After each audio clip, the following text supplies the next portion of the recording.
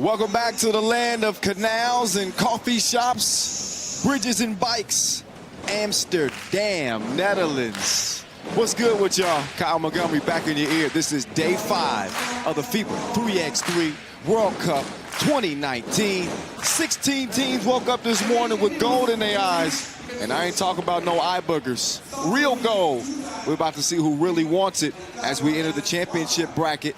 Pool play is done with. 4 days of that now. It's win or go home. Our final 2 days of action here from Museum Square is going to be lit. 4 wins until gold. You saw the ladies bracket. Here's the men's bracket. And it is going to be obviously a very heated competition on the route to gold. At this point, the records, they don't even matter. Records start over. You either show up or get shown out on the route to gold here in Amsterdam. We're going to give out some other medals today as well. Got a couple of individual competitions going down as well. The skills final for the ladies, also the dunk final for the men. And we're going to start this day off with the ladies. China and Romania will get us started. Chinese coming in undefeated. Romania, a pleasant surprise here in Amsterdam. They come in 3-1. They're only lost to undefeated Spain. But China, they possess a monster in the middle. See all the way at the end there, Jiating Zhang leading the way with 24 points, but they've also got Jiayin Jiang. She's got 23. They've been the best combo since fries and mayonnaise. I know my Dutch people can appreciate that one. But China, they have been a team on a mission, looking for their first gold here at the World Cup stage. They got a bronze at the Asia Cup in 2017, a silver in 2018, but no gold to their name. Neither does Romania. They picked up a silver at the Europe Cup 2016, but no such success on the world stage. So you see China's roster, or half of it at least, on the court right now. Got Diwu, Jiayin Jiang, Yingyang Li, and Jiating Zhang. This is a team maybe built for a gold medal. They have been unstoppable, figuratively and literally. But how about Romania with Gabriela Marginan, Gabriela Iremia, and Kutsa Stoanescu, and Sonia Ursu, the little bear. She's scored the least on her team, but I think you could argue that she's probably had the biggest impact. It's not all about the scoring. It's about the intangibles that you bring to the table, the leadership, the energy. And she definitely brings that without a doubt. First player on the court, though, for Romania. Rocket number 44. Got plenty of game, too. That's Marginan. She happens to be the team's top scorer. Marginan with 27 big ones, leading the way out of 4 pool play games. She's joined by Gabriela Iremia, 15 points to her name. And Kutsa Stoanescu, 22, second on the team in scoring. And Sonia Ursu, little bear. Savage mentality, but namaste. She comes in with 14 points to her name. But has been the centerpiece of this Romanian team, leading them right into the quarterfinals. Before we get this thing started, follow us on social media at FIBA 3x3. Use the hashtag 3x3WC. And of course, this whole thing is brought to you in part by our founding partner, Nike, our global sponsor, Wilson, and our official timekeeper, Tissot. There's Yingyang Li, the big part of this team. 11 points for her coming out of pool play. But obviously the top 2 dogs for this Chinese team are going to be Jiating Zhang and Jiayin Jiang. And Sonia Ursu, one of our top 10 players to watch before the action even started. And I'm glad we kept the eye on her, because she's been putting on a show. Ursu, Ursu in Romanian, as I mentioned the other day, actually means a bear in Romania. So that's how she gets the nickname Little Bear. She's been on the attack, and I believe she's going to be ready to go in this one. The question is, how do they find the answer to the riddle that is Jiting Zhang? Just her sheer size is hard to match up with. 195, 97 kilos, 23 years old, ranked number 5 in China. And it's not just the dominance scoring the ball. She's got great vision, knows when to make the pass, and obviously how to make the pass. But China has not really been tested to this point. Average margin of victory, 9.5 points per game. I'd say that's pretty dang on good. Only team that really tested them was New Zealand, who they beat by 1, but outside of that, they weren't really close against Turkmenistan, Latvia, and Hungary. Romania's wins came against Mongolia, Czech Republic, and Iran. Their sole loss was a 4-point loss to Spain, who come into the quarterfinals also undefeated. So as you know, 10 minutes on the game clock, 12-second shot clocks in 3x3. Anything inside the arc is worth 1, anything outside the arc is worth 2. That's for anybody that's new to the game, but the 3x3 vets, y'all know that by now. And not only are we playing for gold here in Amsterdam at this edition of the World Cup, the stakes are even bigger than that because we're only a summer away from the Olympics, the Olympic Games in Tokyo. So our top 3 finishers in the men's competition and the women's competition. So if you medal here in Amsterdam, that means you are going to compete in the Olympic qualifying tournament. And if you emerge from that field, top 3, then you automatically lock down a spot for your country in the 2020 Tokyo Olympics. So this is the step before the step to the Olympics, just so you know. So the implications are huge. The players competing here today, everybody's got Olympic dreams. But only 3 will have those Olympic dreams come true.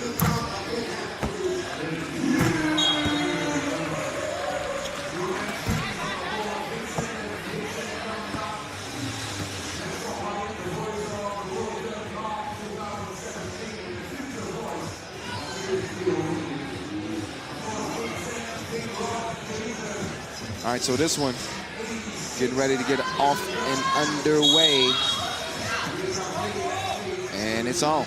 Romania with the rock. I said that China had beat New Zealand. I meant the Netherlands. Thanks, Annie. Man, we got a great team.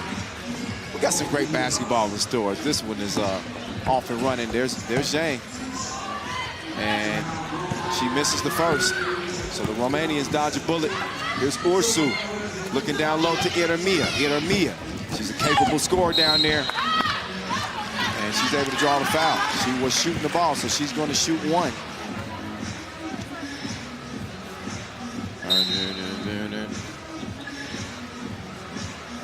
DJ Lass on the 1s and 2s. MC Vin holding down the mic. And Iremia stepping up to the free throw stripe. She also represented Romania at the Europe Cup 2018. What a tournament that was. Unforgettable. In Bucharest, as Iremia knocks it down. It's a production last year. Here's Zhang. You see who they're going to early and often. They're going to continue to feed the beast and force Romania to have an answer. So the foul is drawn again. Zhang coming out of pool play with 24 points. Top 10 scorer on the ladies' side. And only 23 years old. Please stick with 3x3. She couldn't stick the free throw. Rattles off the rim. Nice moves, but better D. And 3 in the key is called.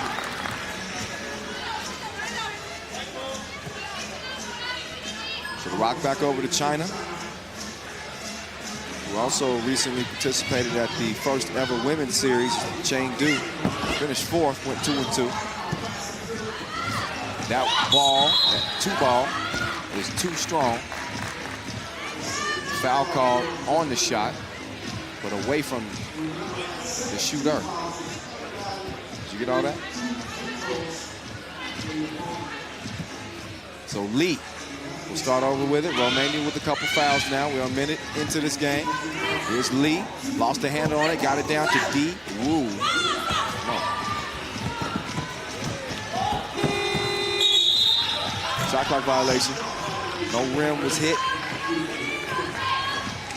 So to go back over to Romania, trying to pull off that's what you can consider an upset here. Got your 1 seed versus your 4 seed.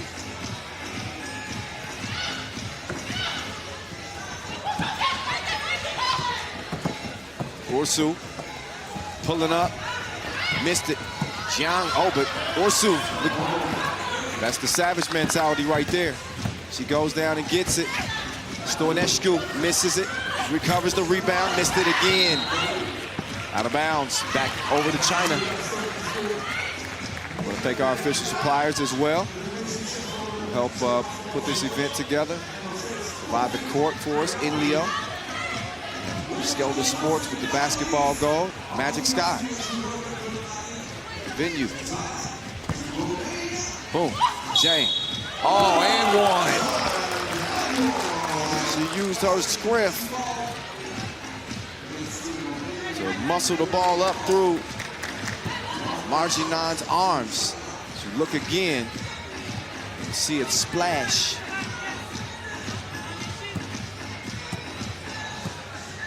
Zhang, can she complete the 2-point play? That she does. She's trying it with the early lead. Early in the game, Ursu turns the corner. Goes to the spin move. Oh, dime piece. Stoinescu lays it in. Now Zhang got position, didn't get the score. Got the rebound though. Steps through, kicks it out. Here's Lee driving and scoring. She gets out to contest the shot. Stoinescu misses. Now Lee to Zhang, back to Lee. Oh, great hustle. Follow her own miss, sticks with it. Jiang gets that one to fall. Now Stoinescu, she got one-on-one here with Lee. She lost the handle on it. She's gonna clear some space for Ursu. Ursu lets it fly. Wet. One piece, she was inside that 2-point arc. Oh. Little Bear almost got beat for the score. Luckily for her, Jiang misses the crib. Jiang will check out. Wu will check in, as will Iramia for Romania. Stoinescu getting the pick from Iramia. Oh, that's solid. Oh, that's not solid. She missed the crib. Oh, and what a turn of events as the double is knocked down from the wing after a missed layup, 6-3. Your #1 seed, looking every bit of it so far here in Amsterdam. And so far in this game, Marginon is given a warning. You cannot defend in that semicircle after a made bucket. That's the restricted area. Got to give the rebounding team an opportunity. Will not get any more warnings. Next one is a tech. Jiang, 23 to her name, coming out of pool play. She couldn't add 2 more. Foul called down low. That's going to be on Jane. TV timeout. Just over 3 minutes into our first quarterfinal. So a little bit different format in this year's World Cup, the 6th edition, than in previous editions. As we'll have 1 day of quarterfinals only, and then tomorrow we'll have the semifinals on into the finals. So we'll handle all of the quarterfinals today, and again a couple of individual competitions as well. Skills competition for the women, and the dunk competition for the men. As that field is a shock. 2 champions will not be participating in that. Paula Pek-Lipinski and Dmitry Smooth Kravenko. Say it ain't so. Yeah, it's true. It's an opportunity for somebody to make a new name. China leading 2. by 2. Make that 3, thanks to Wu.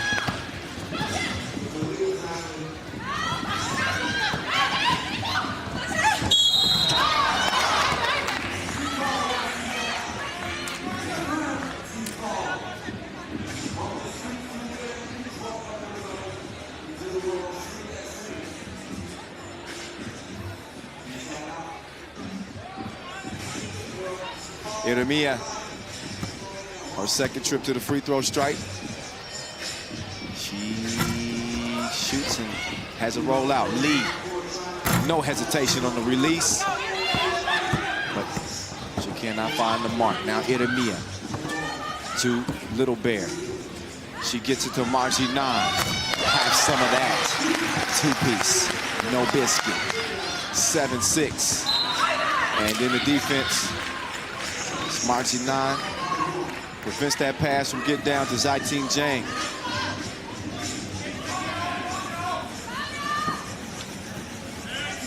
They're doing everything they can to prevent her from getting a rock, and when you focus on her, stuff like that happens. Jiang sneaks behind the D and gets the score, but look at Ursu with the pass. You gotta finish that off, Stoinescu. She missed it. Margie 9 gets it, and then it's turned back over. Zhang has it. Over to Jiang. And Jiang, the Little Bear in front of her.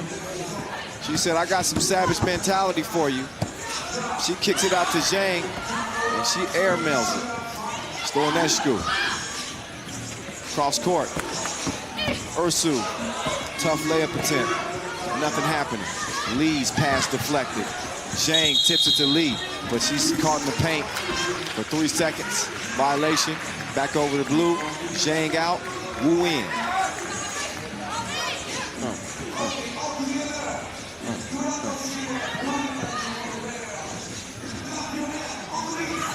Both the reigning champs still alive, by the way. Serbia and Italy, who took gold in 2018. Ursu takes it to the cup. She misses it. Whoa. Couldn't get nothing to go after the spin. We got an 8-6 game, approaching the midway mark of our first quarterfinal. And I remind you, unlike pool play, this is single elimination. Either show up or get shown out. Nice feed, Eremia from Stoinescu. Great connection. Now Zhang takes it, got to get the shot up quickly. She does, but she doesn't make it. Jiang says, I'll miss 2, just so you don't feel lonely. And she's down. And foul called on Romania. That's number 4. China with 3. Another look at that interior feed. What a pass from Stoinescu. She whips it down to Eremia. So that's one of the reasons, like, Romania, they got to be taken seriously. This is a good team. They know how to play this game. Zhang is using that size, and she puts Little Bear on the ground.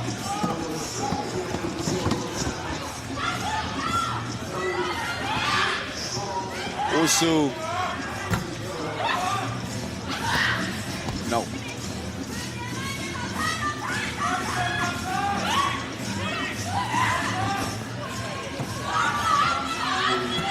Jiang. Good bucket. Scores over Ursu. Makes it 10-7. Ursu looking for another bucket. That time she doesn't have the answer. Jiang. Oh.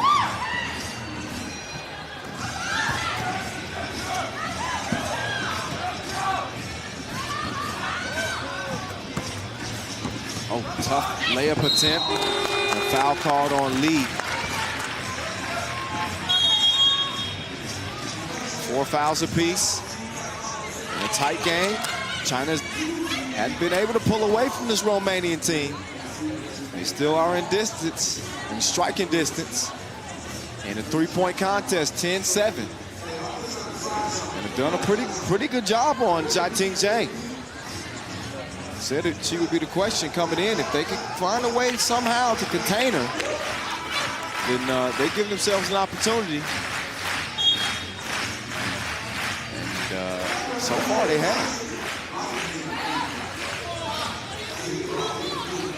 3:51, officially on the game clock. Expecting a sold-out crowd today. We had a sold-out crowd in our final day of pool play. Over 2,500 people showed up to see shots like that. As Margie 9 hit that one from Transylvania. I went and saw that castle when I was in Bucharest, by the way. Spectacular. That in the Pelish Castle. Look at all this Romanian knowledge I'm giving y'all right now. I think I even said that correctly, too. 11-9. 3:35 left. It is Margie 9. Step back. Oh, missed it. Stoinescu couldn't recover it. So the ball back over to China to look to add to this lead and lock down their spot in the semifinals.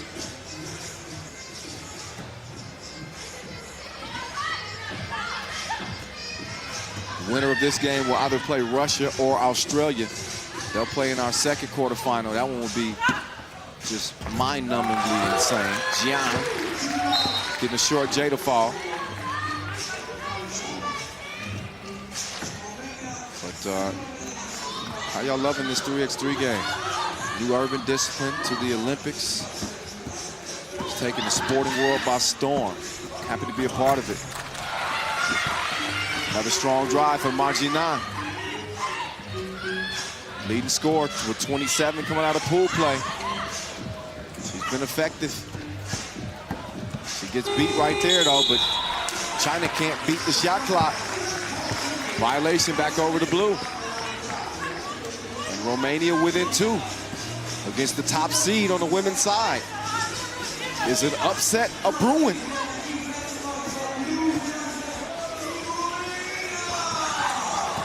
Stoinescu lost it inside. Iremia trying to get some space, but she took a little bit too long. You got to be quicker than that. 3 seconds in the key. The Republic of China take over. Zhang checks in. Wu is out.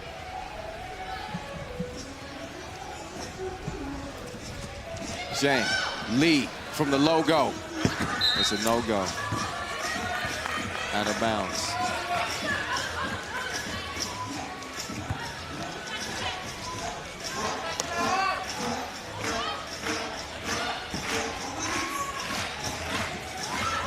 Puerto gets the screen from Stoinescu. She's directing traffic. She drops it to Stoinescu. Couple of moves, gives it back to Ursu. Ursu with the wild hook shot. Now it's Zhang. Oh, Iremia. You're dealing with a fully grown woman. She just had to laugh that one off.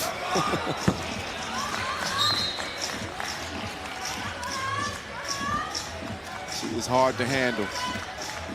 She is hard to handle. Look again. That's a lot of strength. Boom.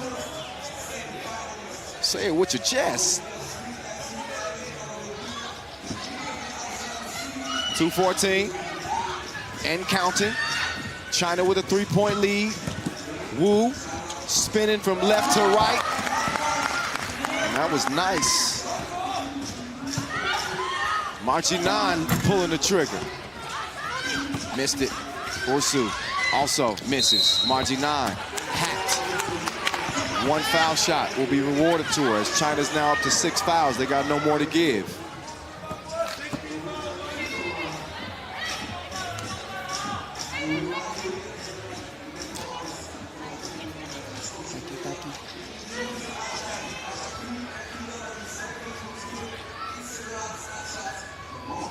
Margie 9. Got to capitalize here at the stripe. And she does. Member of the team of the tournament in 2016 when they took silver at the Europe Cup. They believe in her. They're going to need her down the stretch here. Good tip out. Trying to get it to the corner to Stoinescu.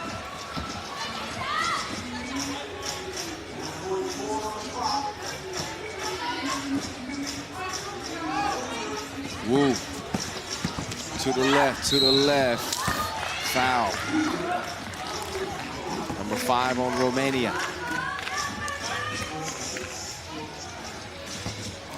So Wu, her mental GPS, leads her to the rack every time. 25 years old. Represented China at the Asia Cup 2019. Didn't finish how they wanted to. 10th place finished in. But did represent China in the Rio 2016 Olympics, did Wu. But she knows what it's like to play on the Olympic stage. She wants to get there again. Ursu couldn't get that one to go in. And Zhang got position. We've seen her missing some layups in there. Credit Margie 9 on the D. Now she can put a little pressure on her offensively. Oh, but Zhang, long arms. She's a one-woman SWAT team. 4-point lead, Wu. Whew.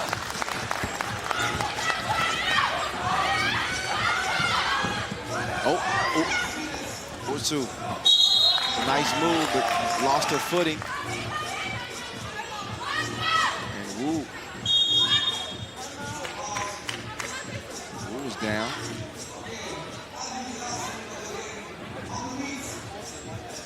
So a break into action.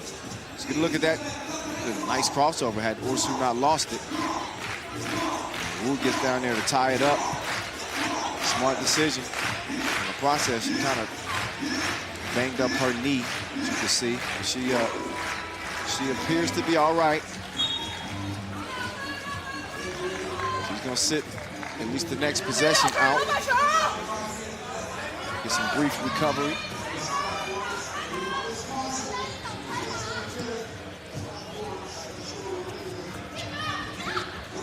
Lee to Jiang. Jiang to the free throw line. Zhang tips it back to her. They run out of time. They got to get a shot up. 2-1. That one air ball. 40 seconds to go here. A 5-point lead for China. Romania's golden aspirations rest in the final 30 seconds as they cut the lead down to 4, courtesy of Ursu. Now it's Jiang. Working from the logo. Little hezzy, little contact, and miss. Under 20 seconds to go. 15 and count on the 4-point game. Romania needs to shoot the ball and not only shoot it, but score it. They're going to run out of time here. Only 5 seconds left in a 4-point game. It's going to be China going to the semifinals. Romania's run here in Amsterdam will come to an end. And that's it. First game of the day. The #1 seed prove why they deserve it. Good contest, without a doubt. But it's a 16-12 win over Romania. So credit the Romanian team this year. I think they represented well. They certainly shocked a couple people, put their name on the map, but it's tough when you're working against the top overall seed with such a dominant post player who draws so much attention. She gets that attention, and all of a sudden, things begin to open up for her teammates, and they get to moving that ball on you. Makes it pretty tough. So that one is in the books. Take a look back at the highlights. And as I said, coming into it, China was going to make a concerted effort to get the rock down low to Jiating Zhang. If she wasn't getting buckets, she was drawing fouls and really put Romania in a tough position. They did fight back. Margie 9, she played a hell of a game. We saw some beautiful passing too from Romania. Stoenescu on the dime there. But it's not just Zhang you got to worry about. It's also Jiang. She was balling, and so was D. Wu. They're a three-headed monster in this one. They saw Romania as some lunch, and they were hungry to reach the semifinals. And that's exactly what they do. China get the win, 16-12. Our next quarterfinal for the women, I told you, will be Russia and Australia. And that one coming up on deck after a performance here from our T-Mobile Dance Squad. We'll be getting to our next quarterfinal coming up in just a moment.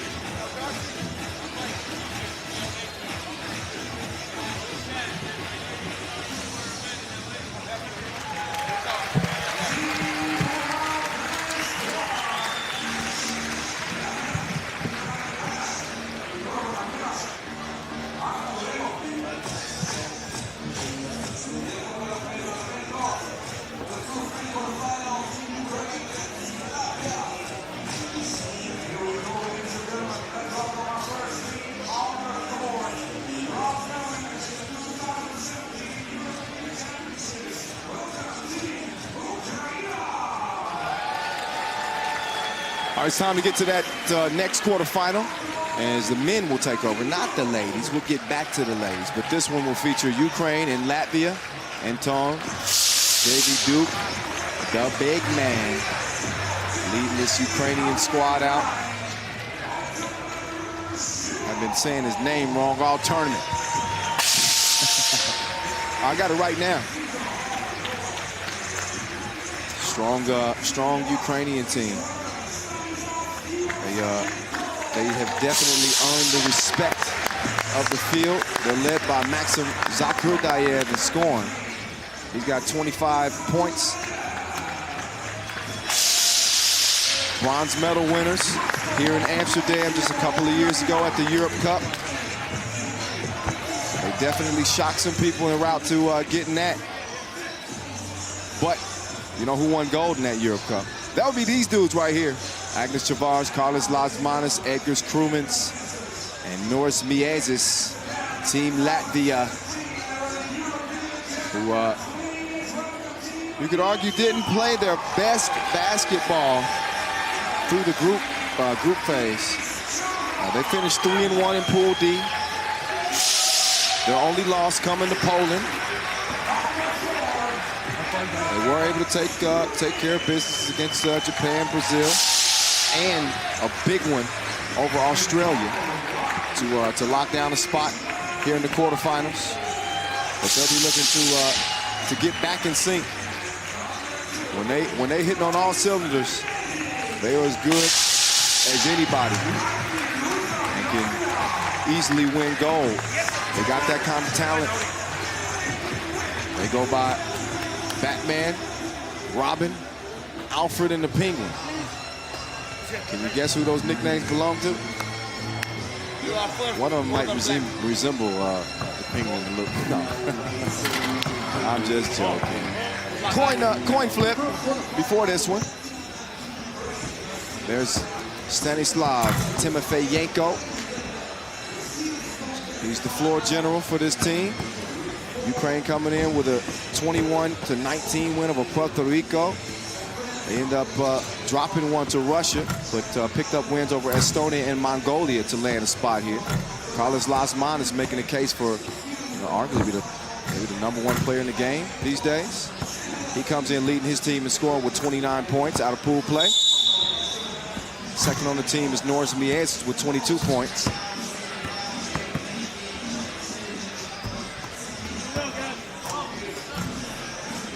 They'll get the layup line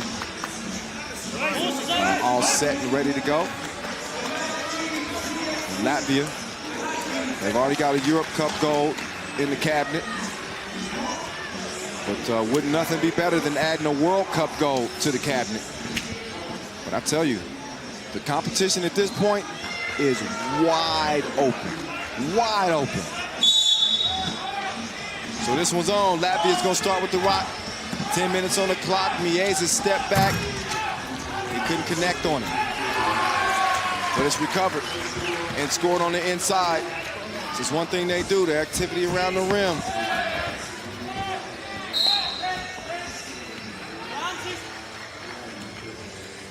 So Latvia able to draw first blood in this one.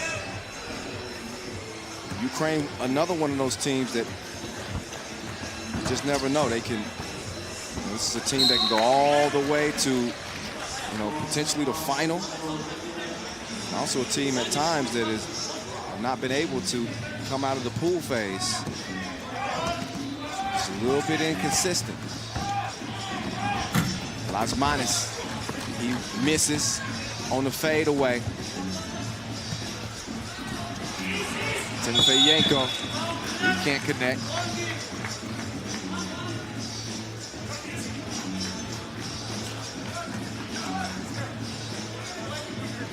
So Krumins will check in. Miezis will check out.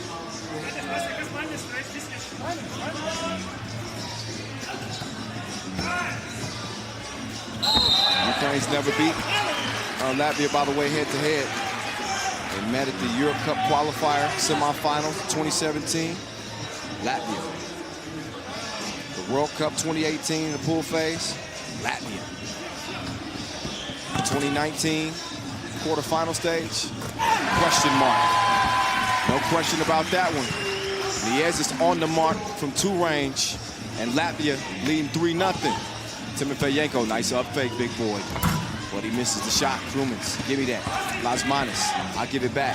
Krumins, cool. Missed it, front of the rim. Miezis, rebound.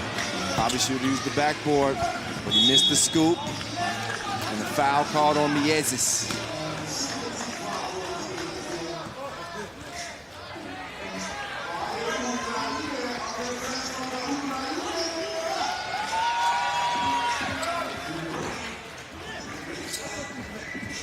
Ukraine on the attack. Zakurdayev couldn't knock it down.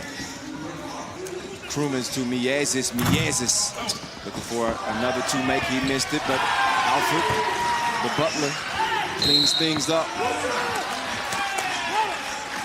And you can tell Latvia's pumped. They're coming into this one a little bit different energy. They probably had some discussions on, how they've been a little bit out of sync and how they can fix it. Certainly getting off to better starts would be, one of their goals. And you hear the Latvia chants. Krumins couldn't knock it down. Lazmanis sweeping through. Back over to Krumins. True. 2-piece. He knocks it down. Chavars to Lazmanis. KLM trying to get to the left. He stopped in his tracks and a foul is called. 6-0 lead. Latvia all over Ukraine as they making it rain with no dark clouds in sight. They are a different team when they are shooting that 2-ball consistently. They've already won on the Pro Tour this year, their first Masters win ever. They got that done in Doha. Have come out of some close games too in pool play. They beat Japan only by 3. They lost to Poland by 2.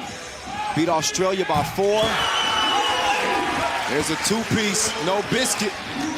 Krumins starting to heat up as Latvia leads at 8-0.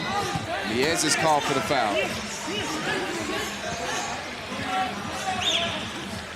7:44 left.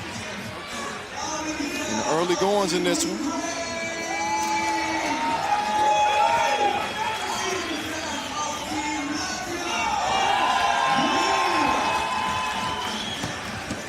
Dayev. Great hang time. Adjusted the ball, put it up and in, and got Ukraine on the board. Oh, look at that dime pace. Robbing the Batman. Latvia feeling right at home here in Amsterdam. You think this was Gotham City or something. As they jumped out to an early 8-point lead. Here's Lasmani. Recovers it, releases it, and he misses it.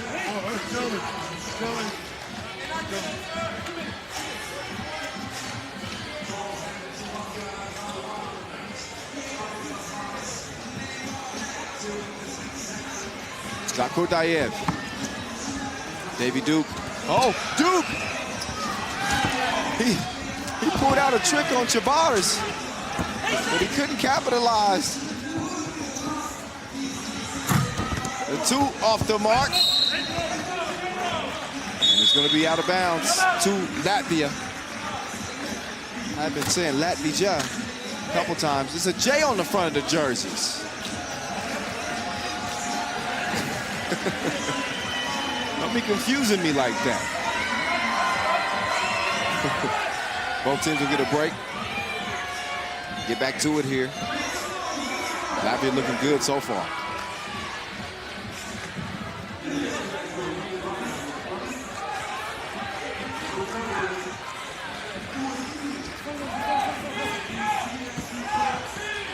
Back door.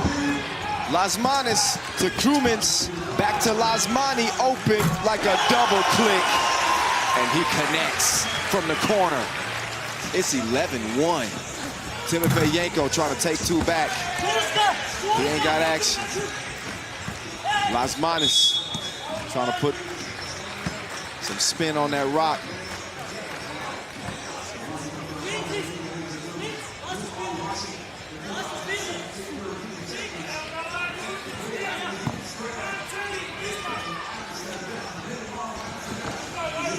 Lasmani, Miezes, step back. You don't know me like that. Better get a hand up, cut. 13-1. Up fake. Zakur Dayev, no. Timofeyenko, yes. Ukraine, though, only with 2 points to their name. Approaching the 6-minute mark. KLM, no.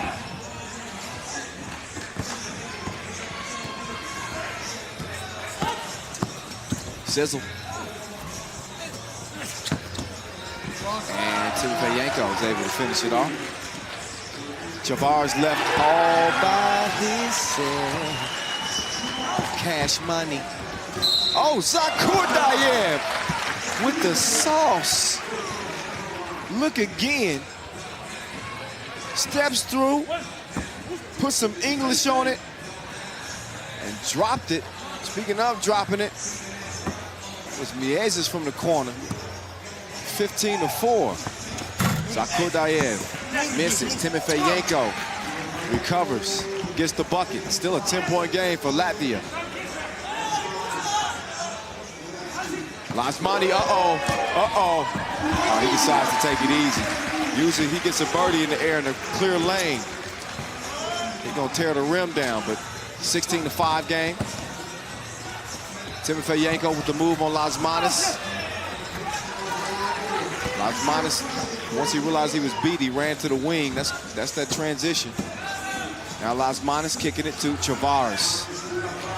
Oh, he's gonna make it count. Deuces are wild. Another double for Latvia. Zakur Dayev, no. Krumins. Oh, just barely missed off the rim. It's 18-6. Oh my goodness. Timofeyenko, foul.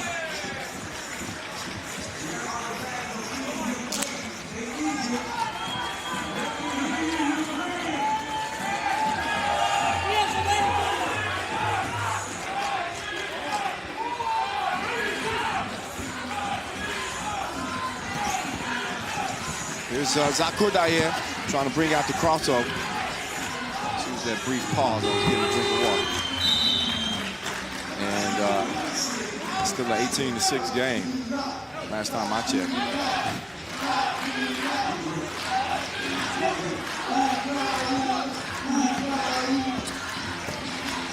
Krumins couldn't find it that time.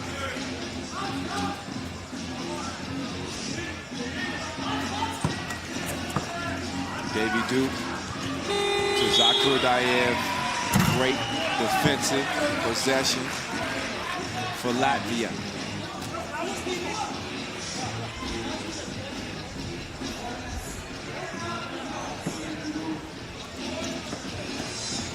Now Miezis, one-on-one with Cizo. He goes up top. Lasmanis has it broken up though. Timofeyenko wasn't having it. Foul call.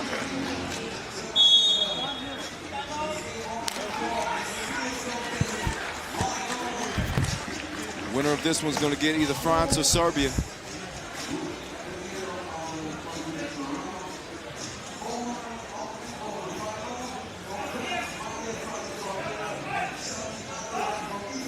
Look back at the highlights in this one. It has been a shooting display for the Latvians. Two-piece after two-piece after two-piece. And the Ukrainian coaching staff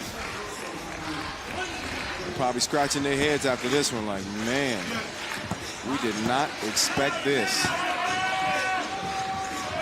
Timofeyenko makes it a little bit more respectable, but Miezis, he misses. Chavars to Lasmanis. Got 4 seconds on the shot clock. Takes his time. Smart play. Chavars, great concentration on the crib. 19-7. Chavars harassing Zakurdayev. Cizo, no. Lasmanis setting up from the wing. There's a foul on Zakurdayev. That'll put Lasmanis on the strike. Shooting 2. A couple of free throws here that would win it for Latvia, if he can do it. As I mentioned, he came into this one leading the team in scoring, 29 points out of pool play. When they need a bucket, he's the go-to guy. There won't be one bigger than this one. If he can knock it down. And down goes Ukraine. Latvia into the semifinals just like that. I'm not sure anybody saw it going like that, but it did. 21-7. Just a thrashing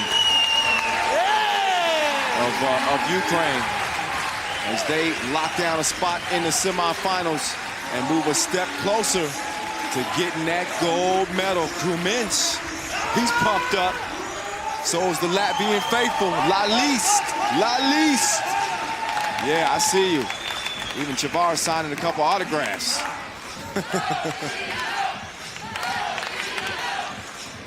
Well, meantime, Andy O'Shea is standing by, waiting to speak with KLM, Carlos Lasmanis, a.k.a. Batman, after a big quarterfinal win that keeps Latvia's hopes for gold alive. Carlos, I've seen you guys play with a lot of energy before, but that was something else. So we was ready for this game for 110%, so that was the key for this game, I think. And let's talk about national pride. You love representing Team Latvia. How does it feel to be 2 wins away from a World Cup medal? I feel amazing, what can I say? And well, I don't know what else you can say, but if France or Serbia is watching, what do you have to say to them? See you in semis. Oh, come on, you can give me something more than that. I don't know what to say. Okay, well, see you in the semifinals, Carlos. Good try, Annie. I would have asked the same thing. Lasmanis not taking the bait. He says, I ain't gonna talk no stuff. I'm just gonna come to play. But yeah, he's gonna have to. It's going to be very interesting as the quarterfinals roll on throughout the day. Check back out the highlights in this game. It was absolutely filled with them, but the problem was it was only filled with them for one team. That would be Latvia. 21-7 to beat down. It was not close. They will now await the winner of France and Serbia for the semifinals. They keep shooting like they did in this one. It could spell trouble for whoever they play next. It may not even matter. When they weren't knocking them down from outside, they were getting the interior contributions from Tavares. He was fighting for every rebound, and they have fought their way into the semifinals. All right, before we get our next quarterfinal on the way, let's enjoy the T-Mobile Dance Squad and another routine from them. But we'll be back to ball in just a moment.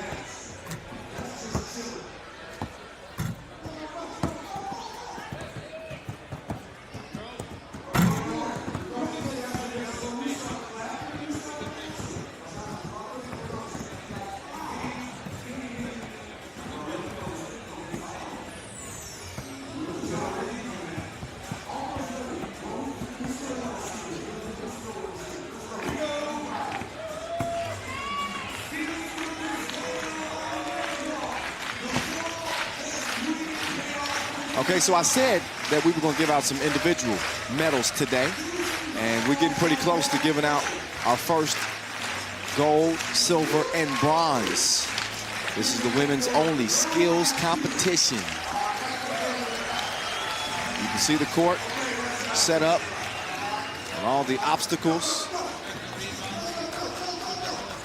So I've actually tried to do this before. It is not easy. So we got France's Marie-Ève Paget, Iran's Shadi Abdolvan, Italy's Raylin Delia, and Andorra's Carla Punti fighting it out for a medal here in the skills competition. The winner of this first showdown will go on to the final. And it's going to feature Paget versus Shadi Abdolvan. So got to make a mid-range jumper first. You saw him warming up. Mid-range jumper.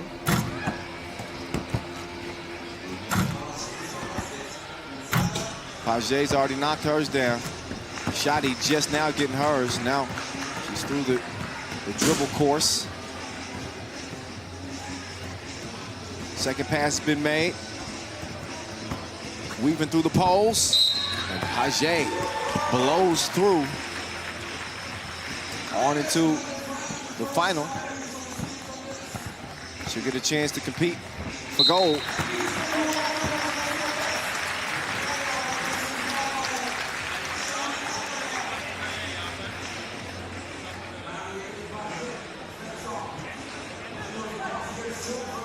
So Paget, who was last year's silver medal winner,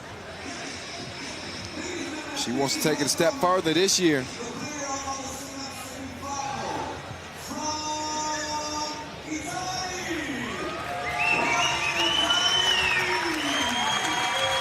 Now for Team Italy. Raylin Delia coming out with a big smile on her face.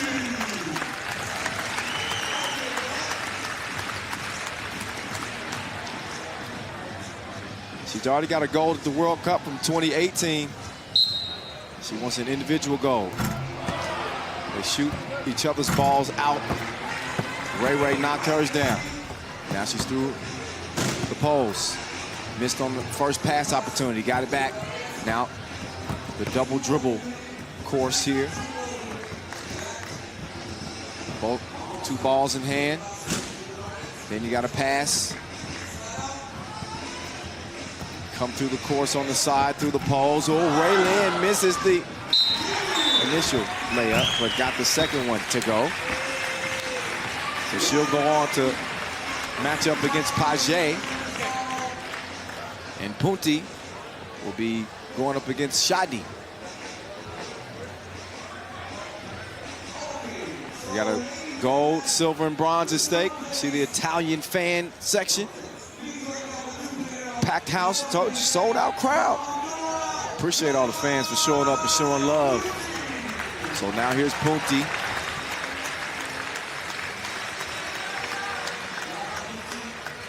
He's gonna come out and compete for a bronze medal here.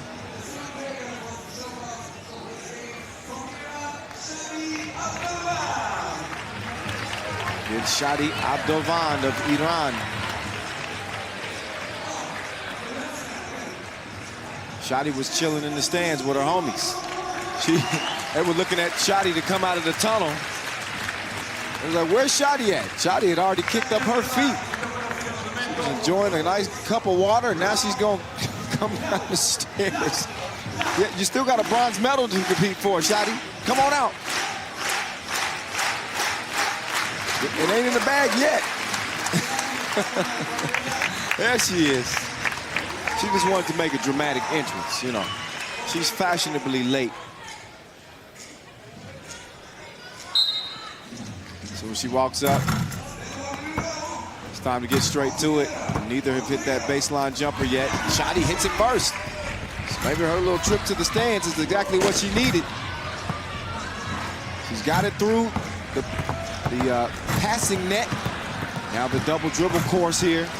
Take some handles with the two rocks. Oh, she handles that easily. And then the pass. Now through the side post. She weaves through. And she gets in. And now she can go to the stands. But only after she gets a bronze medal around her neck. So, Shadi Abdovan of Team Iran getting past Punti for the bronze medal.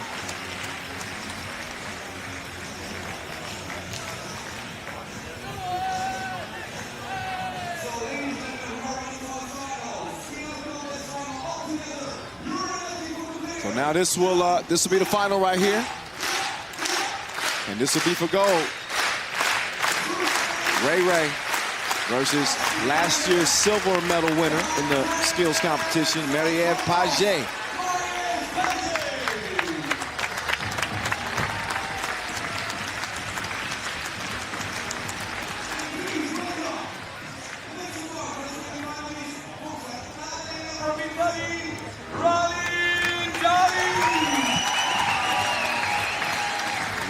Ray Delia, MVP of the 2018 World Cup. She wants to add another accolade to the list. Oh, but Paget hits the jumper first. Ray's gonna have some catching up to do. She knocks it down finally. She's got to get through the course on the side. Paget at the double dribble portion of the course. She's weaving through, but look at Ray. She's right on her heels. She comes back through Paget through the passing course, down the side to the rack, and she's got a gold medal. Ray gonna have to settle for second, congratulating Marie-Ève Paget, who was just a little quicker. So Ray with an individual silver. Props to all the competitors in the skills competition. And it's gonna be Marie-Ève Paget taking our first gold here in Amsterdam. So, about to get the court cleaned up and prepared to hand these ladies some medals. I'll hop off the mic for a moment, let you enjoy that last look at the competition and get set up for our quarterfinals to begin again with the men's Poland and Puerto Rico coming up next. We're going to hand out some medals to the ladies before we do.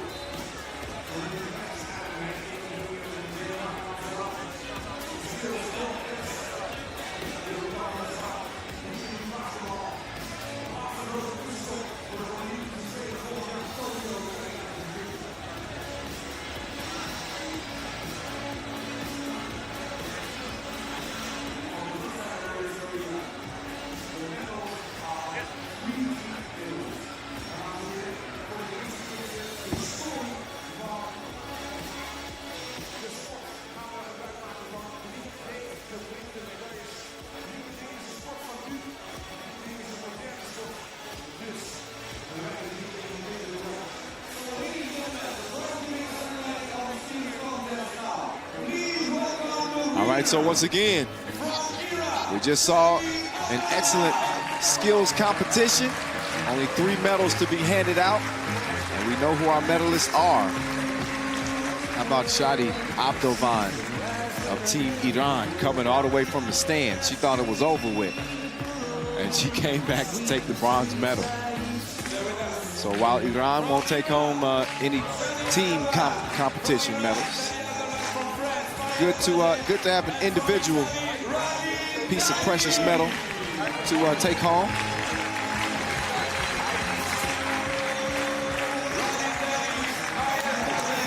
She's coming out with, of course, your gold medal winner, Raylin Delia.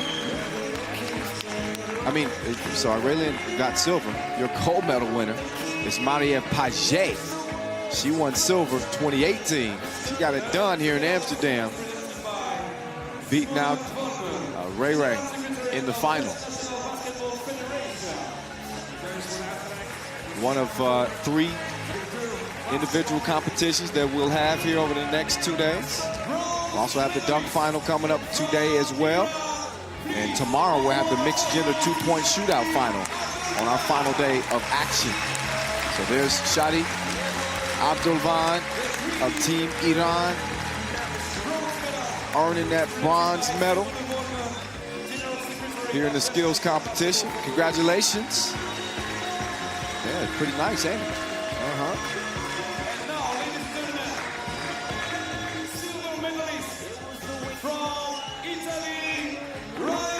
Now it's Raylin Delia's turn to step into the spotlight. Step up, Ray Ray. Congratulations, silver medal for the Italian. It's her team will lace them up against France. 7 p.m. local time. So she'll be competing for a team medal against that young lady right there, Marie Paget. Nice and friendly right now, but when they lace them up against each other, oh, it's gonna be on. Congratulations, Marie Paget. Gold medal winner here in Amsterdam at this 2019 FIBA 3x3 World Cup skills competition. I'll be smiling too. She got some new neckwear. And a couple more pictures for the gram. Say cheese. So again, your gold medal winner, Marie Paget of Team France. Your silver, Raylin Delia. And your bronze, Shadi Abdovan of Team Iran. Now, the staff will clear the court and clear the way for the quarterfinals to continue. The next one is going to be tasty. Oh, yeah. Poland versus Puerto Rico. I can't wait for this one. That one will be starting up about 4:30 local time. So about, just under 20 minutes before we get that one underway. But it's going to be on pretty soon. Y'all stick tight. Sold out crowd here. It's going to get even more full as the day wears on. But in terms of the tickets, it's sold out. We appreciate y'all. More basketball to come here in about 20 minutes. Poland and Puerto Rico, quarterfinals, day 5.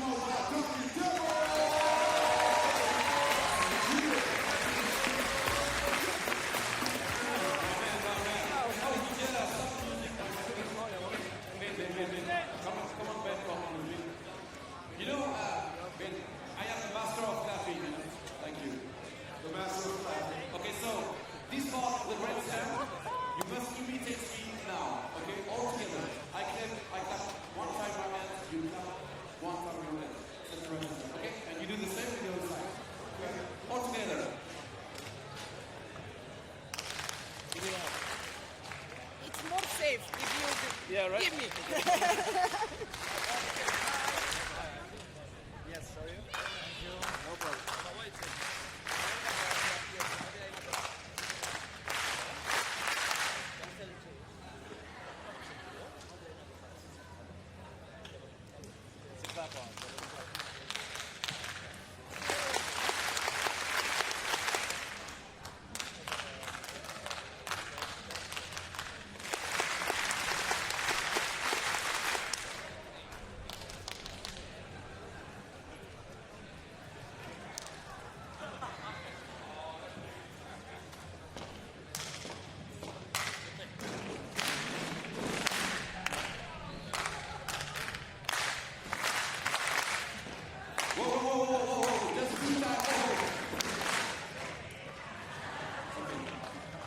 Last chance.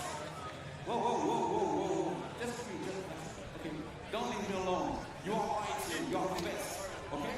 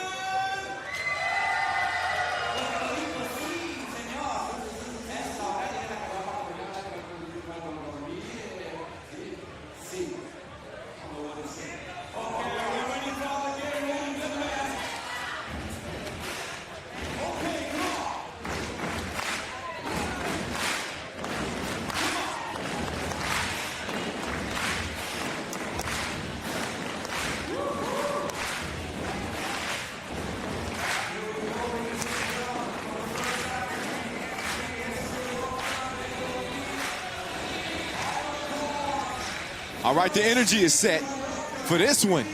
You got to have some energy if you're going to watch this game. Michael Money in the Bank Hicks, Pavel Pavlovsky. Also, Prism Slaw, Jerzy Zamoski, as well as Marcin Soka representing Team Poland. Impressive body of work, going 3-1 through pool play. Beating both Australia and Latvia in Group D. You're talking about some signature wins. The only loss came to Japan after they had already won the pool. But that was the only hiccup as Japan got past them 21-17. They are they're a well-rounded team, but there's no question who gets the buckets for this squad. It is Michael Money in the Bank Hicks. I'll tell you a little bit more about him in a moment. But how about Puerto Rico as well? This is another team that's been balling out of control. After losing to Ukraine to start pool play, the Puerto Ricans, they woke up big time. They ran off 3 straight wins over Estonia, Mongolia, and Russia. So they definitely have earned their spot amongst the best. If you remember back at the beginning of May, they won our first ever World Cup qualifier to land a spot in this tournament. Now they find themselves in the quarterfinals. And by them, I mean Angel Matias, Roberto Clavel, Joshua Arazo, and Will Martinez. There he is. Big shot maker, big shot taker. And Will Martinez, I really like the new additions really to both these teams. Z, the rangy, lengthy, wiry, kind of wingman for Poland, and also Irazo, He's been big for Team Puerto Rico, again, as they come in 3-1. The number 2 team out of Pool B. And all love between these two. But you better believe both of them want that smoke. Michael Money in the Bank Hicks might still be smoking. He was that hot. If 3x3 had a Forbes list, he would be on top of it. Money in the Bank has made more deposits than anybody else. 42 points for this dude. 42 through 4 pool play games. Ridiculous. Meantime, Mr. Will Martinez leading the way for his squad. He's got 18 points. The top scorer, though, Gilberto Clavel. But Martinez is the heart and soul of this Puerto Rican team. When he plays well, they typically do well. We're going to see what he brings in this one. Puerto Rico, Poland, who you got? Woo! Hey, when you get to this stage in the tournament, We want more than that. it's anybody's game. It gets crazy, man. I was today. Last night was like Christmas Eve. When you're a 10-year-old kid, you can't sleep. You're excited. You got the jitters. That's how it was last night, anticipating today. Because I knew that the quarterfinal matchup was going to be just Kanye West crazy. And I'm anticipating an exciting one in this one. Hicks starts off, guarding Matias. Z on Martinez. Now is Hicks working on Clavel. Matias pull up on you. Jump or fall on you. Jump or fall on you. Well, there's Z. Driving, missing though. Clavel, give me that. Foul away from the ball. That's going to be called on Hicks. Yeah. Look again. Matias. See him shooting a bunch of those. He's usually doing damage down there. He wants to rock with Hicks guarding. Clavel says, nah, I want to get a shot. He puts one up. Rattles off the rim. Stroka. Marchin hands it off to Money in the Bank. Going to work from the Inleo logo. Behind the back to Stroka, who's wide open. It rolls out. I think that the other Poland players are going to get opportunities in this game because you better believe Puerto Rico, they've been hearing all about Michael Hicks and seeing what he's been doing. He's been putting on the show. They're going to try to lock him down. So Stroka, Pablo, and Z are going to get some looks at the rim. We'll see what they do with him. Matias gets to the rim, but it rims out. Stroka clears it himself, hands it over to Z. I was saying earlier, I like this addition. He's been playing well for Team Poland. He gets to Stroka. Stroka. And he's all muscle down there. He missed it. He got caught pushing.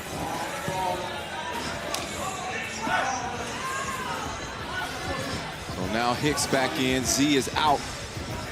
Hicks guard Martinez, top of the key. Martinez right, then left, then step back.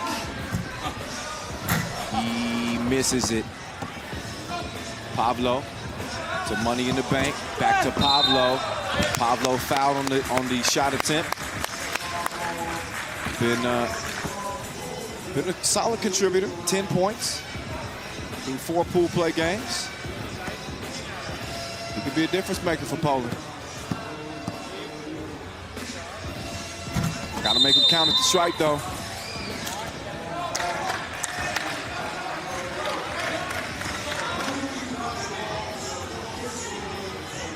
Poland still not on the board yet. Puerto Rico with a 1-0 lead. Erazo going to work on Hicks. Drops it off to Martinez. Martinez in and out. Pablo staying in front of him. Martinez pull up. Splash. 2-0. See? How in the world did he hit that? Oh, that's so nice. You guys see it twice. Takes the contact. You don't want to play that man in a horse. Meantime, it's Will Martinez pulling up, knocking down the mid-range J. He started off well. Here's Z coming into the quarterfinals with 16 points to his name. The second leading scorer on this Poland team. Only 26 points separate him and Michael Money in the Bank Hicks, but hey, whatever your formula is, as long as it works. It's like, is that Erazo? No, that's not Erazo down. That's Matias down. He's going to get help to his feet in a 2-2 game. Gonna lace up his sneakers a little tighter, but there he is coming into your living room. What's up, 3x3 people? He's up. He's good. You can't have a nickname like Little Monster and not be tough. So the little Motro going to work on Hicks. So Hicks bumping, banging with him, and gets his hand in the cookie jar. He takes the cookie, but he can't put the cookie in the cup. Now Martinez, hand up. So what? You can get a taste. 4-2. Z moving right to the left. Elevates, misses the hook shot. Now it's time to D up. Erazo to Martinez. I thought he was going to hit another one. He's had the hot hand. Erazo recovers, gets the score. Puerto Rico leading 5-2. It could be money time. Hicks setting up, going past Erazo. Whistle for the travel. That's good D there from Erazo. He's played well on that end. You fall asleep on Will Martinez, he'll give you a wake-up call with a splash to the face. Clavel, oh, he misses. Erazo with the tip, though. Puerto Rico out by 5. Pavlovsky to Z. Z sees the 2, and he strokes the 2. Now Matias, fell asleep defensively there, and Z got beat. Puerto Rico has doubled the score on the Poland so far through 3 minutes. Then Hicks lost it out of bounds. He's trying to get his crossover on. But look again at Z, knocking it down from Warsaw. Now Hicks probably should have shot it, but he tried to go behind the back, pass deflected. Martinez, oh, he whips it. Where was the Nene at? Hicks missed it. There's Pablo. He's too strong on the shot, trying to keep the rebound alive. That he does. Hicks. He gets the look he wants, but not the result that he wants. Stroka with the save. Pablo, he's going to shoot it. He's going to miss it. So Poland, not nearly as hot as they had been to start this game. 6.5 to play. Erazo, take that with you, Pablo. Put some respect on it. Stroka shoots one freely. And the misses are plenty for Poland so far. Martinez trying to get past Hicks. And he gave him some underneath. The reverse is good. 11-4 Puerto Rico. They all business like the front of the plane so far. Hicks gets Poland their 5th point. Oh, Martinez, they left him open. He left it short. But Clavel recovers it. He fades. He shoots. And right now, they're just getting out hustled. Poland is just being completely out hustled as Pablo, he shoots it from the corner. And he gets a double dip to go. Clavel going at Hicks. Misses. Now the rock in Hicks' hand. Out to Pablo. Pablo behind the 2-point arc. He missed it. Rebound to Hicks. Hicks steps back. He's fouled on the 2-point attempt. So after the break, Money will shoot a couple of free throws. Try to trim into this Puerto Rican lead. Puerto Rico is good as advertised. Their only loss was to Ukraine by 2. And it was a wake-up call. It was a shot of Puerto Rican coffee. And they won their next 3 games to earn a spot to the quarterfinals. Here they are, and they doing their thing. Just the relentless energy from this Puerto Rican team really making a difference. Poland not shooting the ball well. Still within 5, 12-7 game. First of 21 wins. Here's Hicks, averaging over 10 points per game through pool play. And Money doesn't make a deposit from the strike on the first of 2. He'll try to make it count on the second of 2. In a game where, he comes up empty at the stripe, back-to-back misses. And this Poland team feeds off money in the bank.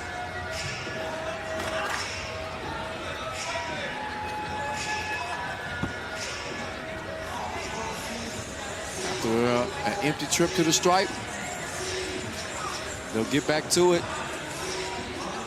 Top of the key with Z, Pablo, and Hicks against Matias, Martinez, and Clavel.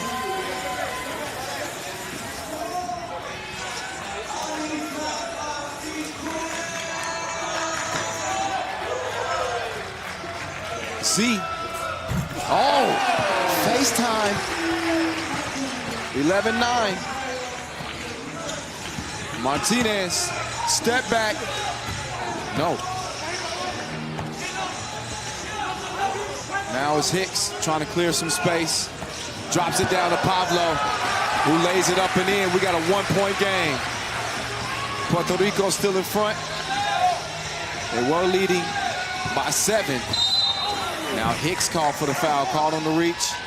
He says, I need a break. Stroker in, Hicks out. Another look, Z, I told you I like this addition to the team. That's his second two-make from that 3x3 logo. You better get a hand up on that man. Puerto Rico leading 1. Matias down to Clavel. That's some good action right there. Clavel dives down to the bucket. Good vision on the interior pass. And a foul on red. Matias not letting Stroker get free. As both teams have 4 fouls right now. Another look at Clavel taking the pass and making the shot. And here's Z. Now you see Arazo is closer. He closed the gap. Pablo trying to go back door to Stroker, but Matias snuffed that out easy. Now Matias almost lost the rock. Matias trying to get some space, but took him too long. 3 in the key. He's saying he had 1 foot in, 1 foot out. You gotta have both feet out. So Matias out, Martinez in. So is money in the bank, Hicks.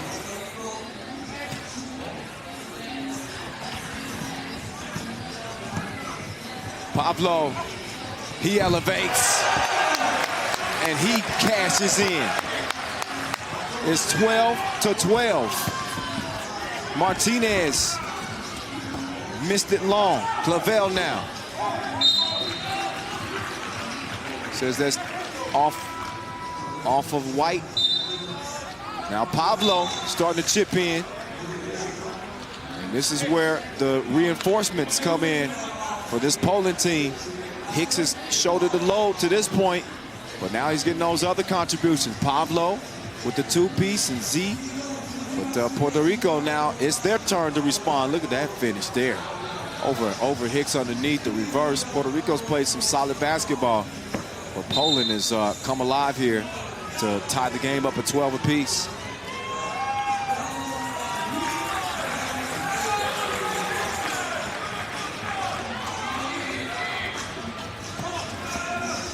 Matias doing his dance on Pablo, goes to the crossover. Oh, then he stepped through on him. Just lost him at the last second of that play. 3:40 to go. Here's Z. Got to be thinking about the 2 and still. Oh, it's glassed like a bottle of fine wine. Matias hit the block button. No, you don't. The chase down. I wonder if LeBron is watching. What up, LBJ? There's Hicks. He thought that one was good. Z couldn't save it. Stays a 13-12 game. 3:28 remaining in this quarterfinal.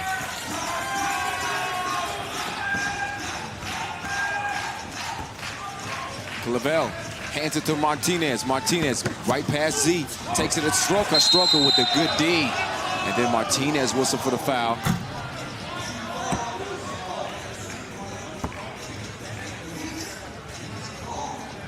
Oh, no, not on Martinez. That foul is actually on Stroker. So that's number 5 on Poland. Puerto Rico still with 4. Matias guarded by Hicks. Arazo left wide open. Ooh, he couldn't deliver it though. Hicks said, give me the rock. I need the pill. I'm ill with it. He gets to the cup. Another drop in the bucket. Now Matthias setting up on Stroka. Takes it right at that Polska on his chest. Couldn't give him a bucket though. Instead it's Pavlo. Back to Hicks. Hicks pulls the trigger. And he delivers like the pizza boy. 15-13, Poland in front. Another look. I can't stand the rain. I can't sing. Not after 4 days of competition, but I ain't gonna stop. 15-13, Poland hasn't stopped despite trailing by 6 points earlier in the game. 2:36 remaining in this one. We'll see if Puerto Rico can respond. Z to Pablo. Pablo to Money. Here's Hicks. Over to Z. Oh, halfway down, rolls out, but Hicks tracks it down. Hicks air mails it. Foul down low on Poland. That's number 6. They got no more to give. They'll be in the penalty. Puerto Rico, it's only a possession game. No need to panic, but they've had some struggle scoring. They've hit a little bit of a cold spell here. They could use Martinez. That foul on the shot. 2 free throws will follow, as that's foul number 7 on Poland in the penalty. So Will Martinez will step up and shoot some big free throws here. He misses the first.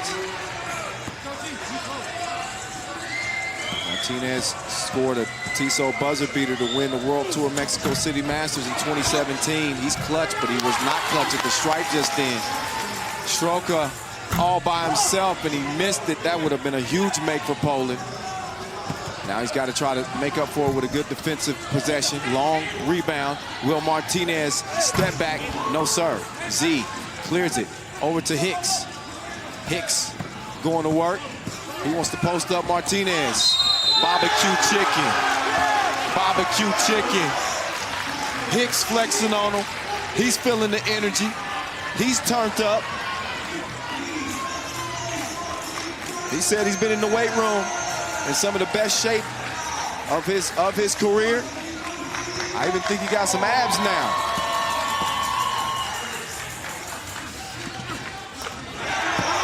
He's got a free throw make and a 17-14 lead for Poland. Martinez fouled by Z. That is number 8 on Poland. So that'll put Puerto Rico back on the free throw line, shooting 2. And guess who? It's going to be Will Martinez. Look again at how that play went down, and Martinez, yep, Z got a hold of him in some way.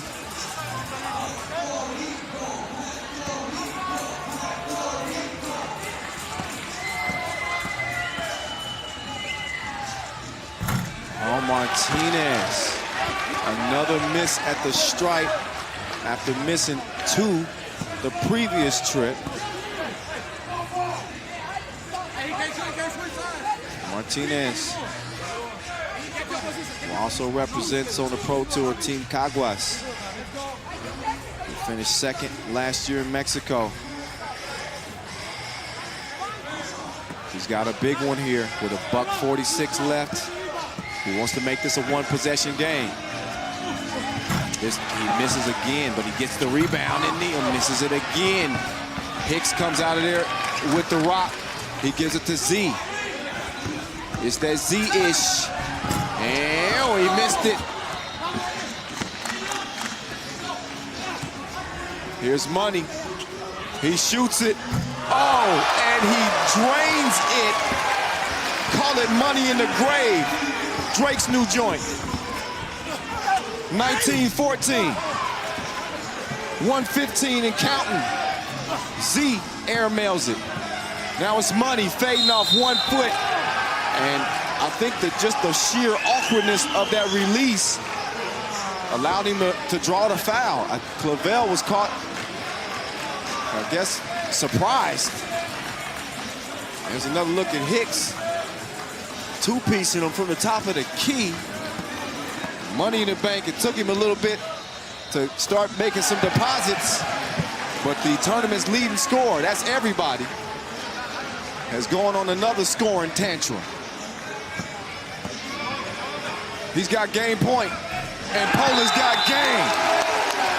Puerto Rico just didn't have enough juice to keep it going, so it's going to be Poland on into the semifinals. Puerto Rico's road to gold ends in the quarters with Michael Money in the Bank Hicks getting money like an invoice in a huge win for Poland, 20-14. And that's a very good Puerto Rico team that will not be going to the semifinals. Wow, but a hell of a game. 21-14. A big lead that Poland was able to erase. How did they do it? Well, I think Annie O'Shea will ask that question to Michael Money in the Bank Hicks after a huge win. Annie, it's on you. Mike, another spectacular game. You said that this team, Puerto Rico, was tough, and they definitely gave you a tough game. Man, I mean, we knew. I told my friend Thomas Davis like 2 months ago that we're going to end up playing Puerto Rico. We watched them in the qualifiers, and I knew we was going to end up playing them, and I had my guys ready for a fight last night. We talked. If we was going to win this game, Puerto Rico was a very good team. We was going to have to win it with rebounding and fighting because they're a very strong team, and I feel like we did really good. And speaking of fighting, last year you lost in a heartbreaker to Serbia in the semifinals. How much have you thought about that game, and how much do you want to make it to the finals this year? I thought about that game for 364 days, 24 hours, and 13 minutes. And now we have a chance and put ourselves in a good predicament and to redeem ourselves. And I think we have a good chance. Well, good luck in the semifinals, Mike. Let's go. That's right. Money says, let's go. I think he might be ready. Wow. Well, not to pat my own self on the back, but I told y'all that was going to be a good game. Oh, my goodness. Puerto Rico, man, they started off well. There's the first bucket of the game. Matias got it to go. A sick, ridiculous finish there by Z. Will certainly set the tone for Puerto Rico. He was cooking to start this thing. But they slowed down considerably. And how about the considerable contributions from Z on Poland? And also Pavlovsky getting a couple of big twos to go down. It really turned the game. I believe this was an 11-5 game at one point. Looked like Poland was dead in the water. But then Z started getting that stroke, and all of a sudden it's a one-point game, then it's a tie game, and then Puerto Rico fights back, and Poland takes the lead. Money started to wake up. He started to feel it. He started to get that two-piece to go down. And when he wasn't shooting that, he was going to the bucket when he had the mismatch. Key score late against Martinez, and a huge win for Poland as Hicks shot the lights out. Surprised we can still see. He's taking over Amsterdam in a big way. How long will Poland's run last? We'll see. We got a lot more basketball to be played. We got one more quarterfinal here left in our first session. And we'll turn it over to the ladies. That's at 5 p.m. local time. So less than 10 minutes, about 7 minutes. And not to overhype another game, but I think y'all can listen to me by now. Poland, Puerto Rico was great. Russia, Australia on the ladies' side. Ooh-wee. Can't wait for that one. It's less than 10 minutes away. Stick here, y'all. More hoops coming up.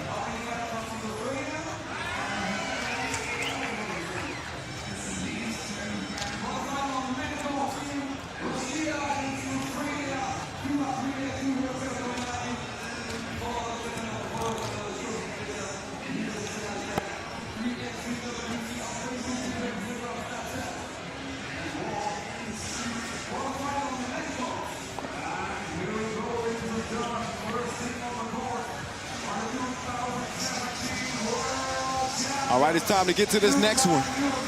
The last game of the first session, our last quarterfinal. Mother Russia. They have been absolutely running through the competition. Olga Frokina, Anna Leshkovtseva, Anastasia Logunova, and Alexandra Stoliar. In case you didn't know, Russia has quite the resume at the World Cup. They took gold in 2017, the same year they took gold at the Europe Cup.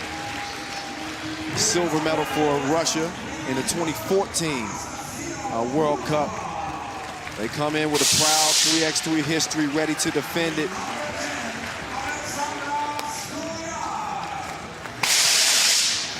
And their four-lady squad is on the court, ready to go.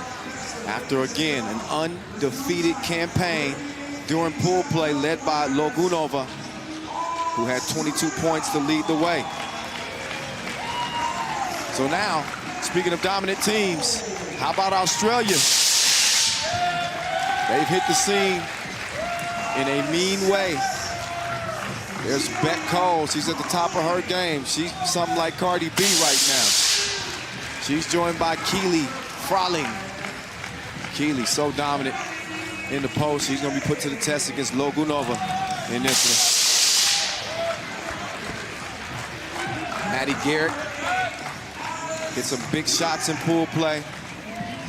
Garrett coming in with 15 points to her name.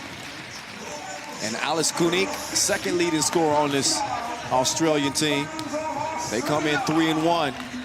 They beat Switzerland, beat Andorra, beat Japan. The only loss that they suffered, a loss that ended their 17-game win streak, was a 1-point loss to France.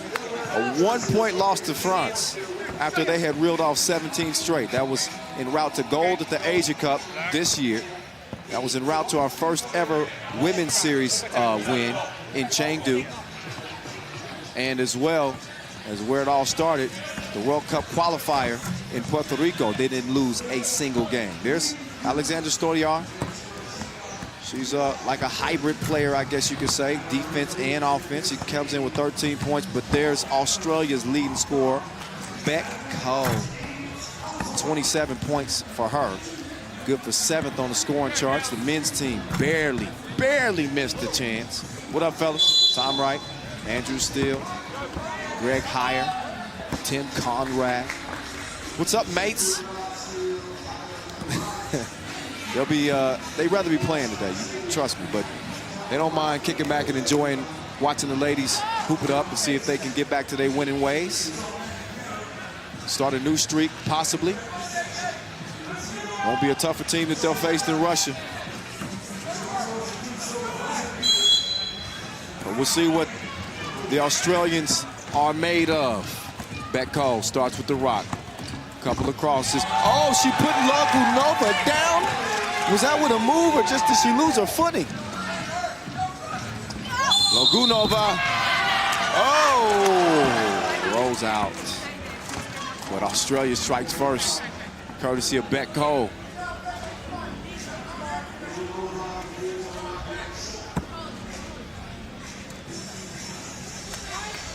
So here's Logunova. Again, Russia's leading scorer through pool play. 22, make that 23 now. Beck going right, nowhere to go. Kicks it out to Kunik. And she connects. 3-1. Australia in front. 2-ball changes the game. Especially when you have bigs that can step out there and show that range like Kunik.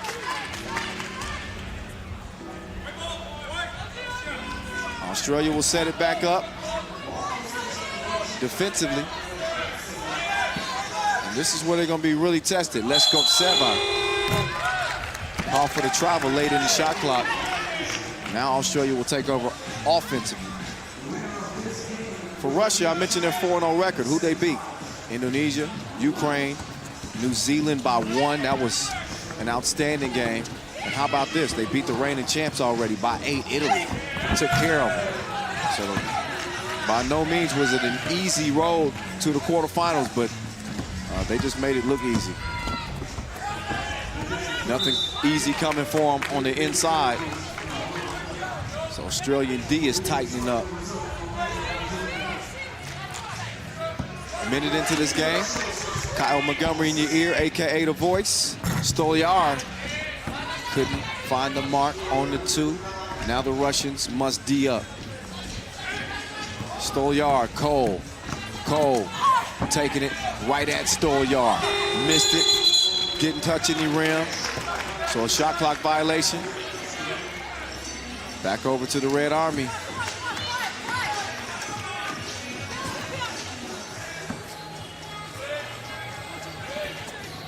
Fokina, Stolyar, Logunova, working on Keeley. Oh, she couldn't hold her if she physically put hands on her. That's a tough guard. Logunova checks out. Leskovtseva. Stolyar looking for Fokina. Fokina, who's had a spectacular tournament thus far, continues. She had 18 points, second leading scorer on this team as the new addition. Garrick, stop, couldn't get the pop. Leskovtseva, offensive foul called on White.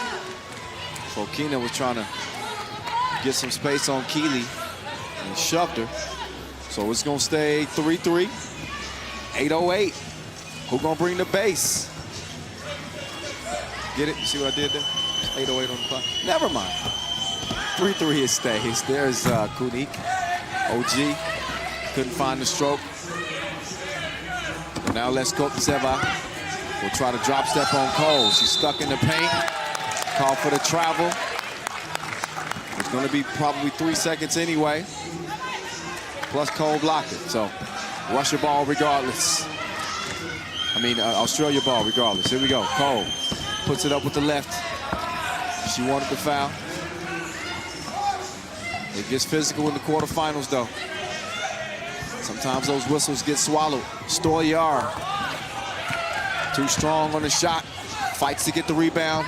Logunova and Garrick have a little collision. And Logunova holding her head.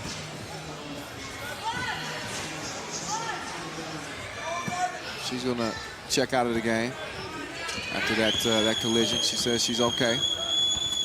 Cole, risky pass. She found a way to get in there to Keeley. Keeley locked up by Leskovtseva, and they're still tied up. Leskovtseva wants to rock. She gets the spin, but Kunik gets the steal. I'll take that.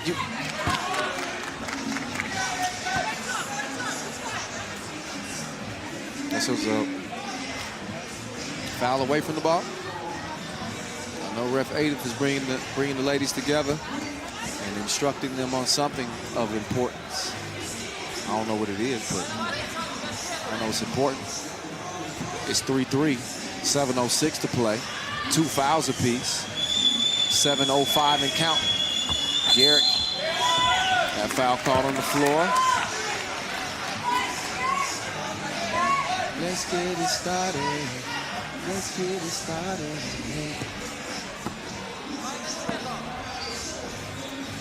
Maddie over to Keeley. Comes back to get it. Garrett pulls the trigger. Nope.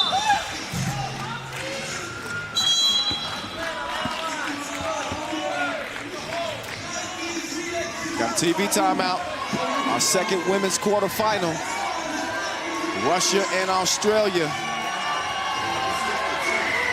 The Australians' 17-game win streak came to an end in pool play. They're looking to end Russia's win streak and advance to the semifinals. Russia, of course, with their eyes on another World Cup gold medal. Stolyar starts with it. She's going to get it to Logunova. Logunova, that's good D, Keeley. But a little bit better offense. Logunova showing a touch in the paint. Now Garrett.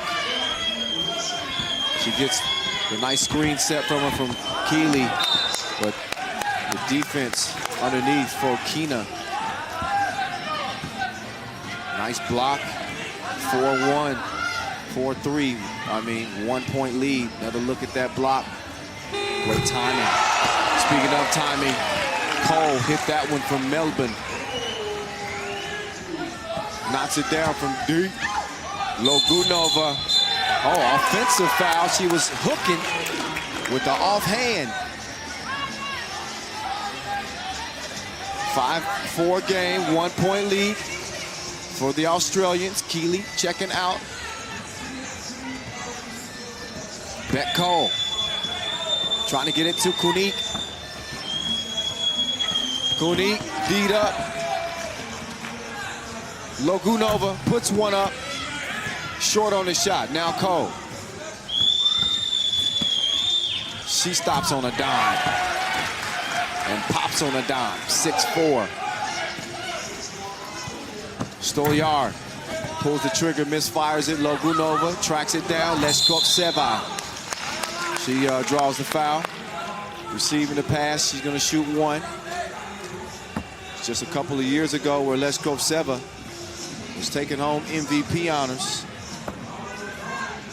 The winning gold at the World Cup.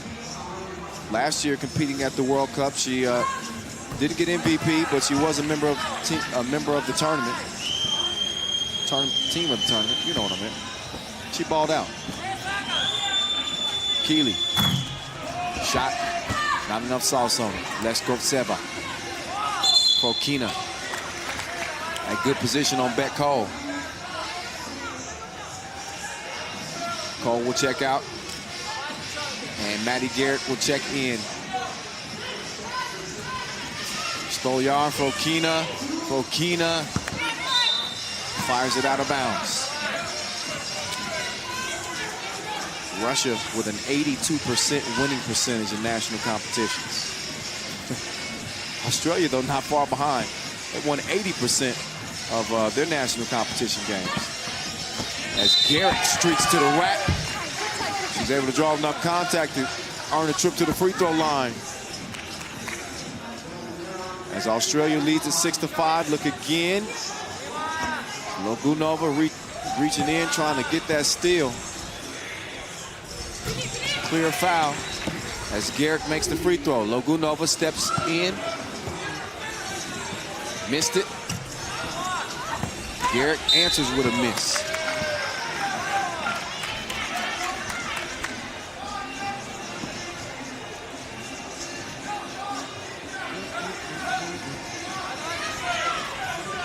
Oh, Cole with the quick move. Oh, but Leskoptseva stuck with her, and Cole missed the crib. Stolyar past Garrett, missed it. Point blank. Fokina, Stolyar released. And out of bounds. I think that's going to be off. Okay, that's off Russia. Going to be green ball. Australia with a 2-point lead. Exactly 5 minutes to play. And Russia somehow fell asleep on OG. 8-5 game. Logunova drops that strong bucket in a 2-point contest. Cole, trying to get it in there to Kunik. Leskoptseva forced up the layup. Nothing happening. Garrett, double cross, triple cross. You can't trust her. She will deceive you.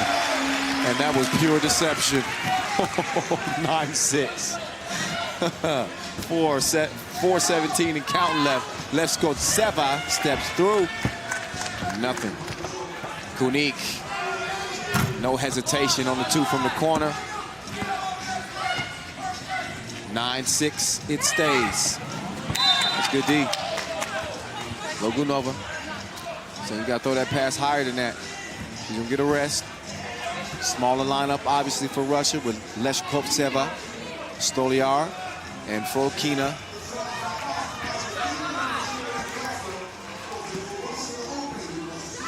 Really good matchups on the court right now. There's a little bit of a mismatch as Stolyar gives Keeley a taste. One-legged J. Kunik showing off that handle. Dipping down to the post and missing the bucket though.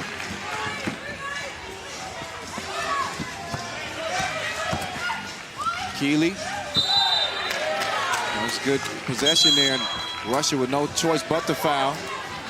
As Russia's now up to 6, they got no more to give. Australia with 5, but another look at Garrett taking Fokina to the dance floor. Making her dance against her will. And then Cole with the dime to Kunik. Besties hooking up as well. You know they got chemistry.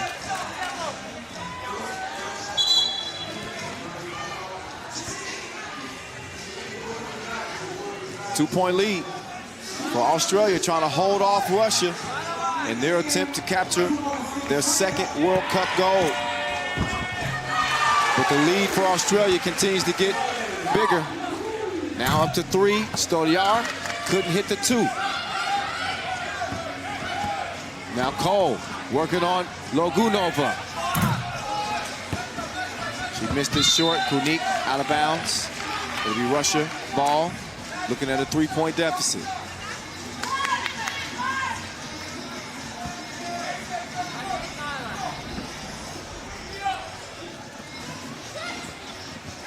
Fokina, cross court, Stolyar, nice entry pass to Logunova. Logunova though met at the rim. The layup made difficult. Kunik clears it herself. The runner, it's in there. Australia now leading 11-7, under 3 minutes to play. Plenty of time.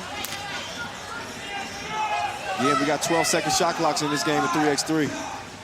That's a lot of possessions to be had from now and the end of this game. Oh, Fokina with the step back, put Cole down. But she couldn't capitalize.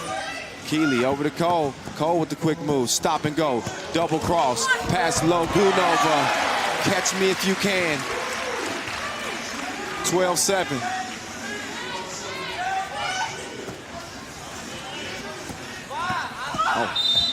Stolyar, right past Garrett. Garrett fouls. Look again at Beck Cole, just weaving.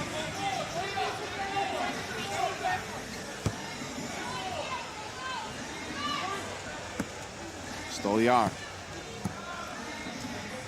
Every possession, so important. Every free throw attempt, so important. She misses it. Fokina also with a bunny. She missed that. Kunik chunks the deuces. She doesn't knock it down. Levskovseva. Look at the arc on that too. Too much protein on it. Strong off the rim. Out of bounds. 2:09 officially left. And our last quarterfinal of this first session.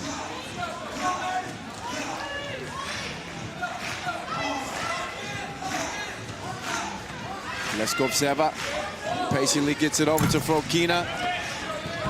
She comes up short.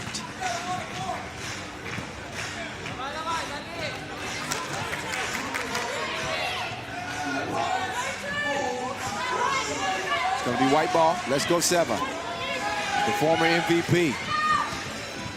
Fokina trying another one. She gets that one to go down the drain. 12-9. Kick ball. But Russia very much in this one. Off balance, shot. But still on the money. Stolyar. Oh, cross. Stepping through the D. Call for the travel. Yeah, it's the right call. 1:42 left.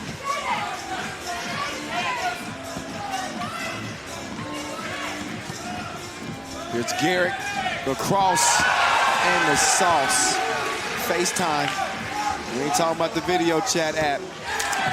14-9, as Australia has a 5-point advantage.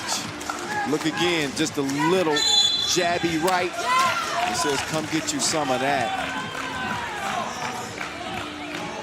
Garrett with a pretty release on that shot. She's playing with a broken nose. had a collision with Beck Cole while they were practicing. That just shows you how hard the Australians are practicing. Shout out to Coach Damon, getting the girls ready. They come out and they play well. Russians always come prepared. Great coaching for them for years. They've put out some of the best teams we've seen in 3x3. Just look at their gold medal history. Beck Cole to the hole with Sol. And she's whistled for the foul, though, trying to defend Logunova. That's foul number 7. Or is it 6? No, that's definitely 7 on Australia, which puts them in the penalty, and it puts Russia on the strike. Logunova shooting 2.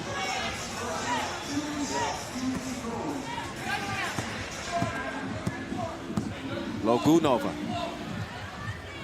First of 2. She misses it. Logunova, MVP of that 2017 Europe Cup. And of course, member of the silver medal team 2014 World Cup. Gold medal winner as well. She got the second free throw to go. Oh, gee. Nike couldn't check her. Shout out to our founding partner. 16-10. Australia is serious. Russia, though, not out of it yet. We are under a minute to play.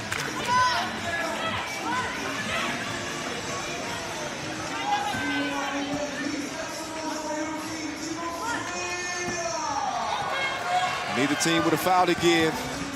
Cole goes left. She gets it to Garrett. Long on the release. Cole up fake. Kunik fading away. Hitting the shot. Making it 17-10. Australians can feel it now.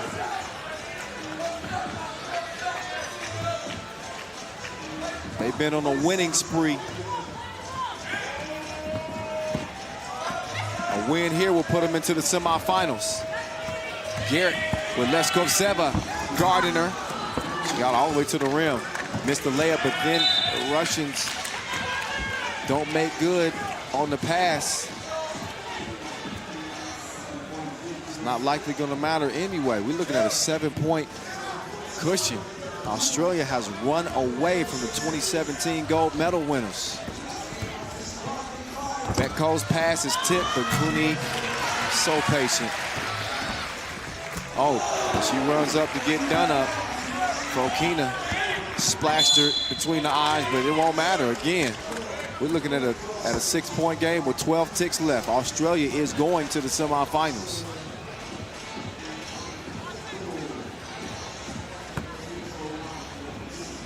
Whether they end it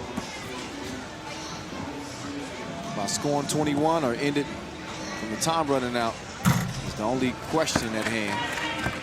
Cole misses the free throw. She ain't done a whole lot of missing again. 27 points out of pool play to lead the way for her team coming into this game. And she added a few more drops to the bucket. There's one to make it 19-12. And Garrett playing tough D all the way to the end. But as the buzzer gets ready to sound, Australia likes the sound of that. And they like the looks of themselves into the semifinals as they beat Mother Russia with a dominating performance. So congrats to Team Australia and props to Russia as well. They left it all on the court. But in this one, only one could emerge a winner. And that is the gals in green and gold. They want some more gold, not just the trim in the uniforms. You know the other gold I'm talking about. So Australia class acts they are after a big win. Celebration, there's Coach Damon. He says, yes, that's what I'm talking about.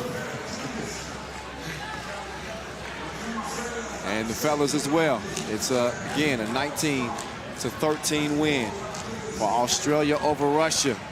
And the fellas eager to greet them and show them some love. Let's show Maddie Garrett some love right now, though, who's standing by with Annie O'Shea and get her thoughts after that win.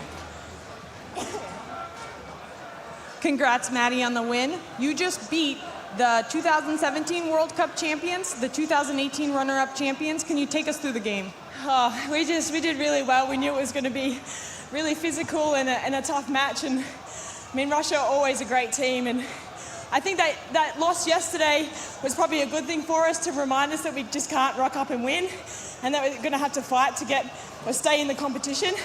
And I think we bounced back from that.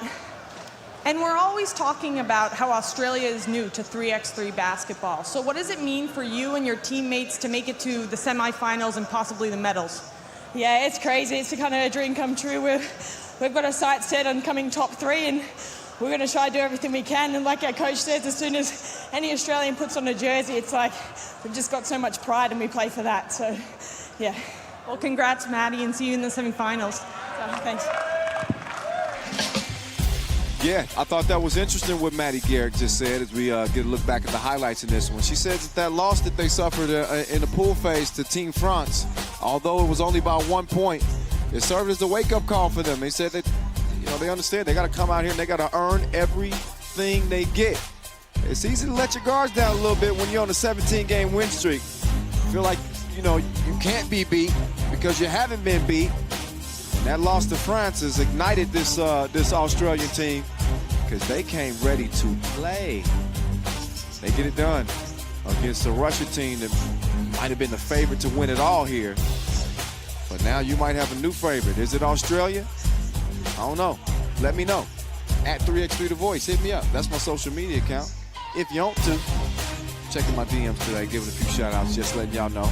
But enjoy the rest of this highlight and also enjoy a break in the actions. We won't be getting back to it until 7 p.m. local time as we enter the other half of our quarterfinal matchups.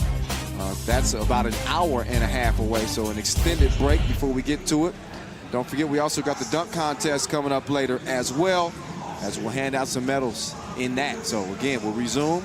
The games will begin at 7 p.m., but we'll start at 6:55 local time. All right? See you then.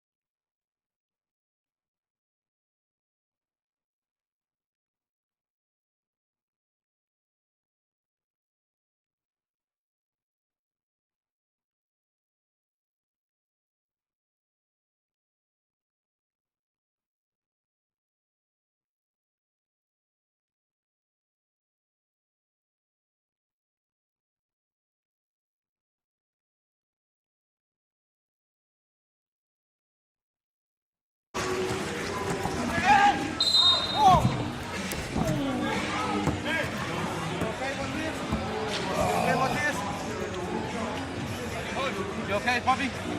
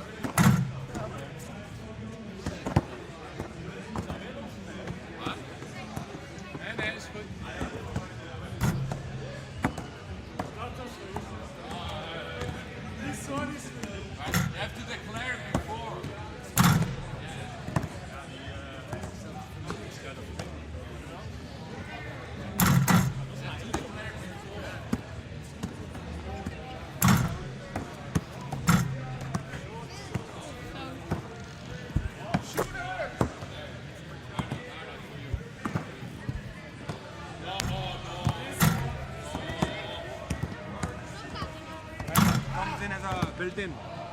That's an option. No, we need built in.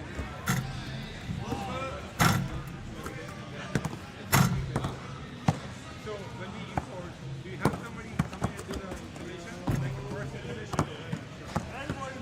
And that's a built-in cost transaction. That's a built-in cost or extra? I will provide it free for you. So how we can, what kind of partnership?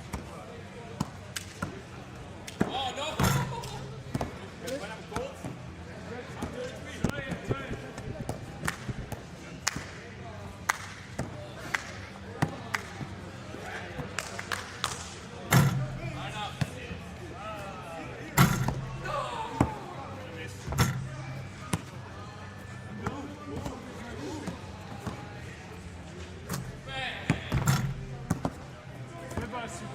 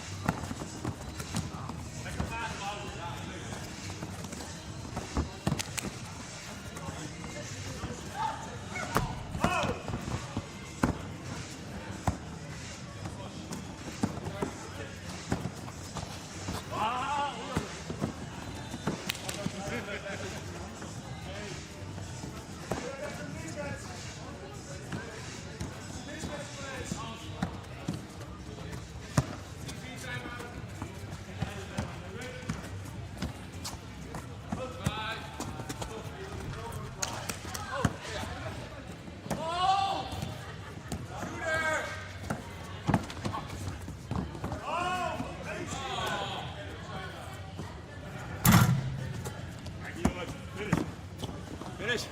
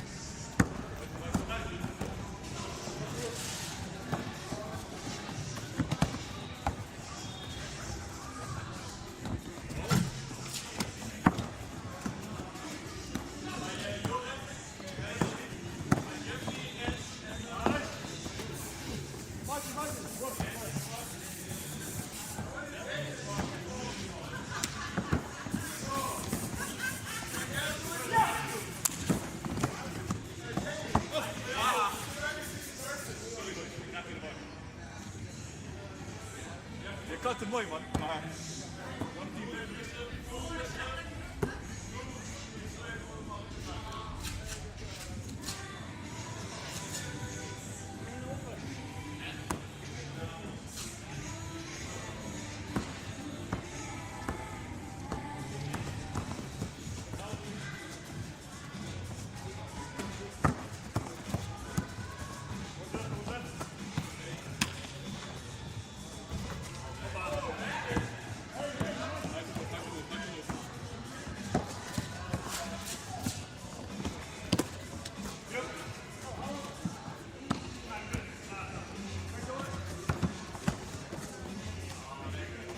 No help, Joris.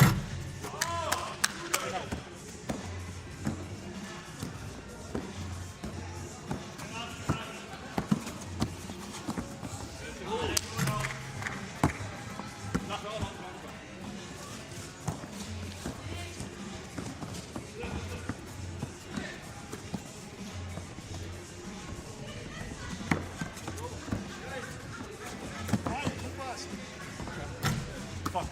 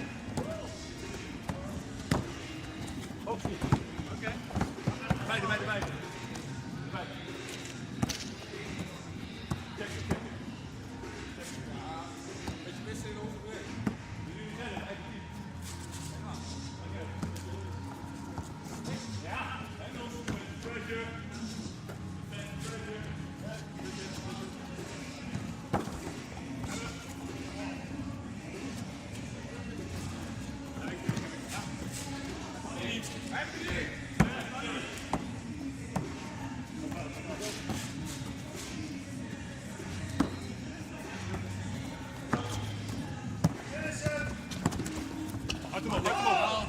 That's it. I got you, Em. I got you.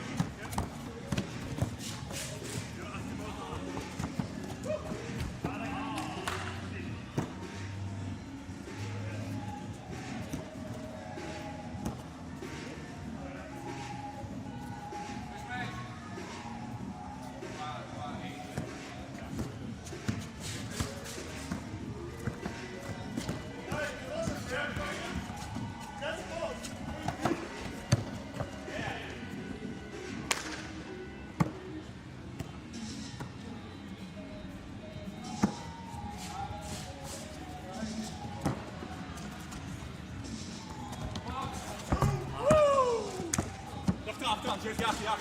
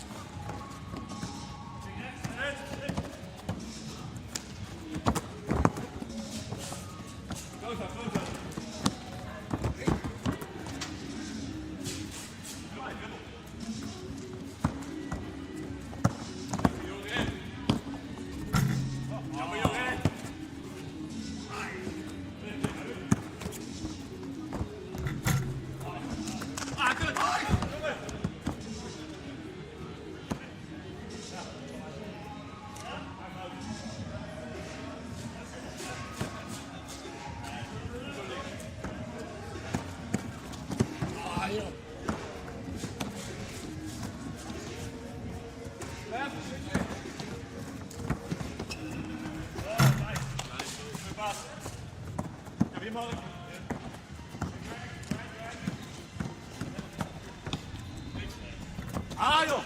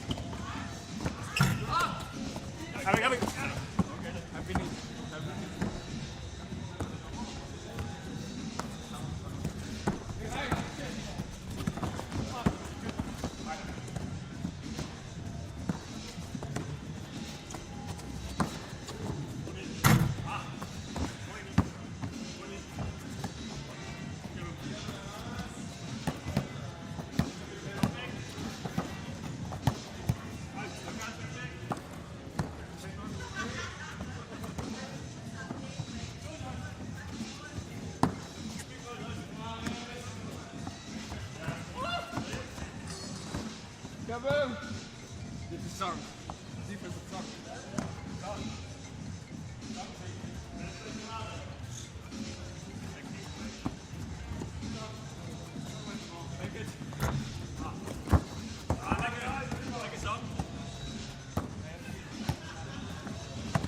Gewoon niet hoog!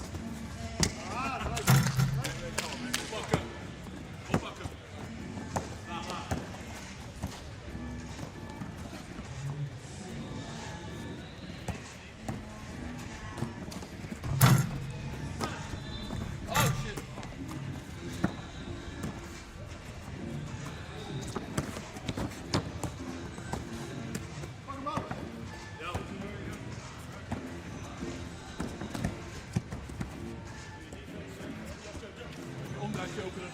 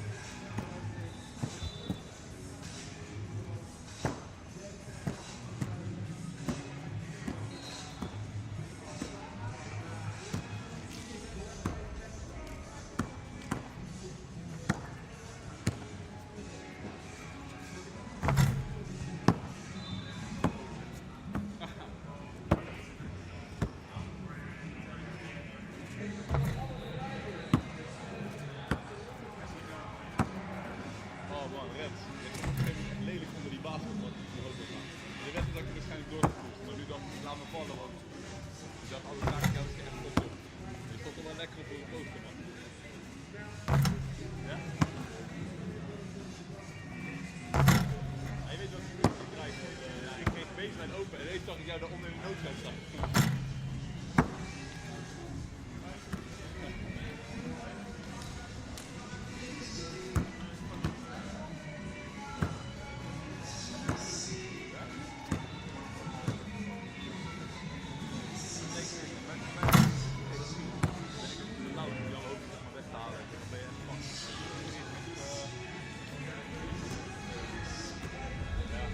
Ik heb een beetje last van dat ik nu de 50 van zo vaak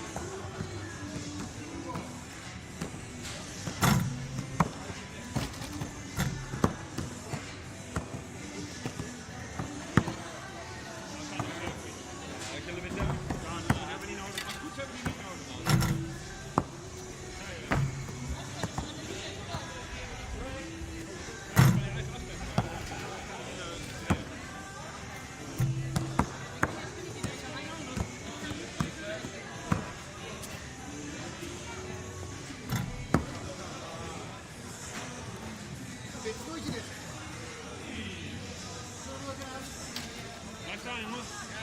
Hand. Blijf staan. Wel een beetje foto maken, Hand.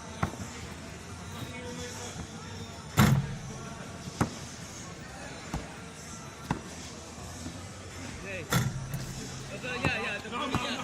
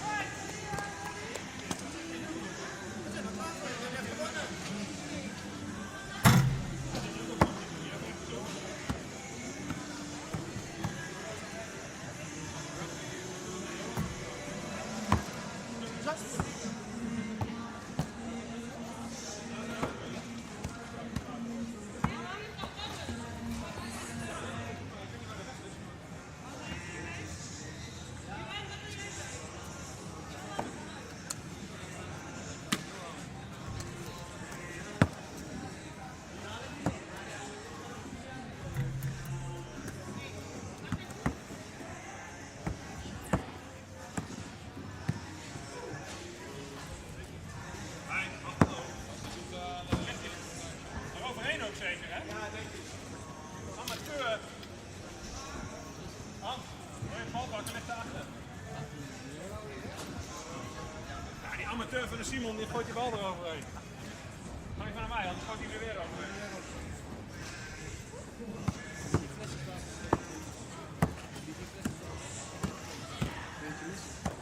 Ja. Oh! Ik ken ze niet meer.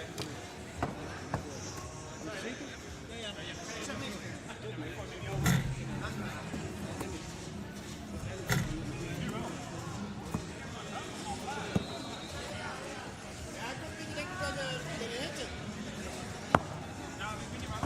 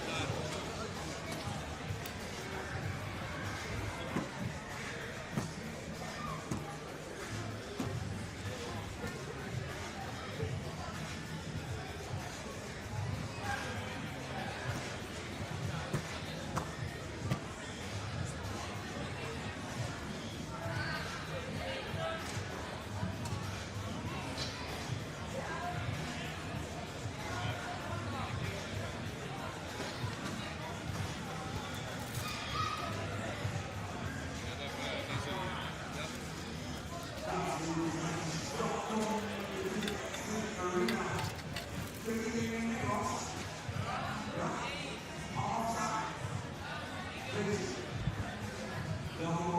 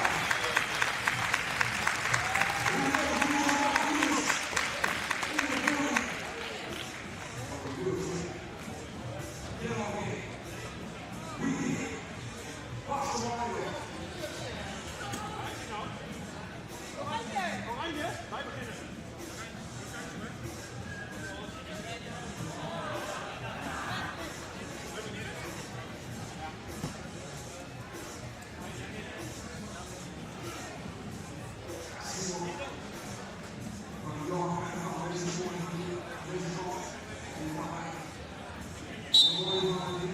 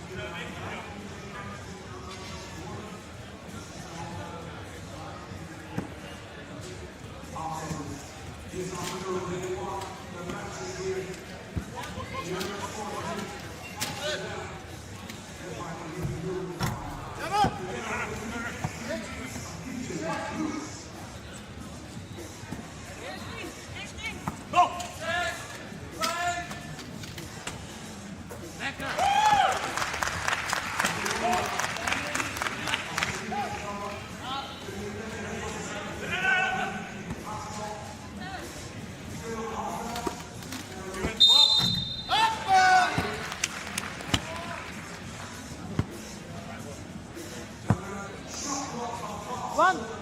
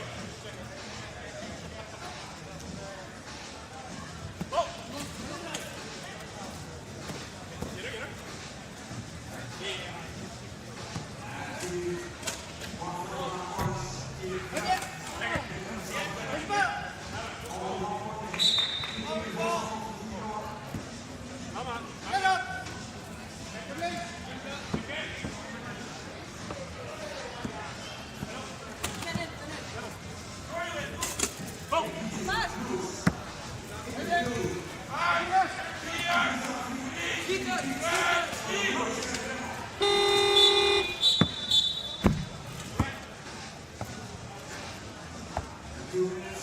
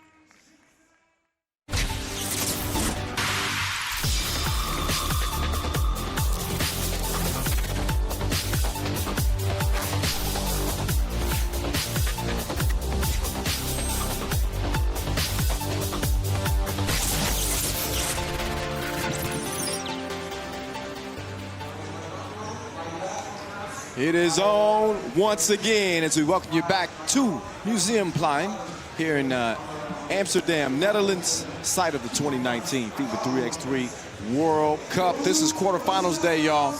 Pool play is done.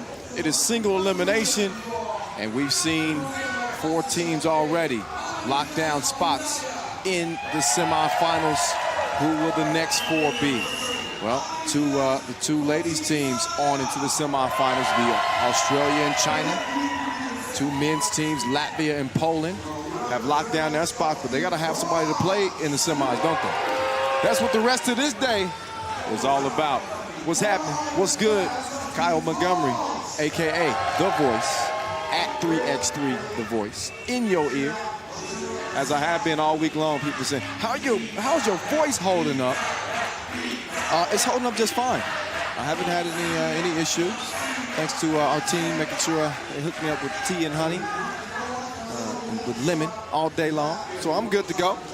Enjoying some outstanding action so far on this day. I've been saying many times, when you get to this level, every team is capable of winning a gold medal, and that is what is at stake.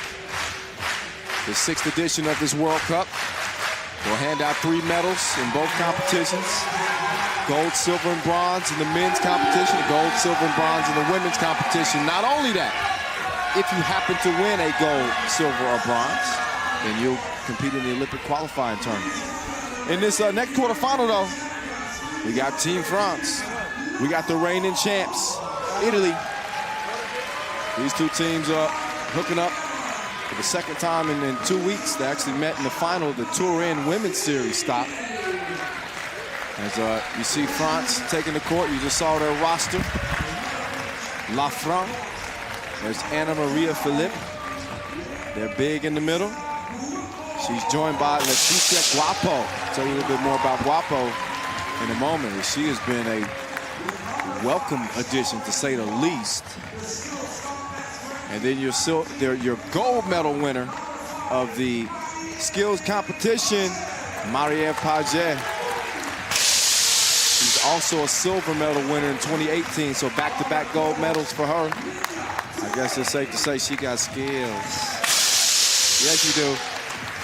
And she's joined by the #1 player in the world on the women's side, Mina Touré. Now, how does Italy look? The reigning champs, who just a year ago in Manila, Philippines, inside Philippine Arena, won gold with Raylin Delia leading the way. They also have Giulia Chiavarella, Giulia Rulli, and Marcella Filippi joining Raylin Delia.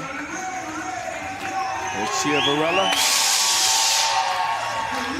Gift in hand for the French. They'll exchange. It's all love out here. Even though we're competing, they're competing for a medal.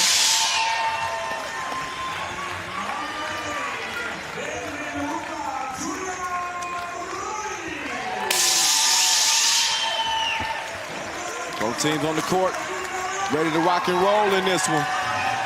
It is win or go home. And again, I mentioned a rematch of the Turin Women's Series stop that France ended up winning. So can Italy get some get back with the stakes much higher here at the World Cup? As again, a gold medal is on the line. Ref Edith, Ref Vlad, ready to rock and roll in this with the 2 team captains out for the coin flip. Everybody else in the layup line. Good look at the players you need to keep an eye on in this one. Mina Touré is definitely one of them. She's ranked #1 in the world. Locoso, 24 years old. I asked her about 15 minutes ago, did she got that crossover warmed up. She just gave me a grin like, you already know. We'll see. She's going to be guarded tough, tight.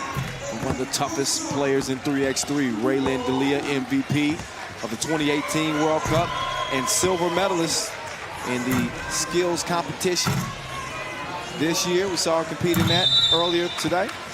And the unquestioned floor general of Team Italia comes in there leading score, 30 big ones, 4th on the scoring charts. She doesn't care a whole lot about stats. She cares a whole lot about wins, though, and playing with heart and integrity. We'll see what this Italia team can do. as they come into the quarterfinals, 3-1. Their only loss was to Russia. So for the most part, Italia looked in form as the reigning champs. Ray says the energy's got to be better though.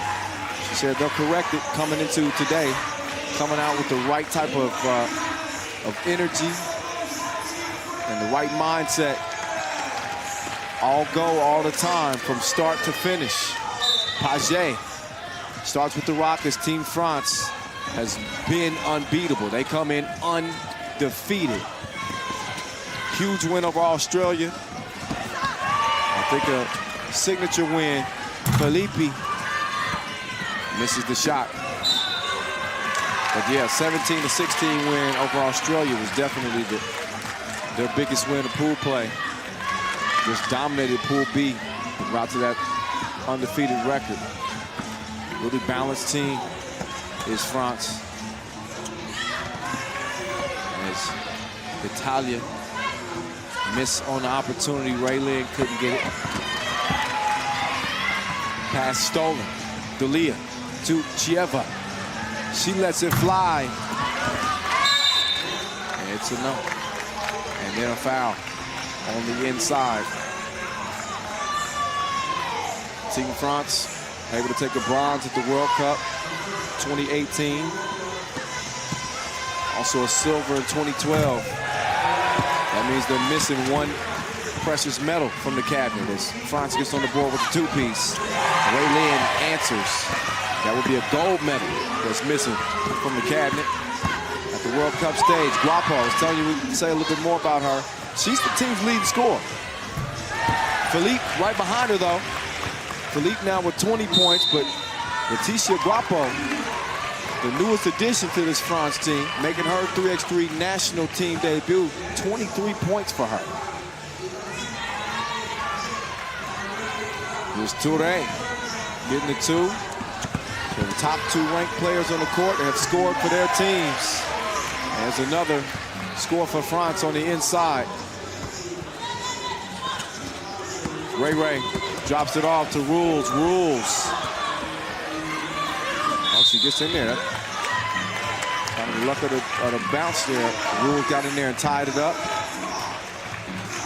Should be able to earn the possession for her team, but there's Guapo again.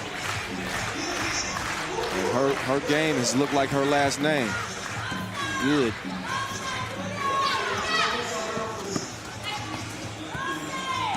Oh, nice pass. Rules. Ray going up against Paget, couldn't get it. Guapo though. Oh, she also couldn't get it to go down. They got lost on defense, left Rules by herself. She misses. Chia Varela couldn't knock it down either. So Paget gets in there and ties it up with Rulli.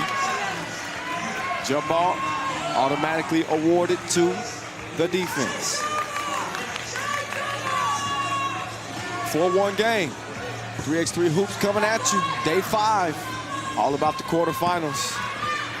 Beautiful day here in front of the Rijksmuseum. Paget stepping through with the hook. Nice finish. Now Ray. She kicks. Felipe gets past Paget.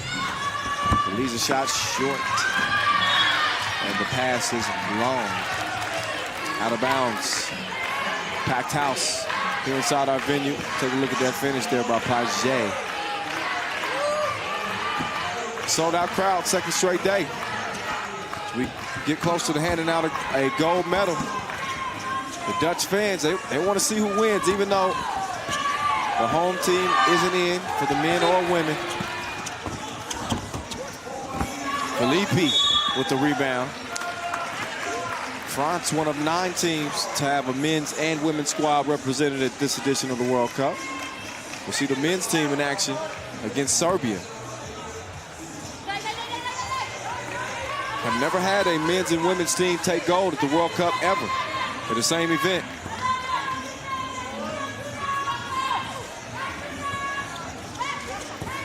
Paget, Guapo, missed it. Felipe is gonna let it head on out of bounds.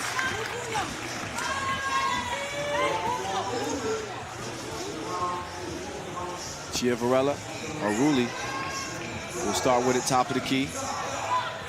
Felipe running the baseline. Ray trying to set up something. She says, I'll take it myself. Missed the layup though. Paget left all alone. She could knock it down. Raylin, no, she misses. Paget with the cross. And a little sauce for you too. Lays it in as France is out to a 6-1 lead. We saw Italy in that loss to Russia. They trailed that game 9-1. Dug themselves into a hole that they couldn't get out of. Not as daunting of a task, but still a tough start. Trailing by 5. 6:45 left though, so plenty of time. This game is far from decided.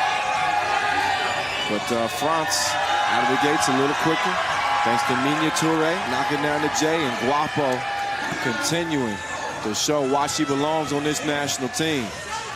Paget, she's always going to bring it. A couple of buckets for her. And I was talking about the balance on this France team.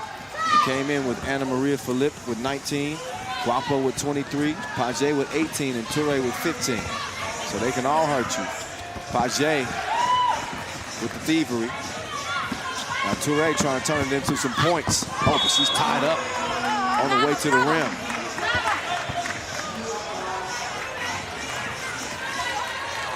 Take another look. Toure. Got some great D from Rules there. He's going to stay with France, though, because Rules stepped out of bounds with the rock. Guapo working on Felipe. Left her in the dust. Felipe swinging for the steal. D'Elia with Toure all over her.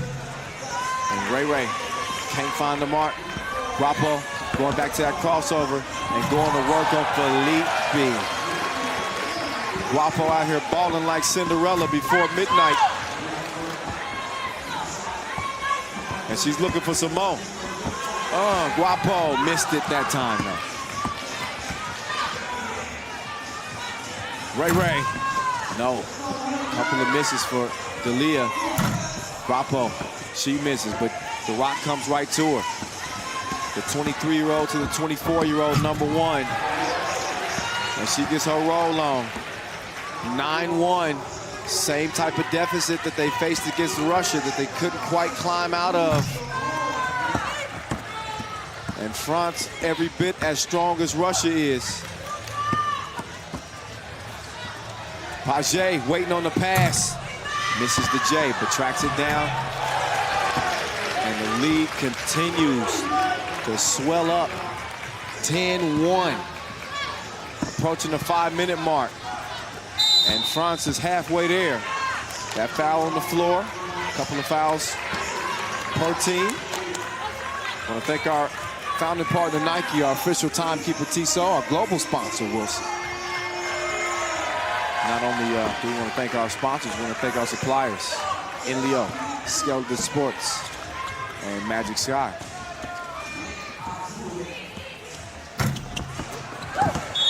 Meantime, underneath, it's a push. Foul number 3 on Italy, the reigning champs against the ropes. They love nothing more than to pull a rope-a-dope like my favorite athlete of all time, Muhammad Ali. Toure, take a trip with me to the rack. I'll give you a bucket as a souvenir. 11-1. Rulli. Told Ray has it packed like a vacation. Buckets are hard to come by on the inside. Guapo not only doing it offensively, but defensively as well. 10-point game. Guapo looking for some more. Lost it. Paget regained it. Guapo using those long arms to get the rebound. And she lost it out of bounds. It's going to be over the blue. And Team Italia, they need to get something going quick. They got to regroup, find a spark. This is normally when Ray comes to the rescue. D'Elia Stopped on a dime, could knock it down. She's facing some tough competition with Paget.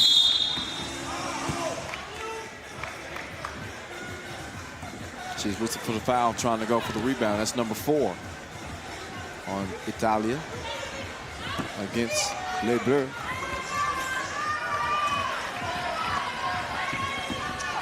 Mariev to Philippe.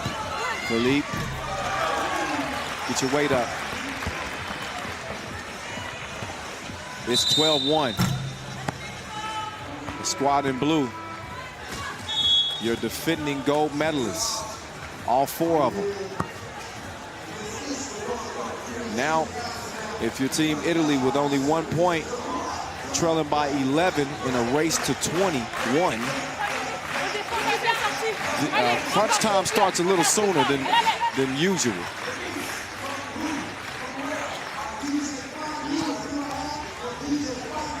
I would say crunch time is right about now. 3:55 left. They got to get to it, and they got to get to it right now. France, such a tough team. It's a reason why they came out of pool play undefeated, and it's a reason why they beat Italy in the final of the Turin stop. They have so many weapons, and they're hard to contend with. Philippe, fouled on the ground. She may be the biggest mismatch on the floor. Again, stands 195. One of the tallest women in the event, 30 years old, ranked number 10 in the world. In the world, Craig? She's not shooting a free throw, though. Toure, step back. Oh, she brought out the strap. She's shooting. Ray Ray firing a blank. Toure, Guapo, tipped. Rulli with the steal. Now Ray Ray setting up with Philippe on her. She pulls up. And the teardrop J touches the bottom of the net. Problem is, it's only the 2nd point of the game for Team Italy. Delia to the corner. Rules. Sweet stroke from the corner. 10-point game. Can Toure answer? Nope. Philip grabbing the rebound. And she is just a problem. Look at Toure. Step back, rotation, wetness. Answered in the corner with the 2. But again, Italy, not only are they trailing by 10, they got 6 fouls. No more to give. Next defensive foul, France will be shooting a couple of free throws. Toure. Oh. She didn't know her own strength. Under 3 minutes to play. And our 5th quarterfinal on this day. Only handling the quarterfinals today in 2 individual competitions. Semis on into the final will go down tomorrow. That 2-piece goes down. Philippe, who has struggled with her shot in this tournament, gets that one to go. Still an 8-point cushion as Paget misses. So expect the 2s to start flying for Team Italia. Philippe letting another one go. She's on the beeline to the rock. Out of bounds. Take another look, though. At the long range 2 strike. They need a whole lot more of that. They're hearing it from their cheering section. Trying to light a fire under this Italian team. Philippe releases again, front rim net. Tracked it down now to Ray Ray. Working on Paget, your gold and silver medal winners in the skills competition. A skillful mid-range jumper from Ray Ray over Paget to make it 14-7.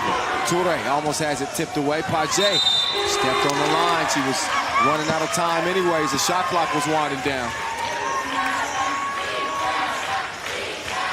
So it stays a 14-7 game, 2:02 left. It is not out of reach, but it don't look good for Italy.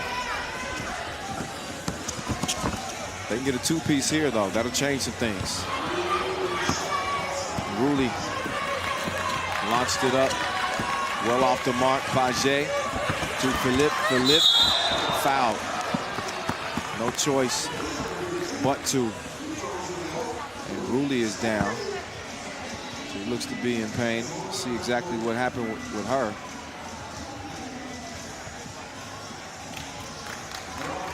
Rules is still down. Take another look, and it's her arm. I thought it was her arm. They're actually checking out her left ankle. So she's going to get some attention from the medical staff. And help to her feet.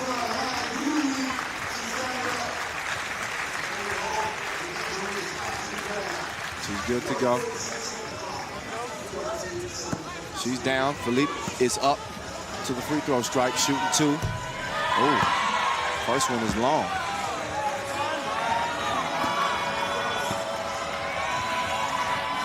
Second one is good.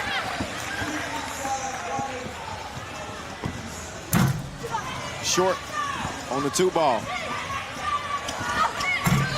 So you got your 2018 gold medal winners at the World Cup and get your 2018 gold medal winners at the Europe Cup.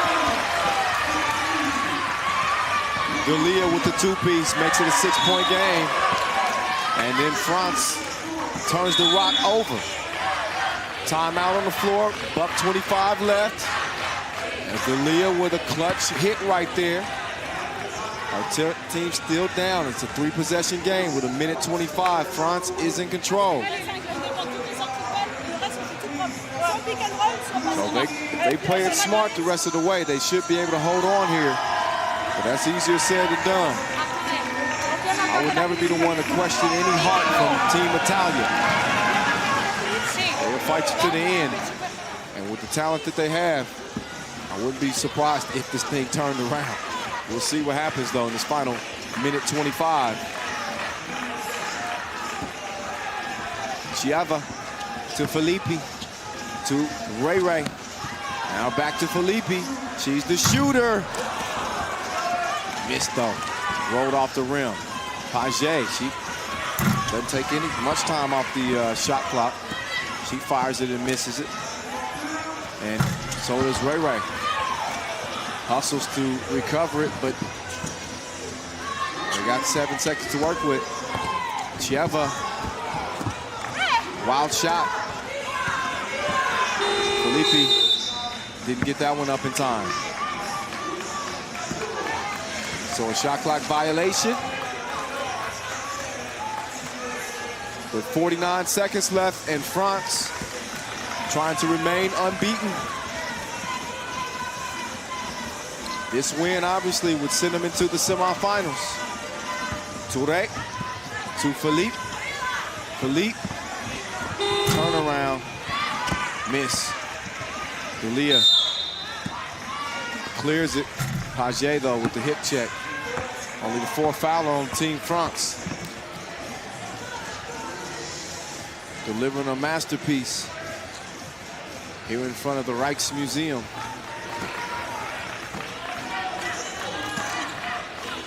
It's a really good game for Team France against this Italian team. Ray with the cross on Guapo.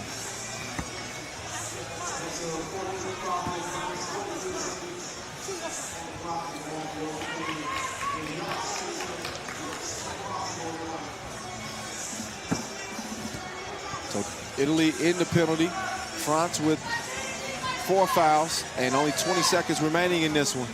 It will take a miraculous comeback, one that will not be happening. With 12 seconds left, Guapo has it knocked away, but she'll have 5 seconds left on the shot clock. Only 10 seconds remaining in this game, and a 6-point distance will be enough for Team France. Just waiting on that final horn. They will get a shot up here late in the shot clock. Touré back rimmed it. Ray giving it her last shot of the tournament here in Amsterdam. But it was not Team Italy's year this year. They still got that gold from 2018, but the gold in 2019 will be going to some other country. Hard-fought tournament. Good job, Team Italia. But it was Team France's to win. And they went and got it.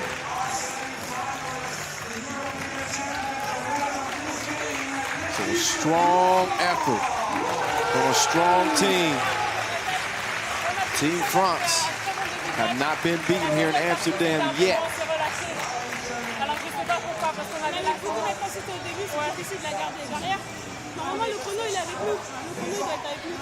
Little break, a little huddle up after the win, discussing what they did well and what they need to build on. Semifinals are next for this French team. La Bleu.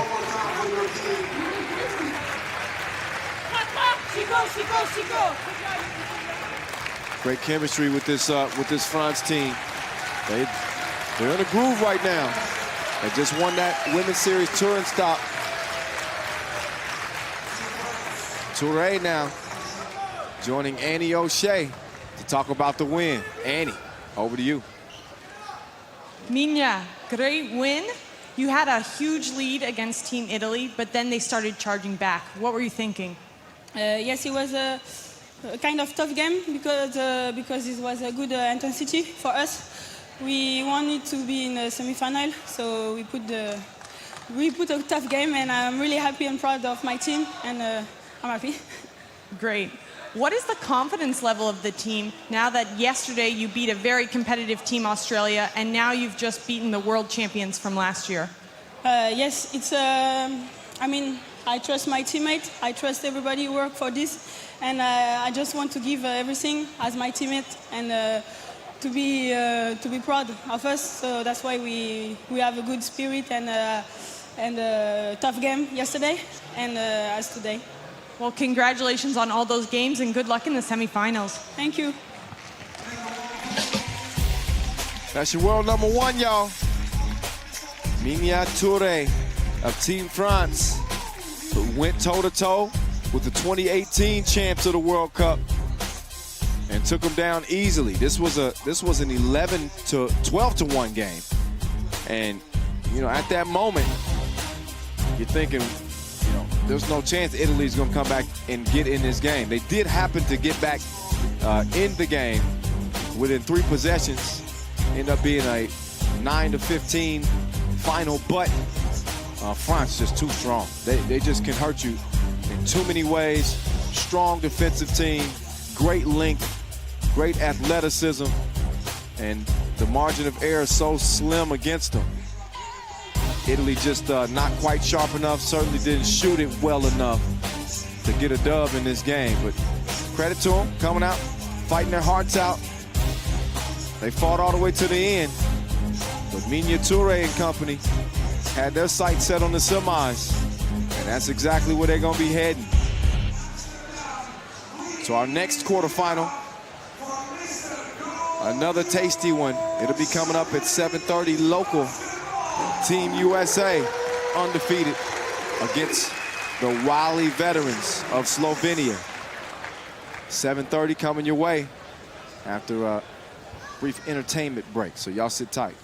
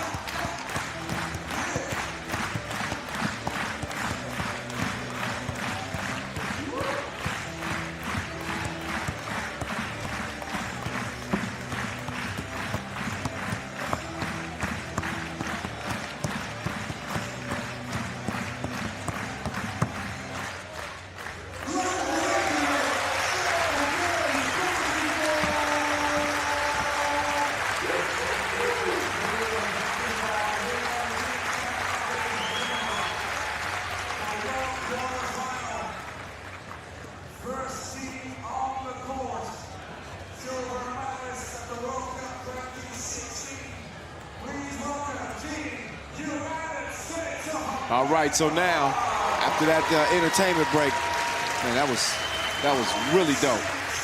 The amount of time it takes to learn those tricks and the skill to perform them, unbelievable. Speaking of unbelievable, United States have been that so far here in Amsterdam. They are 4-0, and they've run through some pretty good competition. 21-16 win over the 4-time world champs, Serbia. That was just the start to action. Then they cruised past Turkey, 22-3, not close. They cruised past South Korea, 22-8, not close. But a classic we saw go down on the final day of pool play against the Netherlands, which was close, very close. They end up winning that one though, 15-14, as they lace them up against Slovenia. Just get a look at their roster. You know the wily veterans here. They've been on the 3x3 scene for, what, 7-8 years now. With Simon Finsgar and Adin Kadgic. They're pioneers in this 3x3 game. Joined by Anze Shrebo and Gaspar Obnik.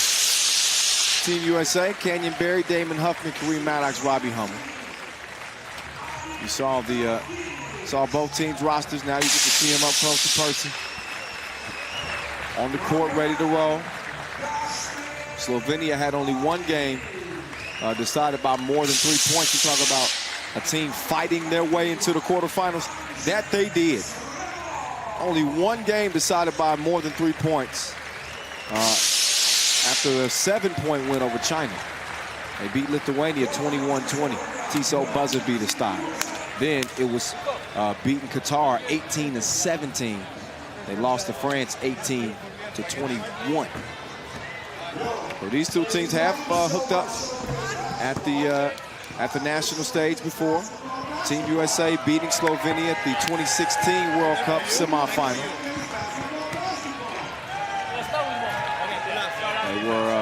They were not able to get gold that year. They did take silver though. There's Robbie Hummel, former Minnesota Timberwolf, former Purdue Boilermaker. He's a legend. From his college basketball career, his NBA career ended a little shorter than he would have liked. Now he's got new life in 3x3. Simon Finsgar, he got that Benjamin Button. It's like he's getting younger with age. He's 38 years old, and yet he keeps getting buckets and leading his team. Still get up and throw down on you and everything. Damon Huffman, late addition to the roster, Team USA. But he's been here before. He was on that 2016 team. His second appearance on the World Cup. Playing well for Team USA is Huffman with 12 points coming in. And their new addition has been outstanding. Rick Barry's son, Canyon Berry. So outside of Hummel, leading the team in scoring with 31 points, good for 6 on the charts coming out of pool play. Canyon Berry right behind him with 24 after he exploded on day 4.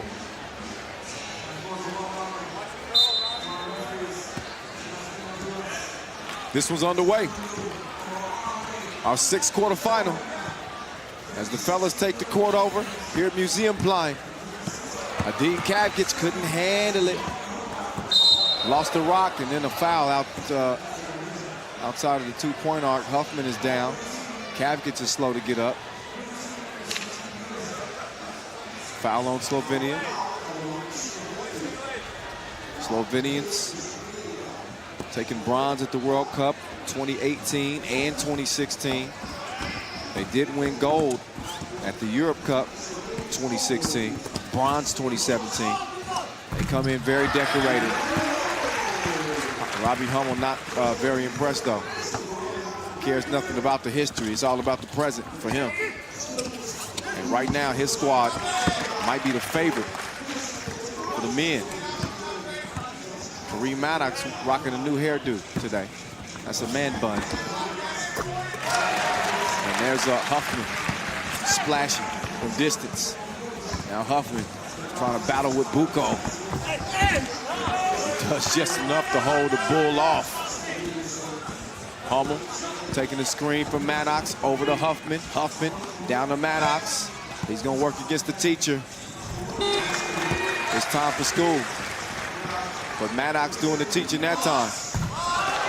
Finsgar, two-piece as Slovenia is on the board. Hummel gives it up. Huffman back down to Maddox.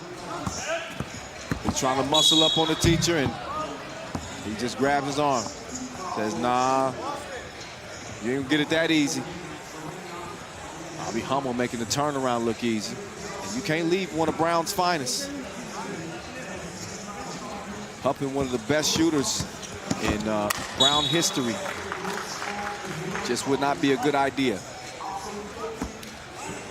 So as a result, United States up 2. Kyle Montgomery in your ear, calling the action for you from here in Amsterdam, Netherlands. It's a good defensive possession there for Team USA, making things difficult. Love the matchup between Barry and Finsgar, although Finsgar is out now. Obnick is in. Kenyon Barry, if you get a chance to see his unique free throw shooting style at some point, maybe if he draws one. Kavgic tries to draw a foul.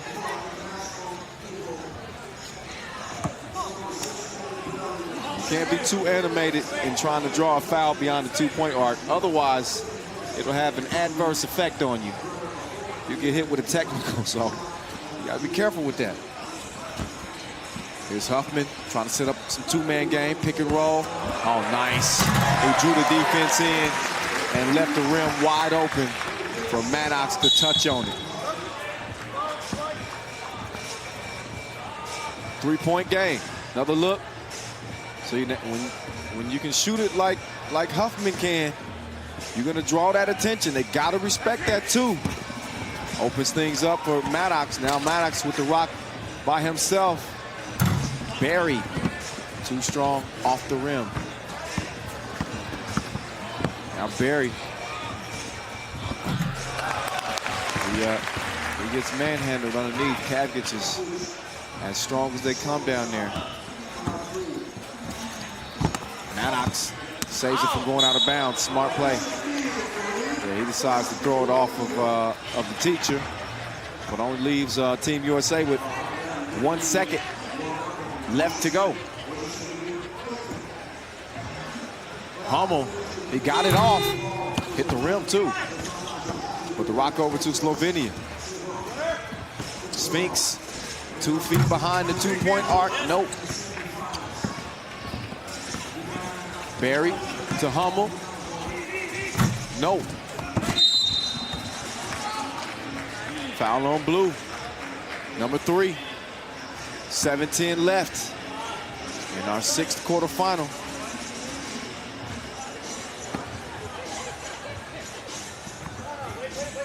We'll handle all 8 quarterfinals. They look at Barry. Oh, he lost him with the spin, but he had too much lotion on his fingers.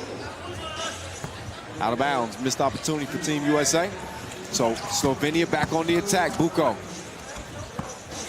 setting up shop down low on Barry. This is where they feel like they might have an advantage, but it takes too long to get into it. Kenyon lets it go out of bounds. It'll be a fresh possession for Team USA with Maddox checking in and the TV timeout. Both teams will get a breather. 5-3 Team USA.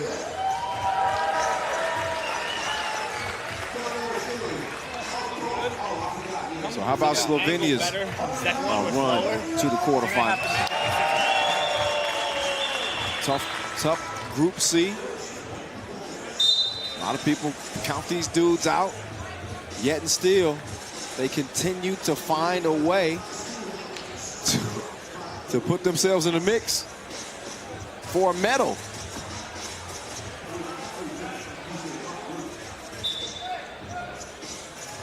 Fresh shot clock.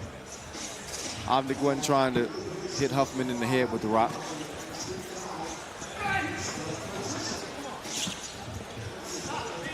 Huffman, oh, red light, green light, ski skirt.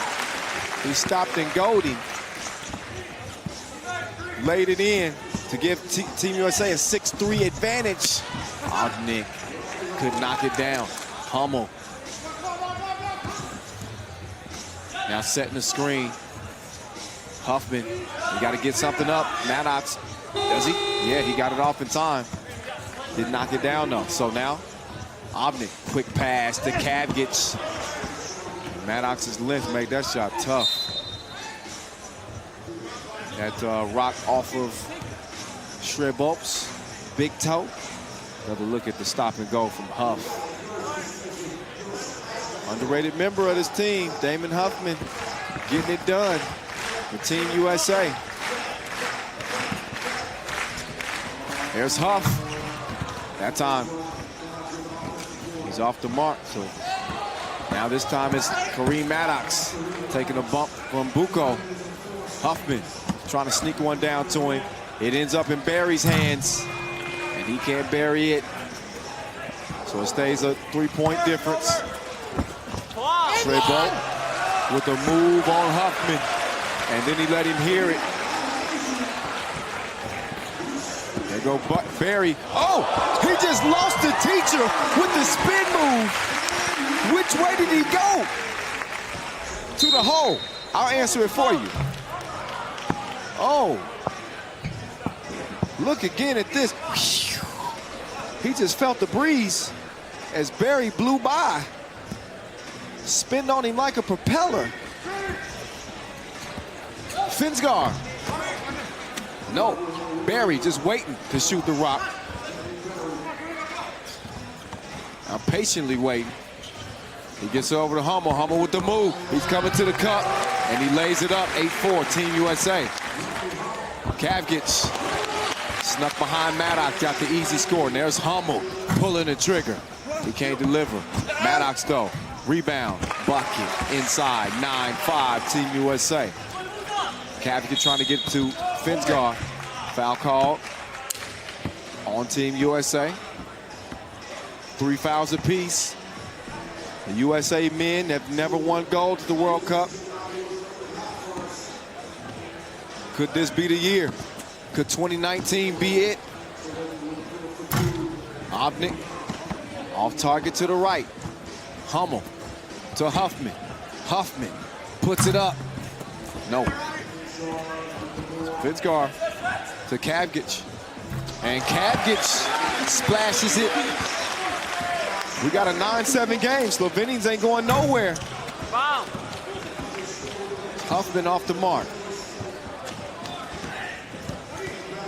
The teacher with a couple of moves. He want to get Barry back. But they're running out of time. And Kavgic got that off in time. 9-8 game. So lo and behold, just talking to people about the quarterfinals and everybody excited, you know, entering this day.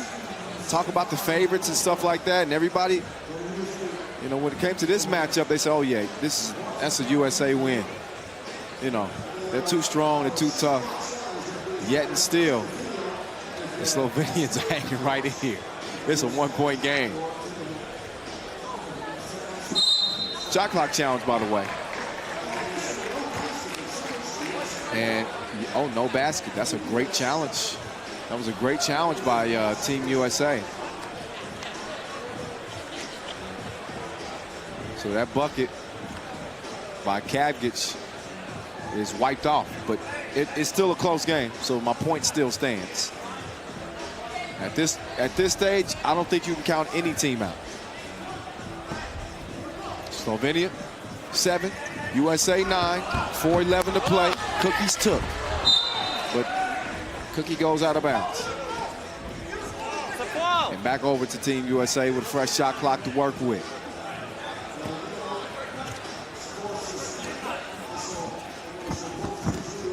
Hummel, miscommunicates with Huffman. Threw it away. The Sphinx to the teacher. Moves left, puts on the brakes on Hummel, but couldn't break him off nothing. Now Hummel. He takes the handoff. Seen this play a couple times, and Slovenia's had trouble defending that. When the USA run that action, that pick and slip They're up to 4 fouls. Slovenia is. Team USA right behind them with 3. Almost have to start worrying until you get towards the penalty.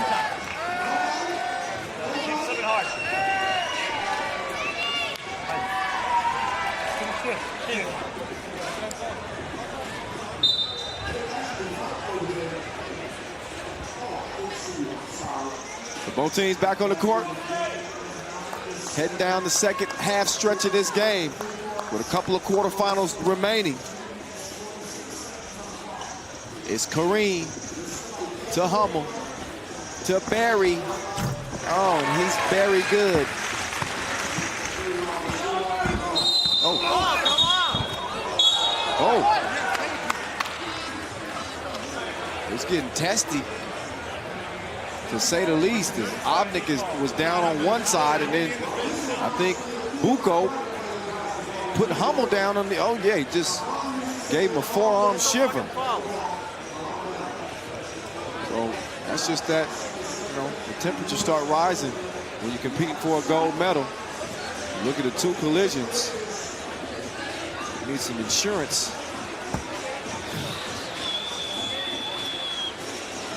But an unsportsmanlike foul called on Buko, who again delivered that forearm shiver. So that'll give Hummel a couple of free throws at the strike. He takes care of the first of 2.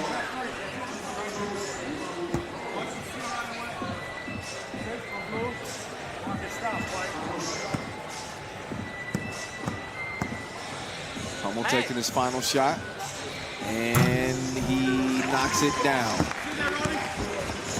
It's good. United States with a pretty good lead right now, 13-7.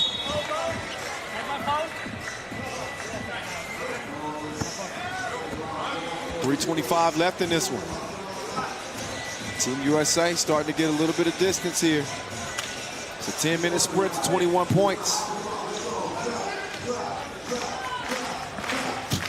That worked out in Team USA's favor. Went through Maddox's hands right to Huffman. That foul called on Maddox underneath. Trying to get the rebound on Obnik there. That's number 5 on Team USA. Slovenia with no more to give. They'll be in the penalty. So here we go. The Sphinx taking the screen. Oh, good recovery D there from Barry. Straight both sticks with it though, and sticks the layup. There's Canyon. CB going to the spin move, going to it again, and the finger rub. That's that persistence paying off for Canyon Barry. He wants to rock. Passed up the look from deep and says, I'll take 2 the hard way. Barry had his protein this morning, and he comes to the hole strong. That's what you call attacking the rack, people. Great concentration on the shot, and here you go. You'll see that underhanded free throw that he's made 86% of his shots throughout his career. And he gets some applause from the crowd, who just are not accustomed to seeing a free throw shot like this. But his dad, an NBA great Hall of Famer, Rick Barry, look him up if you don't know who he is. Shot free throws like this his whole career. And he was only a 90% free throw shooter when he retired. So it's a proven formula. He does split the free throws though. So 1 and 2, only 50% that time. But a 16-8 lead for Team USA. Kavkic firing it down to straight ball, up fake. Oh. Barry's down. 2 on 3 for now. They got 8 seconds left, and Barry's now up. Maddox, it's your world. He decides to hand it off. Barry, ooh. Halfway down and out. Now Barry, oh, whistle for the foul. Trying to go over the shoulder of Shrey Bolt. Barry's a lot longer than I think most people anticipate. Stands 198. 25 years old, played in the G League for the Iowa Wolves. You can tell he got a seasoned game at 25. He's gonna get a rest for now as Obnik will step up to the stripe, shoot a couple.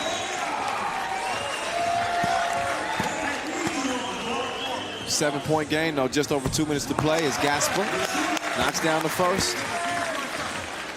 All four of these Slovenian players represent Peter An on the World Tour. They won a couple of Masters, one in Chengdu, one in Lausanne. And your MVP of the 2016 Europe Cup gets Slovenia within 5. Huffman left all alone. He can't complete the double dare. Obnik, good fake, right pass, Kareem. That's real white ball. I think Obnik wants to challenge. Yeah, he wants to challenge that out of bounds. Now Slovenia are proven wrong on this challenge. Then they will not be able to challenge no more. That's the way it goes down. But if they happen to be right, which they very well could be, then they'll be able to challenge again if they so choose, if the situation presents itself.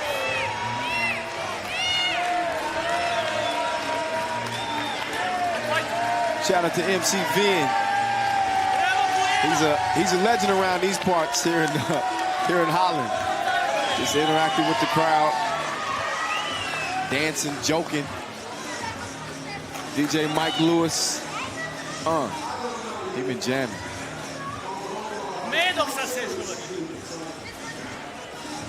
So still looking at this this out of bounds challenge.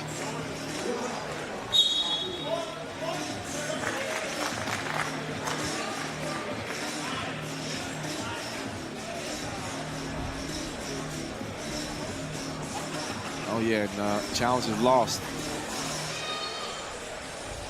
It's going to be USA ball.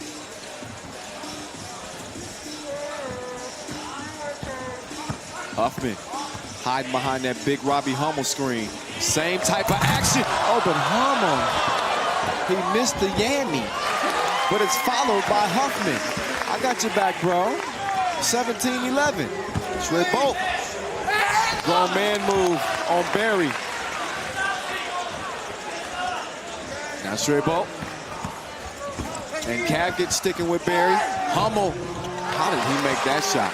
Completely out of position, yet he made it over his right shoulder, going to the left. Speaking of going to the left, the Sphinx, untouched, unabated.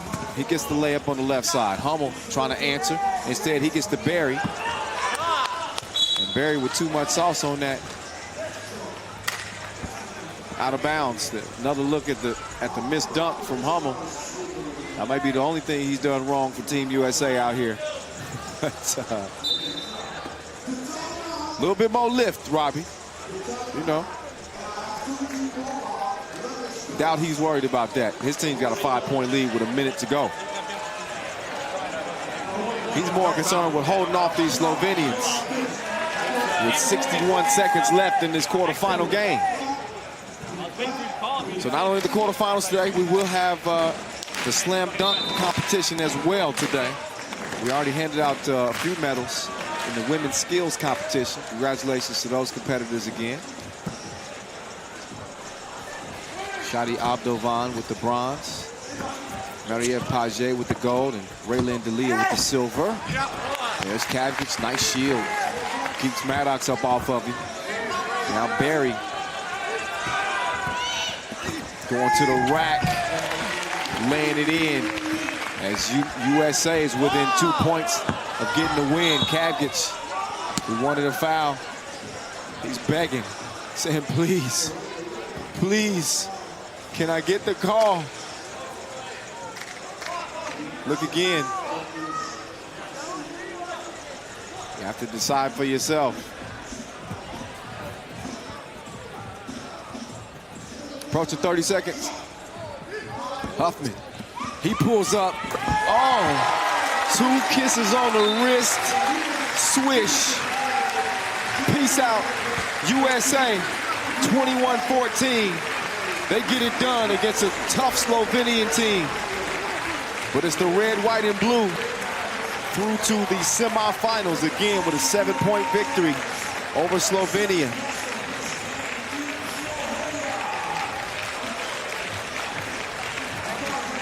This was a game that USA pretty much controlled from start to finish. Pick your poison, who you want it from. Hummel, Huffman, Barry, or Maddox. Why not the vet? Why not the guy that's been here before? In 2016, he came up short of his gold hopes.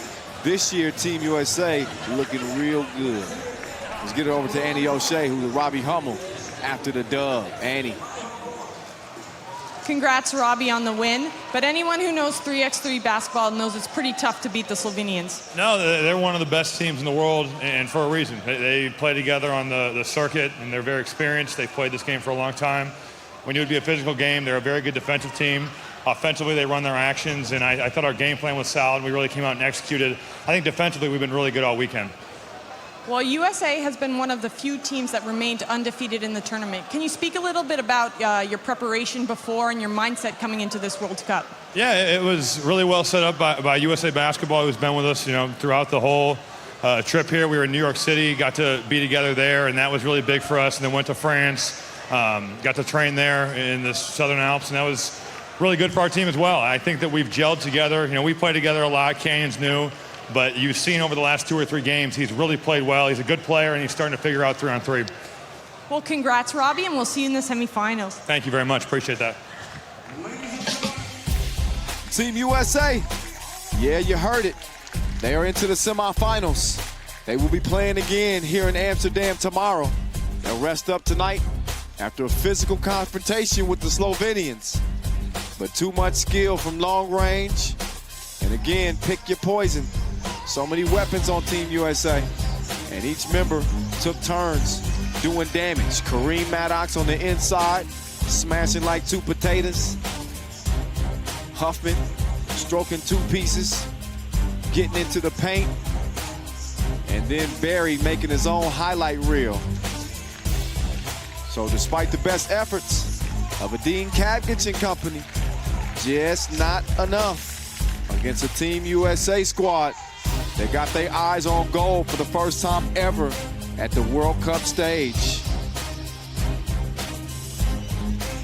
So enjoy the rest of the highlights in this one. We still got a couple more quarterfinals to go, don't we? Yeah, we do. We got Spain and Hungary coming up next on the women's side. That'll be followed by France and Serbia to cap the day. That Spain-Hungary game coming your way 8:15 local time. So we got a little bit of time between now and then. So take it as an opportunity to catch a breath, enjoy the T-Mobile Dance Squad, and we'll be getting back to action again, 8:15 local time, Spain-Hungary.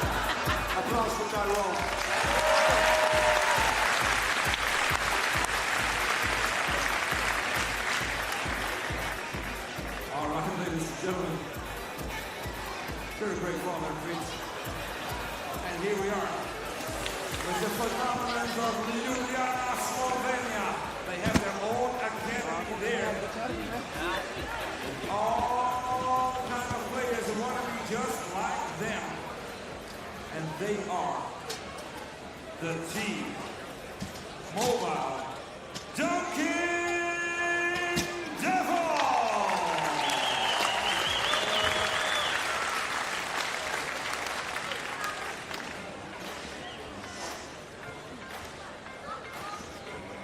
Here we go.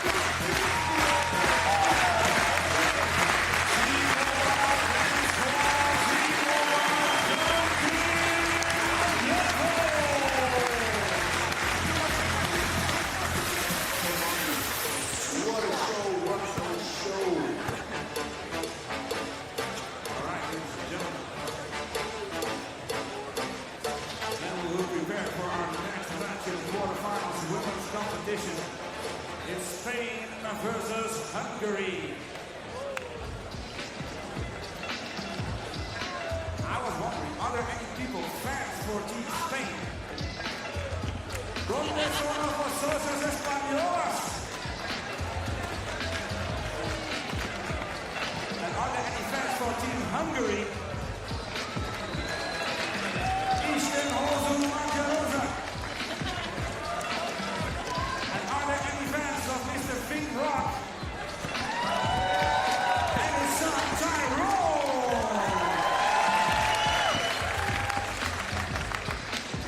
First, we're going to have to do the workout again. Start with 5 push-ups.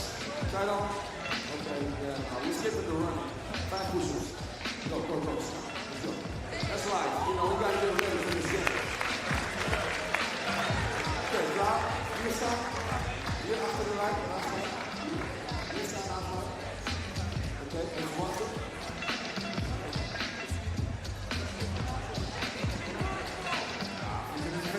Okay, stop. You ready? Stop. Okay. Ain't the score. We got to score one time. Let's go, Tyrone. You got this. Oh, almost. Got one more chance. No aching. Come on.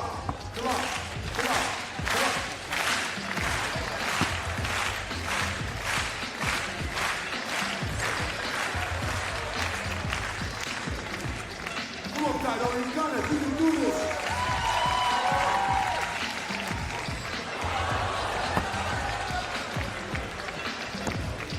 Just how we practice. Let's go, Tyrone. You got this. Ooh. Wacht even. Ik ga kijken hoe lang we nog hebben. Max, how long do we have? How long? Oh, 2 minutes. We hebben nog 2 minuten, Tyrone. Let's go. De publiek gaat achter jou staan. Let's go. Clap.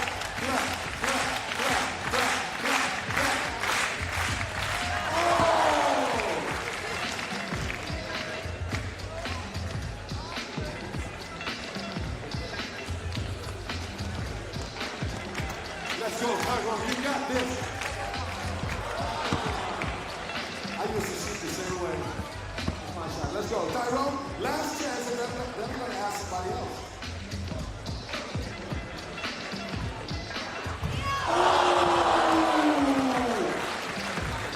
Jammer. High five.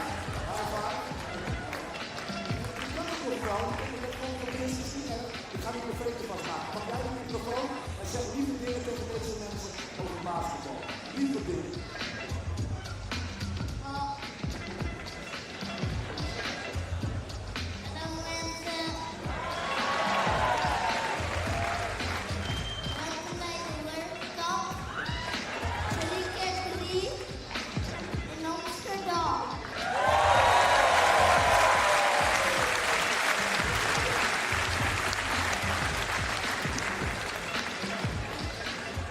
Well, if he's not going to be a basketball player, you're going to have to learn how to handle the microphone.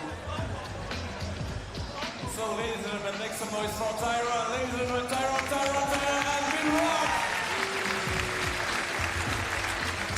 The next game on the main court in a couple of seconds. Team Spain against Team Hungary. Quarterfinal for women's competition. FIBA 3x3 World Cup in London. All right, ladies and gentlemen, all over there for the quarterfinals. For Spain and Hungary. First team on the court, ladies and gentlemen. Please welcome the silver medalists of the European. All right, it's that time again. Spain and Hungary on deck in our next quarterfinal. Tatiana Cuevas, the leading scorer for all women throughout pool play, joined by Vega Jimeno, Nuria Martinez, the Olympian, and Sandra E. Geradide. Getting ready to take the court here. There's, again, women's leading scorer through all the pool play. Tatiana Cuevas, she is a bucket and maybe the most skillful big in the women's tournament.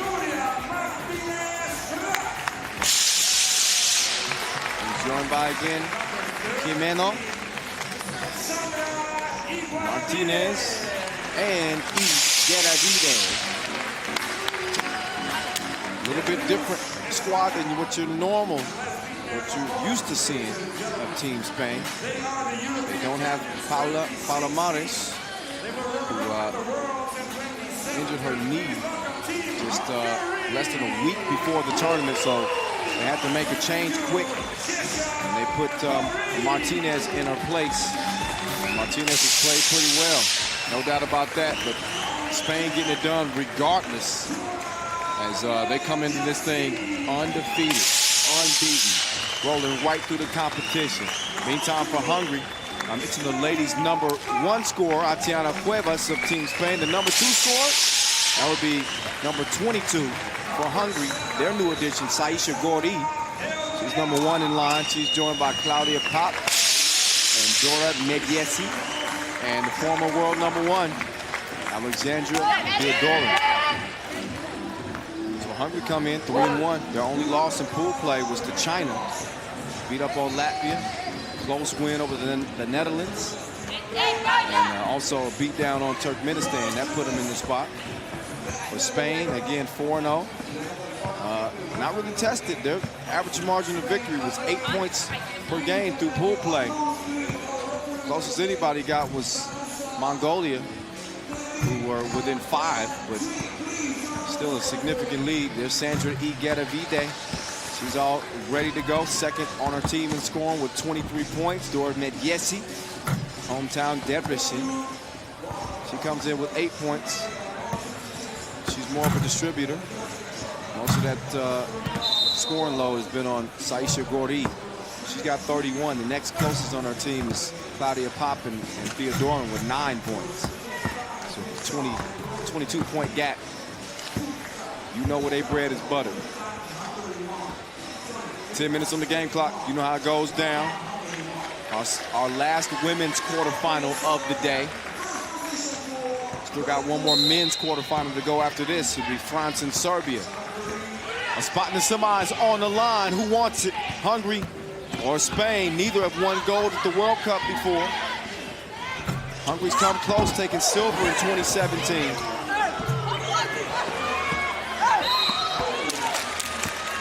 Gordi battling underneath. You can tell she's pumped up. She's gonna be in a battle with Cuevas.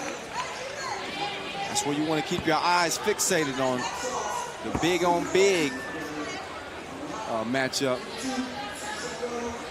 Gordi again coming in with 31 big ones. Number 2 on the scoring charts through 4 pool play games. Michigan alum. American born, been playing ball though over in Hungary. Martinez's passes tipped, stolen. Mediesi down to Gordi. She steps back. And the gun is off safety. She's shooting. Ain't nobody say 1-0. Now Cuevas. He said, I can get buckets too, miss. Let's see who can get the most. Mediesi setting up the 2-woman game. Foul call on Cuevas. A couple of fouls on Spain. Look at the last bucket from Gordi. Nice stroke. Stepped into that J nice and casually. Hot. Oh, harassed by Martinez. He's able to draw the foul.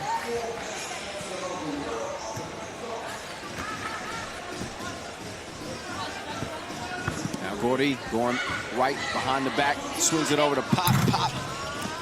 Missed it. Gordi called for the foul, reaching in, trying to get the rebound. Minute in, Spain with 3 fouls. Gedavide. The only way Pop could stop her was to grab her. She hit her with the spin move.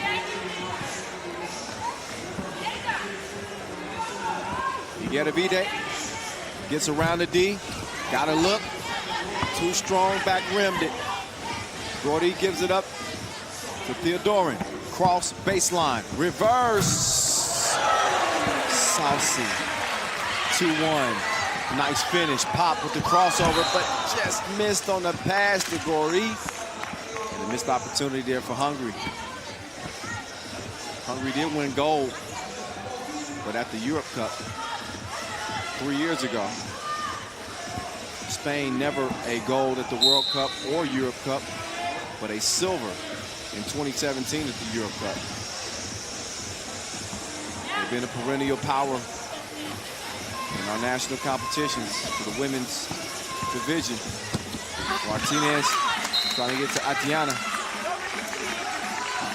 Cueva says bounce pass.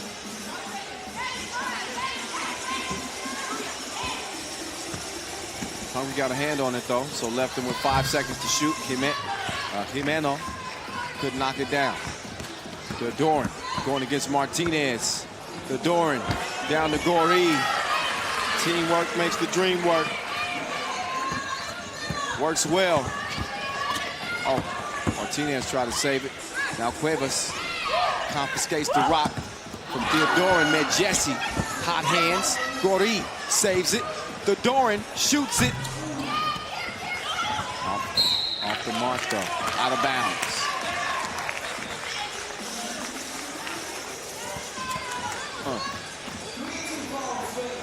So 3 team fouls apiece. Hungary with 3 points to match the 3 fouls. Spain with just a bucket to their name as they look to remain undefeated and move into the semifinals. Claudia Pop with the move, but misses it.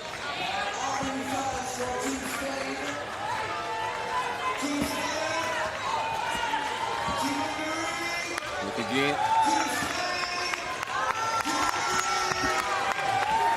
Jimeno to Igueravide.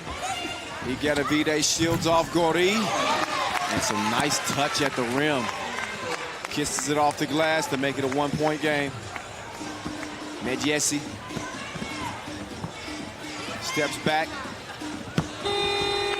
Probably should have stepped forward. Left it way short.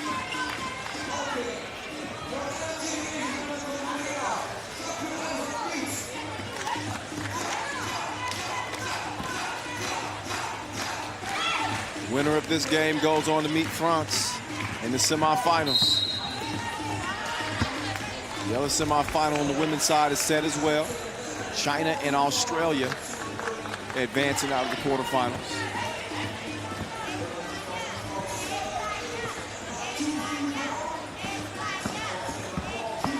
Jimeno, drop step. She hooked it, but she missed it. And Hungary misses on a chance too on their possession, so they throw it away.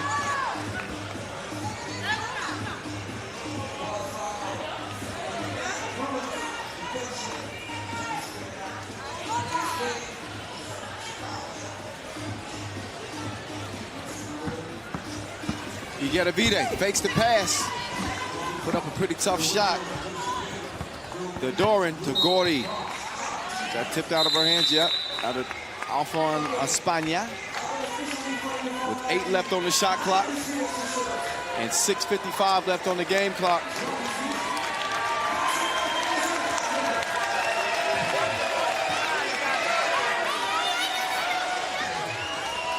Look back at some of the tasties. That was a beautiful finish. Doran. Got a little luck on that too as it rattled around the rim, bounced off the glass and went in. Can't speak enough about this venue.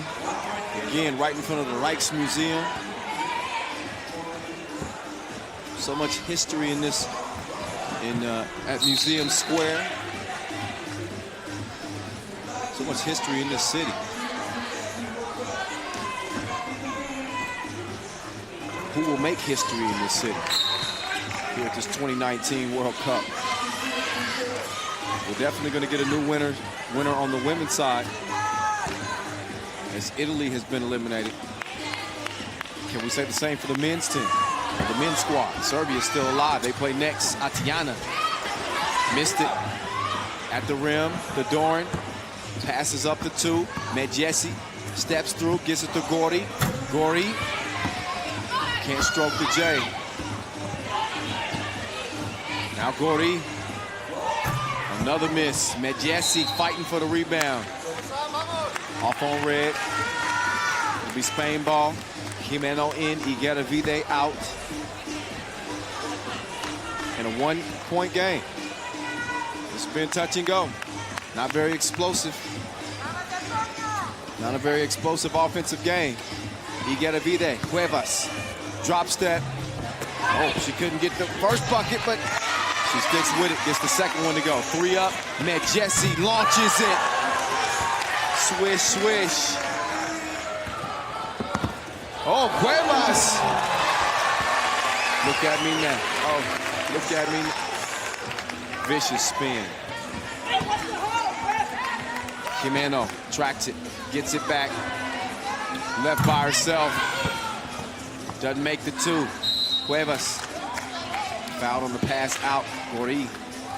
Whistle for it. That's number 5 on Hungary. Got a look at the 6th spin from Cuevas. You can see why she leads the ladies' scoring charts. Medjesi, big 2 hit right back as Cuevas shoots another. That one out of bounds off of Spain. Rock over to Hungary. Cuevas is out. And Martinez is in with Igueravide and Jimeno. Pop quicker than TMZ. She drops it off to Amber Theodorin. Gets the reverse and Hungary leading by 2. Igueravide. She's got 1 on the shot clock, fading. Missed it. Got to be out of bounds off of Jimeno. 5:16 remaining and a 2-point lead. 1 possession game, but Hungary taking what the defense gives them. Seen them running that baseline well, a couple of reverses. I feel like there's an opportunity for them to get those in this game, and they've had them. Gori beat to 4 off the glass, 7-4. Cuevas, another devastating spin move. The pirouette had Medjesi in the lost and found for a moment. Just look, that is just disrespectful. Look again, the fadeaway. Cuevas, she saved the spin move to the quarterfinals. She hasn't been using that throughout the tournament.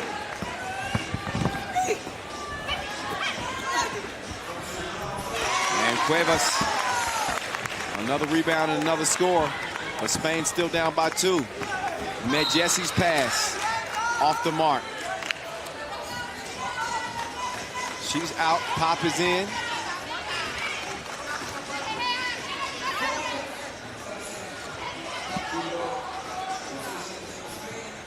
Now Jimeno waiting for Igueravide to come free. Igueravide misfires from the corner. Under 5 to play. Pretty much throughout, it's been a 1 or 2-point game. Been 2 pretty evenly matched teams. Gori, 2 behind the line and 2 between the eyes. 10-6 Hungary. Igueravide down to Cuevas. She gets the score on the post. Back to a 3-point game. Theodorin kicks it out to Pop. Good contest by Cuevas. Over to Jimeno. She up fake, swings it. Igueravide, run up, get done up. Weddy, 10-9.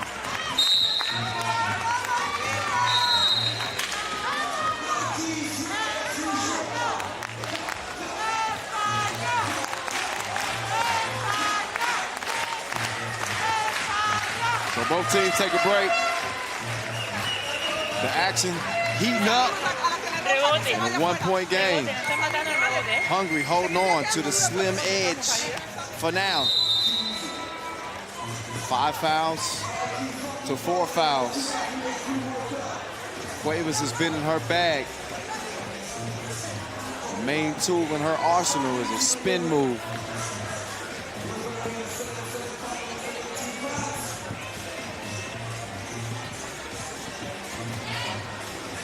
Martinez, Igueravide, Jimeno. Jimeno, she can get that two going right on time. When she shoot the cookie, she got good form. Gori, she's in form. The spin and the win, it's 11 apiece. Igueravide, jabby, stays right. Right decision, bucket.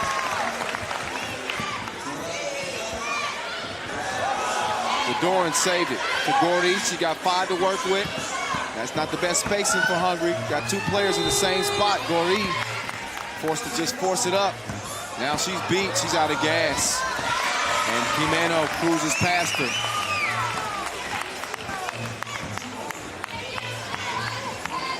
Majesi with the move on Jimeno. The 2 pieces off target. Now Gordy. Might be vulnerable here because, yeah, she's out of gas. She's out of gas. She can't stay in front of anybody from Spain. The Doran, quicker than an 85 DeLorean. Straight to the rack she goes. And then a foul is called. So look at the shot from Jimeno from the left wing. And then Gori just left in the dust. Back-to-back plays. And Cuevas got past her. Didn't make it that time, though. Cuevas, good hands. And she knows what to do with the cookie. Put it in the cup. Oh! Offensive foul. Martinez, the 2-time Olympian, making a big play for Team Spain.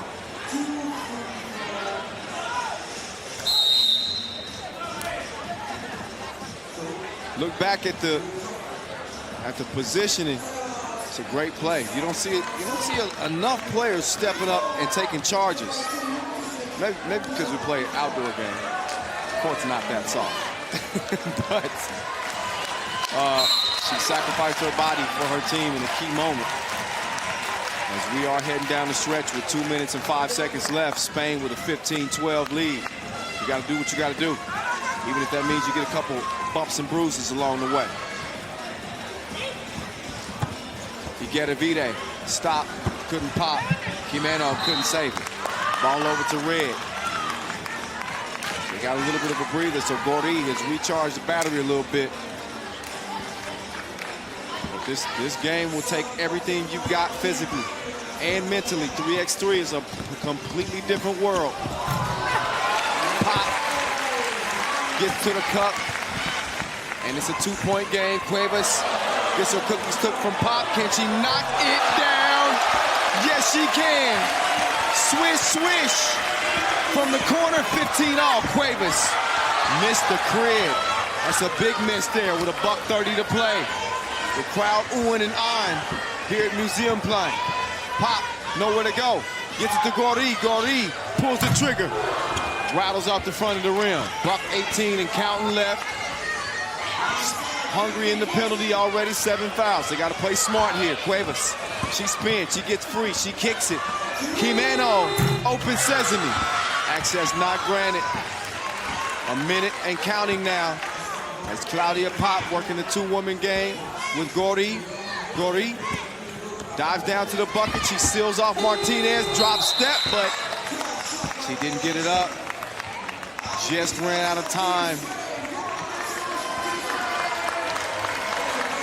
So Team Spain, they need a timeout. They got to get a breather. 15 apiece.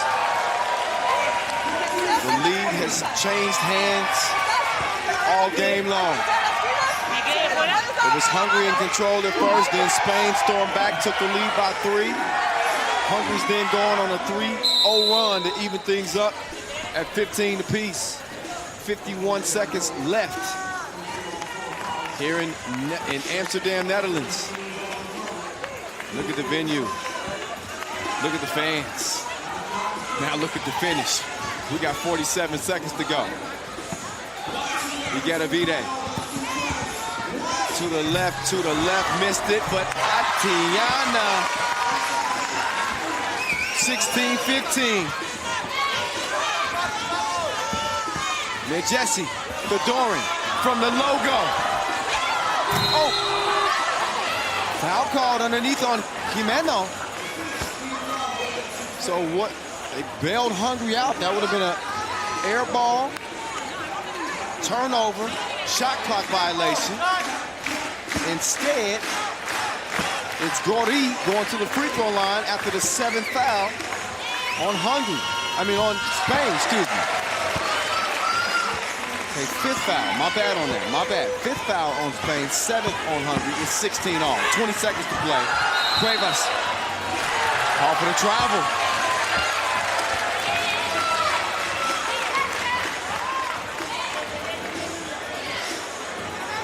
So a big turnover, 16 all with 18 seconds left. Winner go home. Semi-final spot. Who's gonna take it? 13. Down to 10 now. Gori muscled up on Igadavide, gives Hungary the 1-point advantage. Can they shock Spain? Oh no, they can't, not yet. Igadavide with the clutch reverse. Her reverse sends Spain in the right direction. And that's a Tissot buzzer beater to send us to overtime.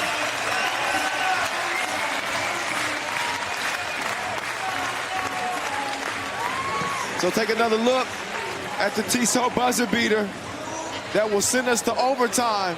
Igadavide. So clutch. Difficult shot. Gori almost had an opportunity to block it. Instead, we go to OT for the first time today.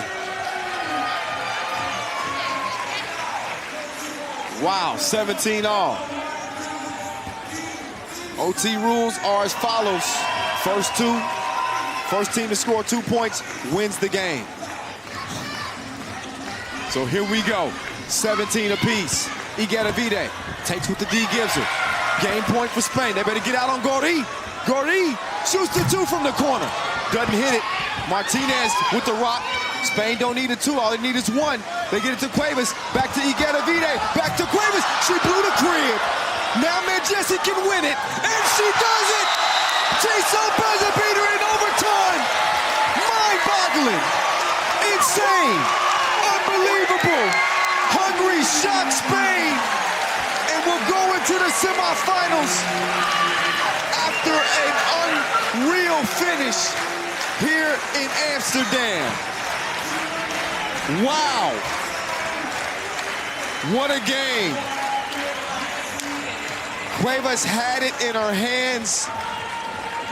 Spain had the game. Igadavide and Cuevas in a 2-on-1 situation. Not 95% of the time that's going to work.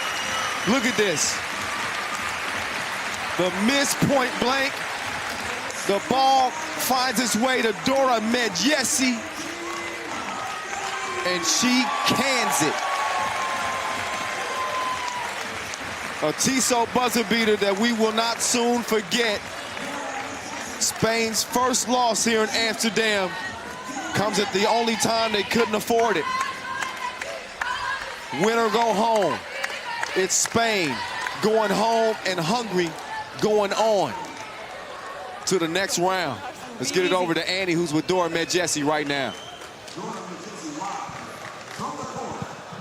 Dora, the OT hero, what was going through your head when you let off that shot?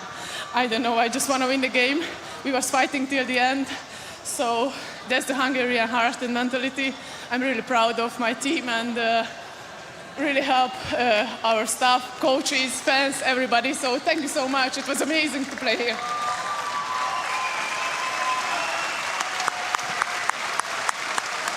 And I have to say, every time that I watch you guys play, it's very unselfish basketball. There's always a lot of passing. Yeah, we try to choose a player who like this team offense, and nobody's selfish. I think that's the key for the win. When we are selfish, we never win the game. But next up, you'll have Team France, who's been undefeated in this tournament. How do you guys think you'll match up? We're gonna do our best, I promise to you.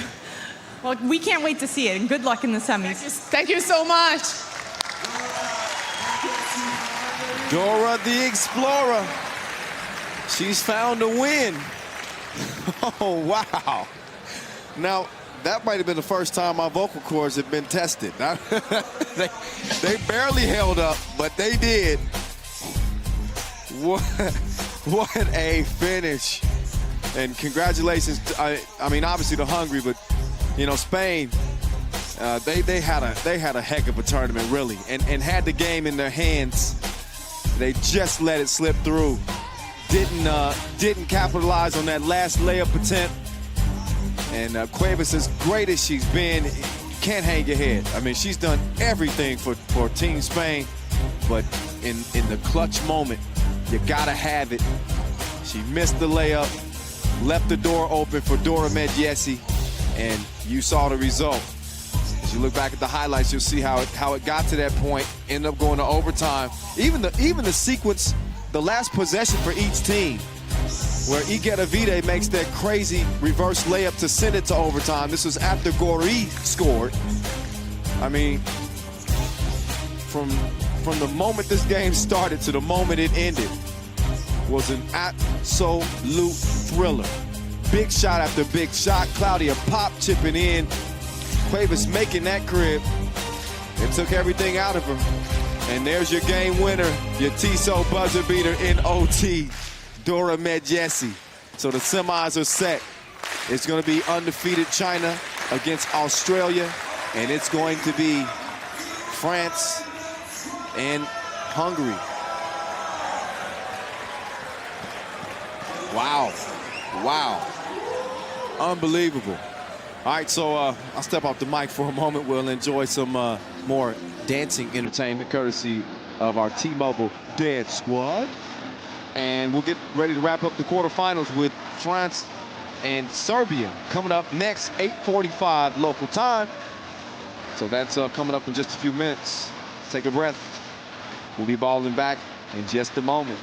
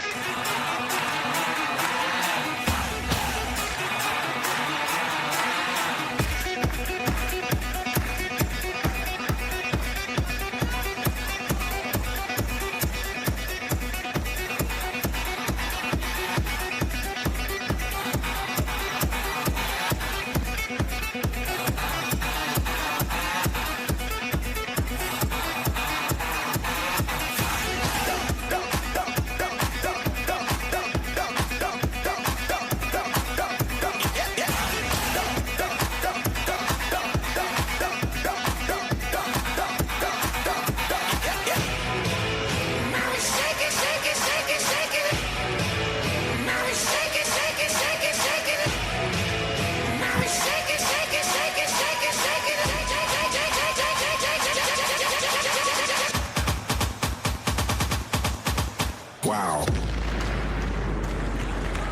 T-Mobile Dance Squad. Gracias, amigas. Hasta luego.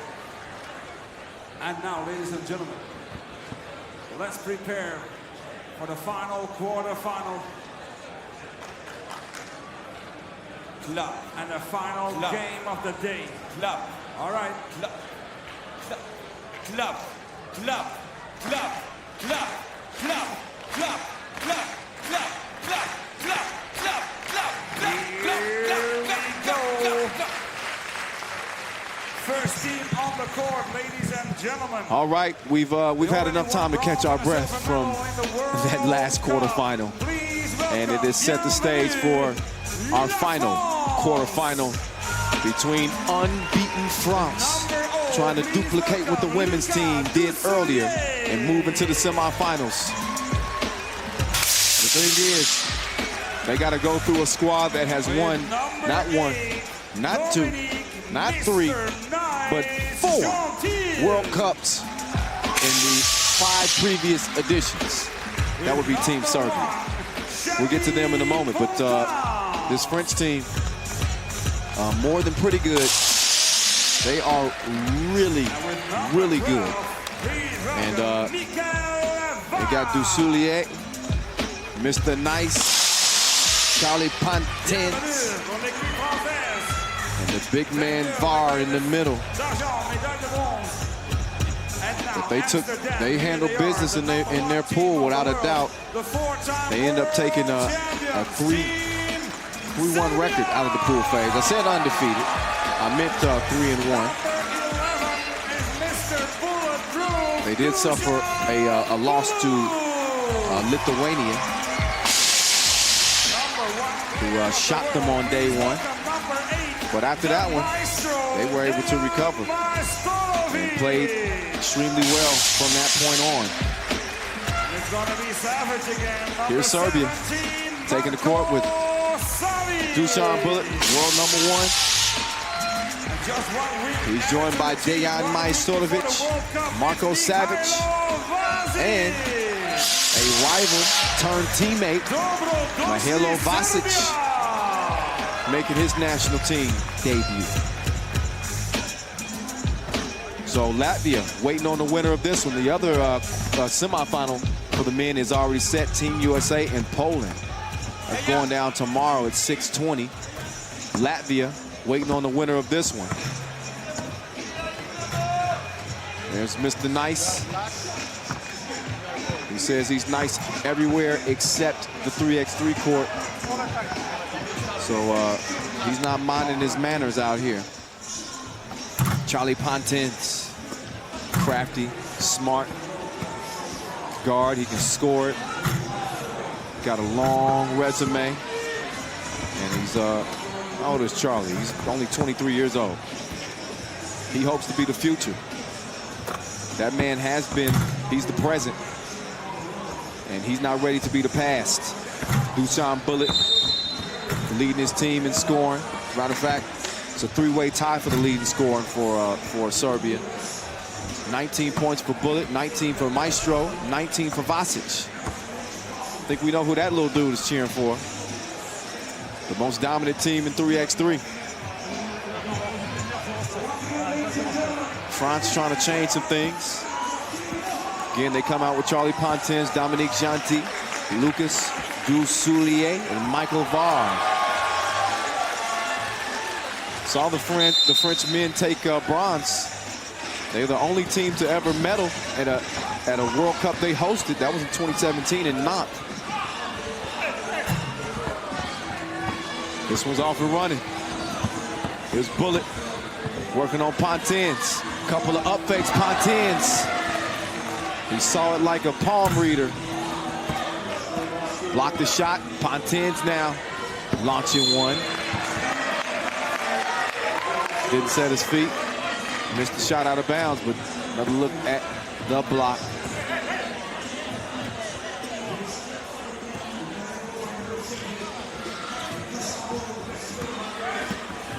Savic kick to Dusan. Pass just out of reach. So Mr. Bulletproof will check out, and Vasic will check in. They're going with the muscle in the middle now. So Vasic will do battle with VAR. Mr. Nice trying to get past Vasic. And Vasic, man, he fell down, scraped his knee, and then just pulled the skin up and patted it back in place. That's disgusting, but it's what happened. 0-0 still. We got the bullhorns out. I like that hat. Let me borrow that. Pantens, he's a smooth criminal. Dive. Dusoulier with the easy bucket, puts France on the board. Offensive foul then called. That's called on Vasic. Back over to Team France. Vasic trying to adjust to playing with this Serbian team. Dusulier going up on Dusan. Good contest, but wasn't able to recover it and save it. Serbia coming into the quarterfinals in an uncharacteristic fashion, you could say. They normally come in undefeated, but they were not able to come out of Pool A undefeated. Number 2 team out of Pool A, as they lost to Team USA. But they were able to recover with wins over Turkey, South Korea, and a huge win in a classic confrontation with the Netherlands.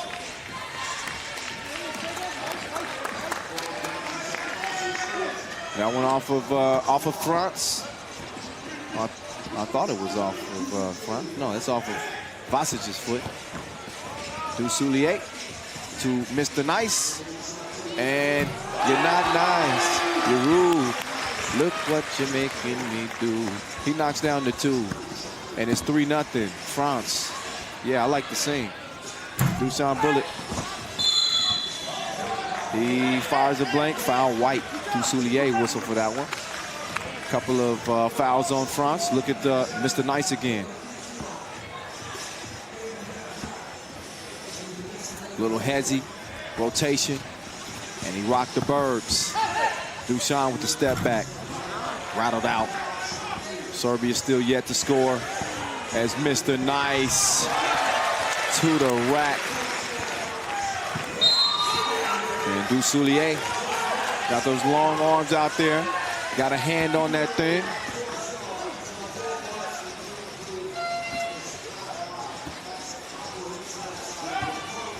Maestro, string music.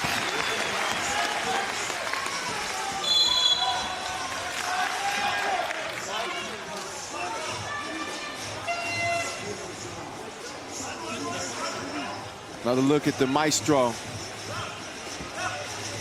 The arc on the shot. Coach Dacia looking on. He's like, yeah! Now he's like, no! Maestro called for the foul.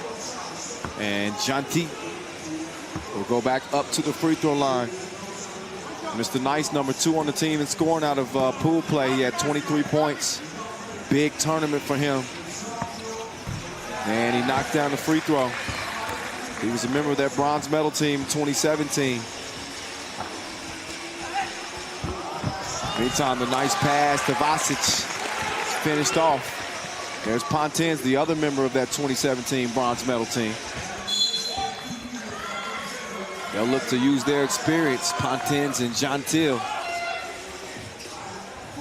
Gentil, I should say. To try to get a dub here. Mr. Nice. Shot way off the mark. Maestro over to Dusan. Dusan. Oh, get your weight up, Pontins. Gave him a grown man bump. 5-4 game. Dusulier with Vasic all over him. Pontins keeps it from going out of bounds. He puts on the brakes, steps through, but yeah, he was tripping like LMA.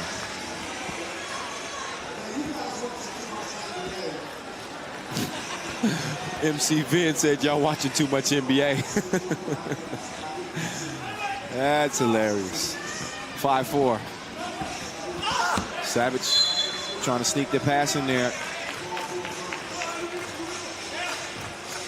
Out of bounds. France will take over. Let's see what Les Bleus will do with a 1-point advantage. 3 minutes into our final quarterfinal. Pontins pulling, missing. Dusan with a D and a backdoor cut, but the VAR, arm so long. Maestro's getting the steal right back. Here's Dayan. Oh, nice move, Maestro. Oh, good quick move, Dusulier. Dusan with the thievery. Now it's his world offensively. VAR working on him. That foul on the floor. Big bullet on the champ's back. Team Serbia, 4-time gold medal winners at the World Cup. The only year that they didn't win gold. They just happened to take silver. And that was 2014. They've done it back to back to back.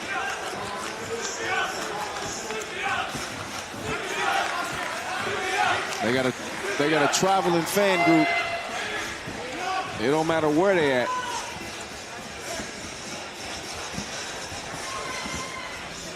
Savage, two-stroke, and the foul. So the two is good. And a chance for a three-point play. Or a three-point possession, I should say. The 2 counts. Rock out to Serbia. Savage. Nice move. Fontaine trying to pull the chair on him, but Savage was too smart for that. Now Janti. Oh, attacking the rack.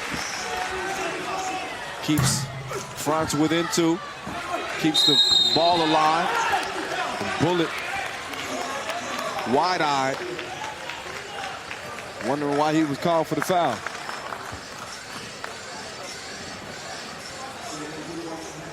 Fifth foul on Serbia, 4 on France. Latvia waiting. And look at Maestro with the D. Bullet. He pulls it, misses it. Vasic keeps it alive, and Bullet, the follow like a stalker at the rim. Quickly answered by Pontins. Bullet, quick hezzy. That one on the floor. VAR would gladly give that up instead of giving up a layup. So 5 fouls apiece. Serbia with a 2-point lead over Team France. Backdoor. Almost lost. Maestro. Man, that would have been an unbelievable shot. Pontins missed it to the right, out of bounds off of VAR. So these two teams also met in the semifinal of the World Cup 2017. A win for Serbia, obviously, en route to a gold medal. They've beat them in 4 national team competitions. Can France change things this time around? As Janti hit that one from Nantes. 9 up. The Maestro. No stream music that time. Dussoulier to the rack. Maestro left by himself. And the marksman couldn't find the mark. Vasic though, board, and the score is 10 apiece, 5 fouls apiece, under 5 to play. And Mr. Nice, trigger happy. Stepped right into the shot, but when you're shooting like this, why not? And this young Serbian fan looks a little nervous. He's saying, oh, 10-10. Savage stops, couldn't pop. Now it's time to D up with Dussoulier picking up his dribble. Dusan got the step on Mr. Nice. And Serbia just a step ahead now, 11-10. Pontins getting his cookies took from Savage. He's normally pretty secure with the ball. And Dusan, he took a trip in on the Luck Dragon. Take that man to Vegas. He hits it unbelievably with one hand. Look at this heave. He was actually trying to draw the foul. Sometimes it's better to be lucky than good. He's both. 13-10. Serbia in front with 3:58 left.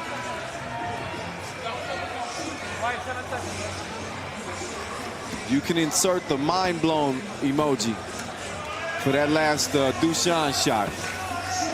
How, Sway? Janti, he gets to the paint, knuckleballed it, rolled off the rim. Maestro to Dusan. He's open. He passes up the open shot, but a good defensive play there from VAR.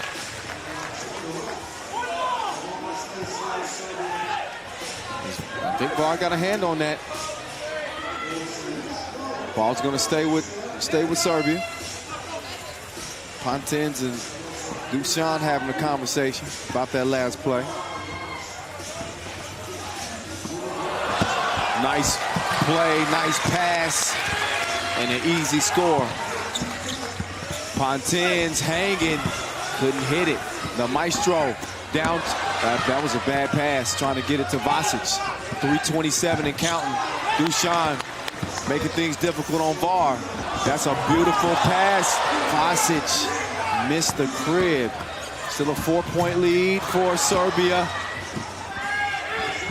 Vasic gets out of the paint. Dusan, easy, breezy.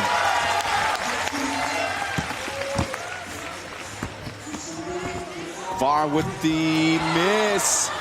Serbia working with a 5-point lead. VAR deflects it, he gets it back. He pulls the trigger, and the big man can't connect. So here's Dusan. He's gonna get it to the Maestro. Maestro puts Pontins in the blender. He gets to the baseline, able to draw the foul. And Dejan is gonna shoot one. France with 6 fouls, not 7, so not in the penalty yet, but they have no more fouls to give. Serbia with 1 more foul to give.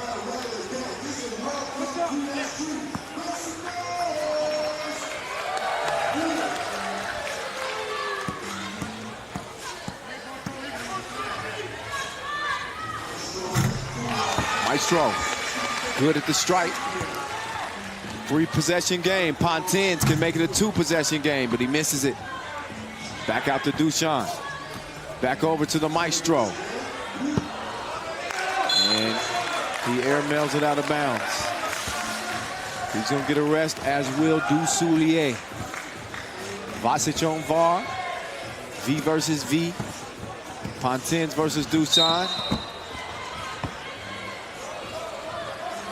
And Mr. Bulletproof called for the foul. 2:25 left. Little pick and roll action. They decided to get over to Mr. Nice. And he misses it from long range. So Bullet taking his time, getting it down to Vasic. He's gonna bang. Oh no, he's not. Mr. Nice is being rude again. He throws that one back like an oldie but goodie.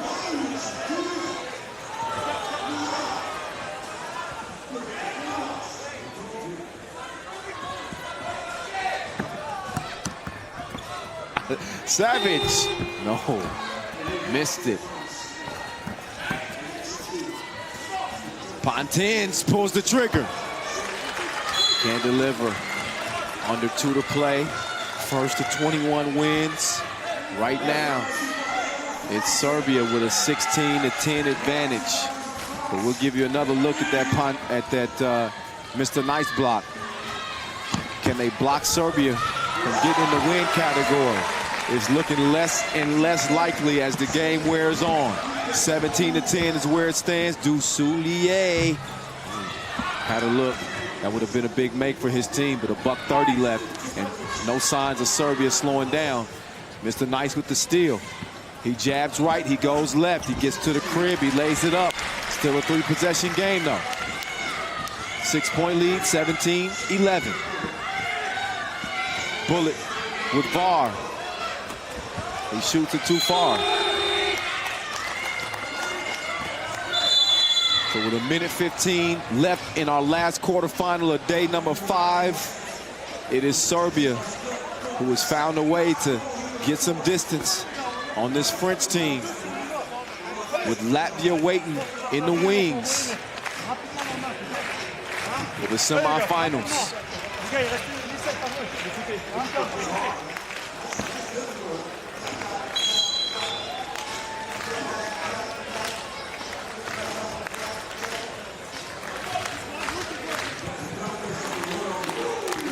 So it's going to take some mistake-free basketball for France to get back in this.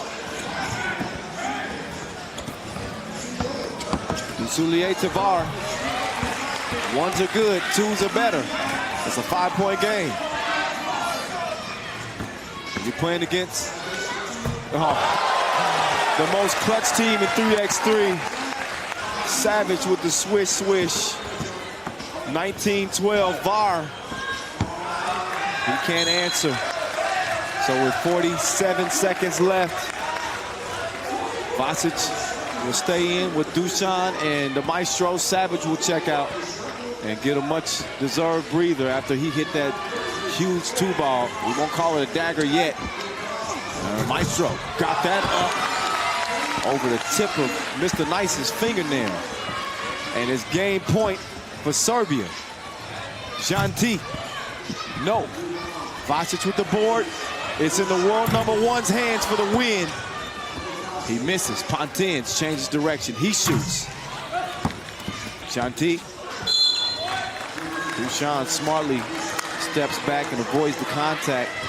And gets in there and swipes the ball away. So he dodges a bullet. He was probably in some trouble guarding Janti down low. But I doubt Serbia is too worried at this point. With 10 seconds to go and an 8-point lead. This one is going to get put to bed. And it won't be two French teams into the semifinals. It's only going to be one. That is the France women's squad. They'll carry the torch for the French. The men will come up just short, falling again to Serbia. Dusan will have a chance to put it away.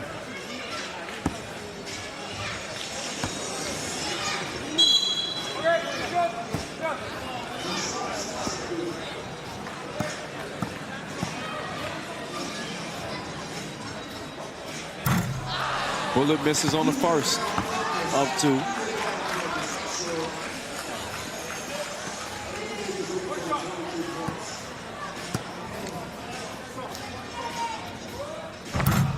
Oh, Dusan misses on both. But it's game over anyway. As the final horn sounds.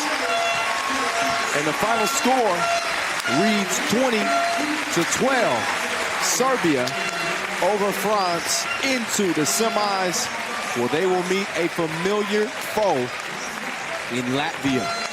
They met here in Amsterdam a couple of years ago in the semifinals of the Europe Cup. Now it's the World Cup. So again, 20-12 the final. Dejan Majstorovic with Andy O'Shea talking about the win. Dan, it took a little bit of time for you guys to get going, but once you got going, you couldn't stop. Yes, you're right, but I think our defense is most important in this game. We play very hard defense all game.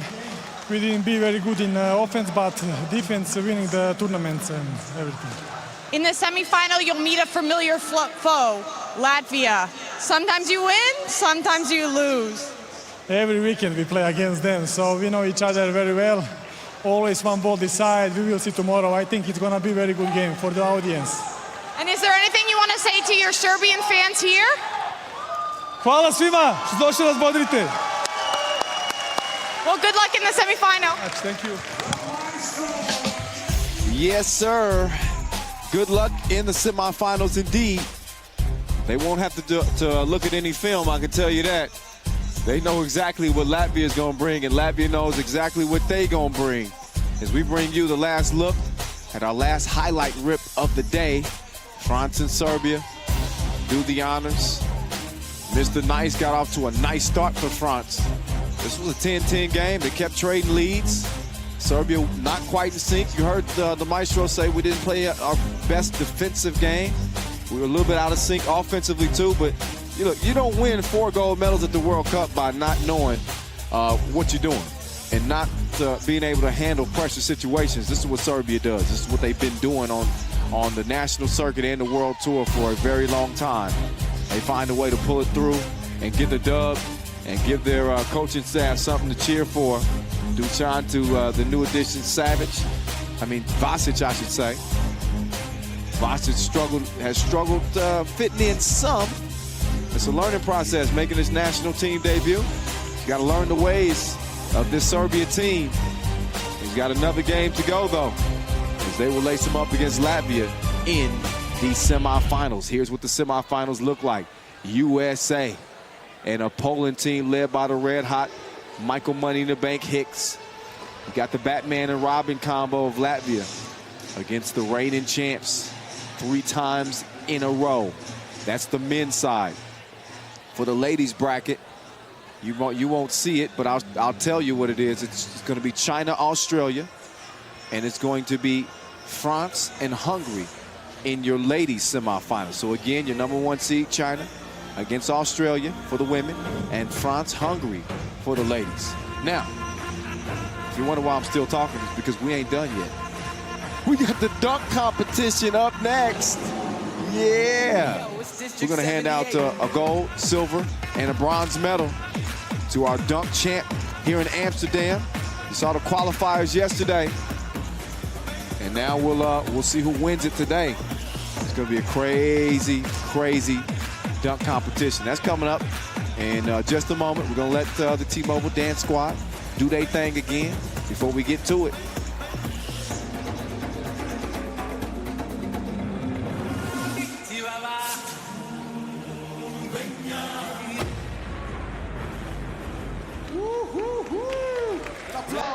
For the T-Mobile Dance Squad.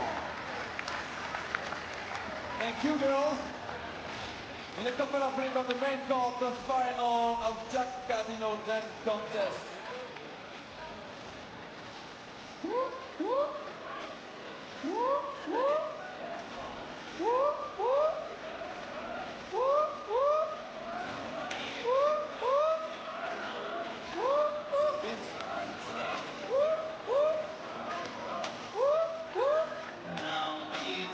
You are the best.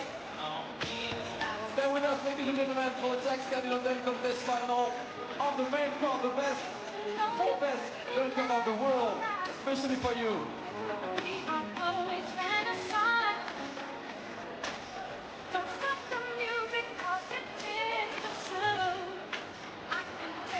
So just before the warm-up of dunk contest, yeah, you've got a very good idea. Yes, ladies and gentlemen.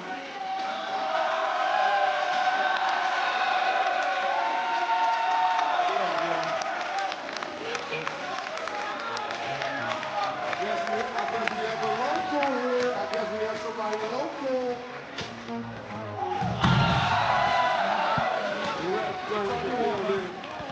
It's just a warm-up.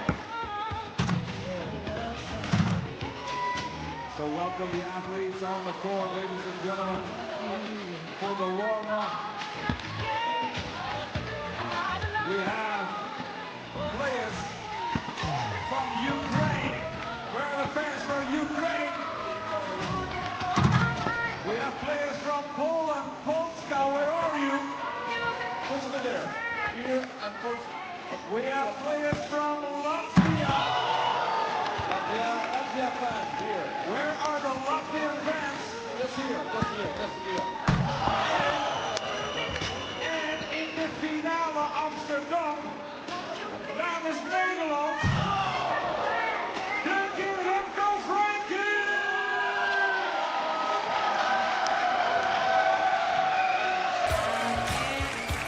Okay, so let's have a look at the rules of the dunk contest final. The rules of the dunk contest final. So what we're gonna do, Vincent? 4 dunkers for the semi-final, 2 dunks per player, 75 seconds and 3 attempts for the semi-final.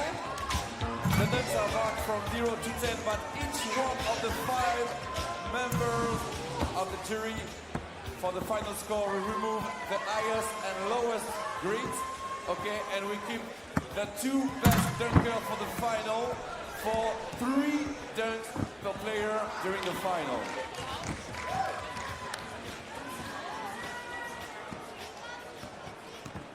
It's only the warm-up for the dunkers on the main court. Just warm up. That's just the warming up? That's just a warm-up? Yes, yes. Vince, could you try a dunk for everybody? Well, no, I'll show you my warm-up. That's their warm-up? Come on. What? Ik zal het ook even snel in het Nederlands vertellen. We hebben dus 3 rondes, 3 dunks. Voor elke speler. De speler met de hoogste jury score wint goud. Als je tweede wordt, pakt je zilver. De derde hoogste score krijgt brons. De vierde speler. En Remco Franklin is in vorm. Dunker. Het is eigenlijk een beetje het wereldkampioenschap dunken. En onze Remco Franklin staat gewoon in de finale. Ik zei, onze Remco Franklin staat gewoon in de finale.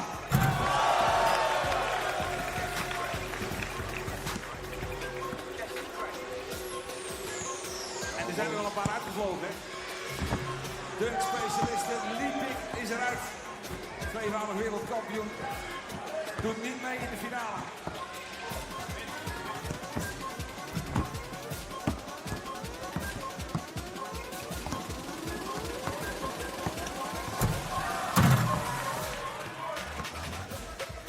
So once again, I like to know where are the fans of Ukraine for Vadim Miller-Pavlichenko. Here he is. 4 dunkers for the semi-final. We keep the 2 best dunkers for the final. 2 dunks per player for the semi-final qualification and 3 dunks per player. 75 seconds and 3 attempts. 2 dunks per player, semi-final and 3.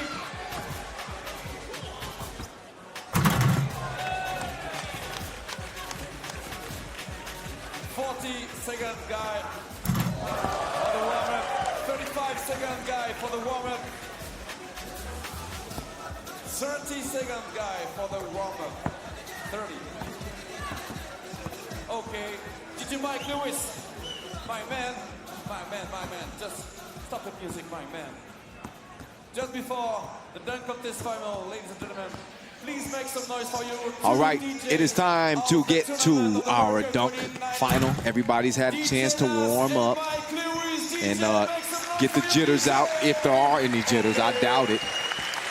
All these dudes are pros, especially that dude right there. But I can tell you this, it's a huge shock, this dunk contest, because the 2 former champs are not here. Dmitry Smooth Kruvenko and the Polish pogo stick, Rafał Lepek-Lipinski, did not make it out of the qualification.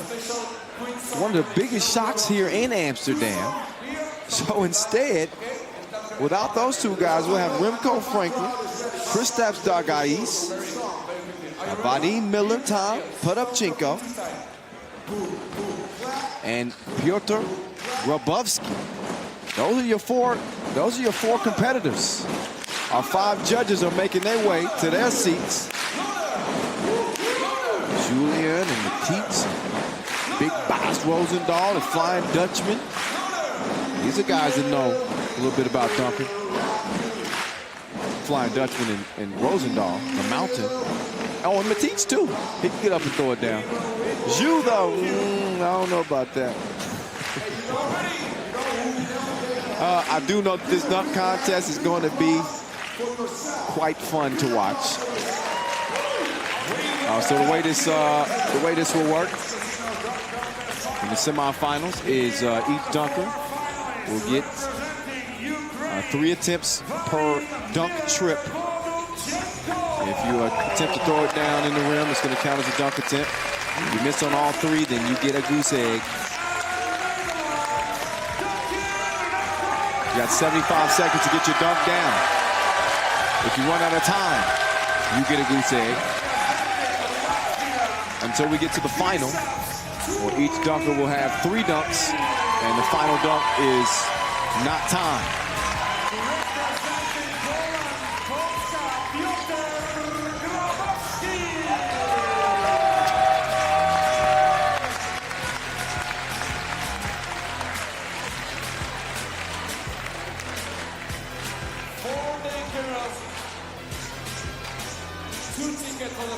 So all of our dunk competitors are out here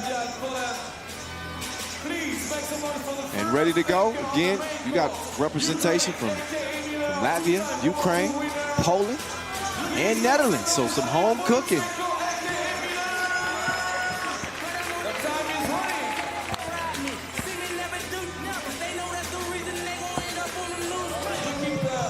All right, so here we go, top two. We'll move on to the final. Again, you get 2 dunks here in the semifinal. Top 2 scores move on. Once you get to the final, you get 3 dunks. And the last dunk, not time. It's Miller time. Out of Ukraine. Pull, go, sticks. How do you make it look that easy? Look again, his first dunk through the legs and over his friend there, Dmitry Smooth Kravenko. Let's see what the judges say. I'd say that was pretty impressive. Yeah, 9s across the board for Miller time. You don't need no trampoline. No shade to the Duncan Devils. I'm just saying. Nice 27 for him to start off with. Here's Franklin. Yeah, spinning, getting dizzy with it. Yeah, he planned that. That's a part of the whole routine. Dunk and then fall on your butt. Let's see what the refs give him. Look again. We saw him pull this one out in the qualification. So he liked it so much he did it again for us, just so we could enjoy it one more time. He does not. A 9. I don't think he gets as favorable of a score this time around. That's because we've seen it. Meantime, Kristaps Dargais, Thor. And he getting some love. Here's some Latvia chants. Thor going to one of his sicker dunks. This is when he explodes off one leg, switches it to the opposite hand, and then throws it down.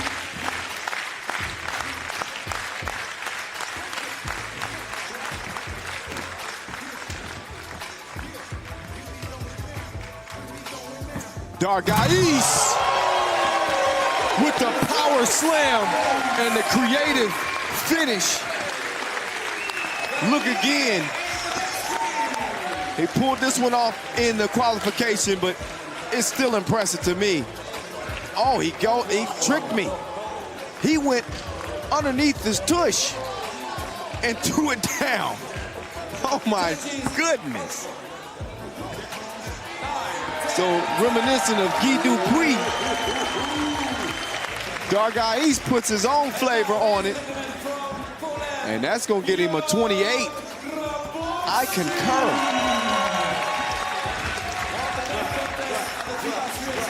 So he remixed the one that he did in the qualification round. He went through the legs on that one. Grabowski, oh my God. He was higher than a coffee shop here in Amsterdam. Grabowski. Where are they making these dudes? Look at this. Over a volunteer off the bounce, and he got more bounce than the dryer sheets. Oh. Yeah, he's gonna get a couple 10s on that. Yeah, he's gonna end up with a 28. Michael Money in the Bank Hicks likes it.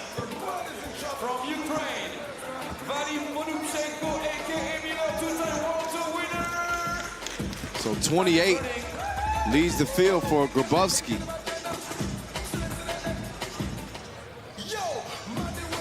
Now it's Miller time. He gets it off the bounce, puts it between the legs, and throws it down cleanly. Look again. Miller, look how high he got. He had to move his head out the way for fear it might hit the rim. I'm gonna show him some love because the power on that dunk, I think it makes it even nastier. Clean finish. Aggressive throwdown. A couple of 27s. And a 54 for Miller time as he hopes that's enough to put him into the final. Next dunker, Remco Franklin, the Dutchman. Oh, he tries to go behind the back.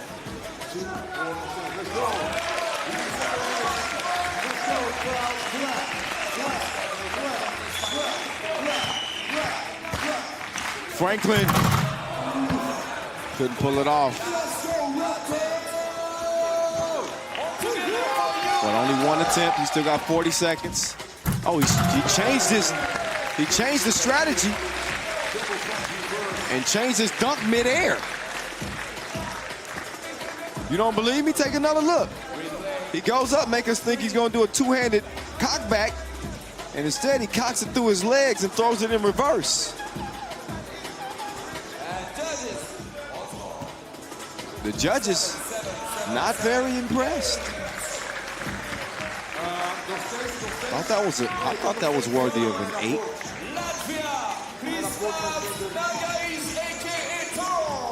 Now Kristaps Dargais will step up. Franklin ends up with a 44.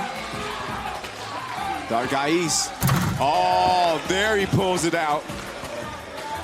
He said I want to do another one.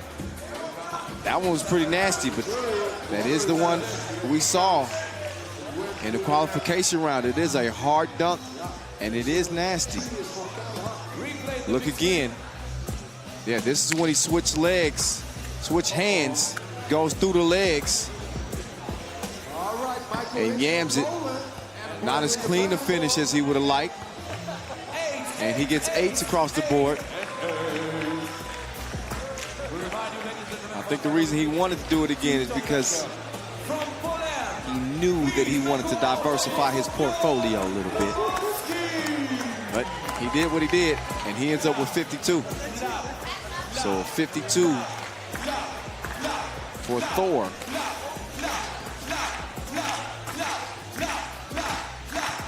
So now Grabowski has brought out some Polish help.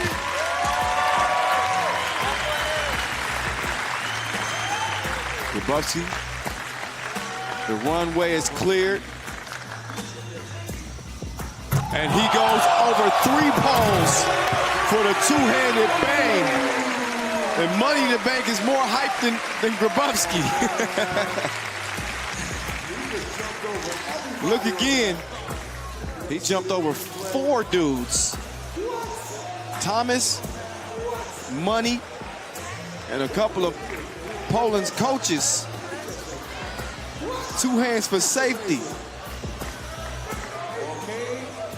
Hicks was so excited, he almost got as high as Grabowski on the dunk, on the celebration. 3 9s and 2 8s. The judges love that.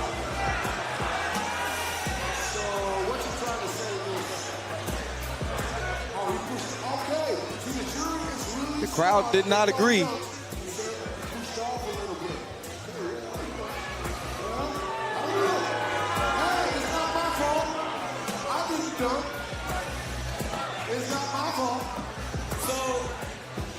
All right, so now we tally up the numbers here. That's an up close and personal look at the dunk. Going over 4 people and then dunking it with 2 hands. It's going to be a 54 for Grabowski.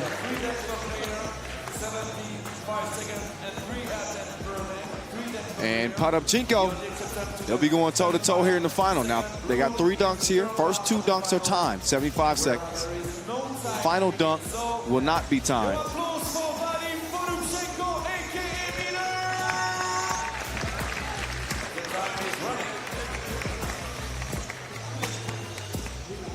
So Miller time taking his time before he takes off. Miller, that man is ill with it. Look at the finish on that. You got to take a second look to really appreciate this. The self alley-oop through the legs, inverted, reverse. The coordination to finish that dunk is unbelievable. Oh, I see you. I see you, Miller time. Let's see if the judges see you.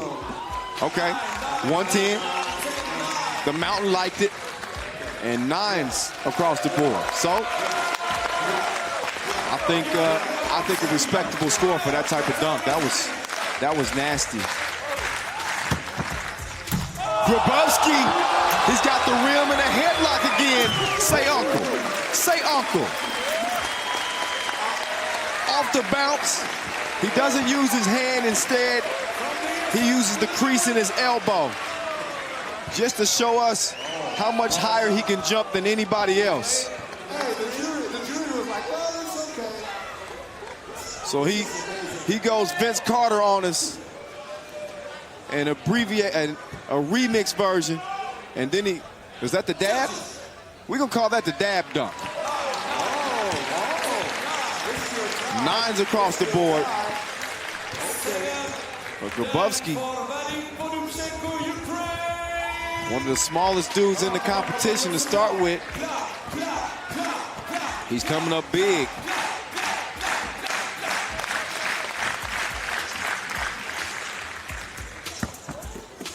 Miller, another spinning finish. He's geeked up. He goes 360 off the bounce through the legs this time. So he's channeling some of Smooth Kravenko's skills. Look at him, spinning in the air like a propeller.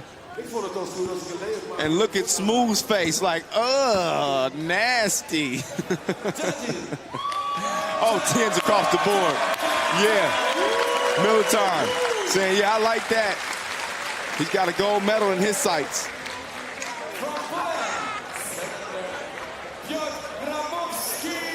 Now Grabowski.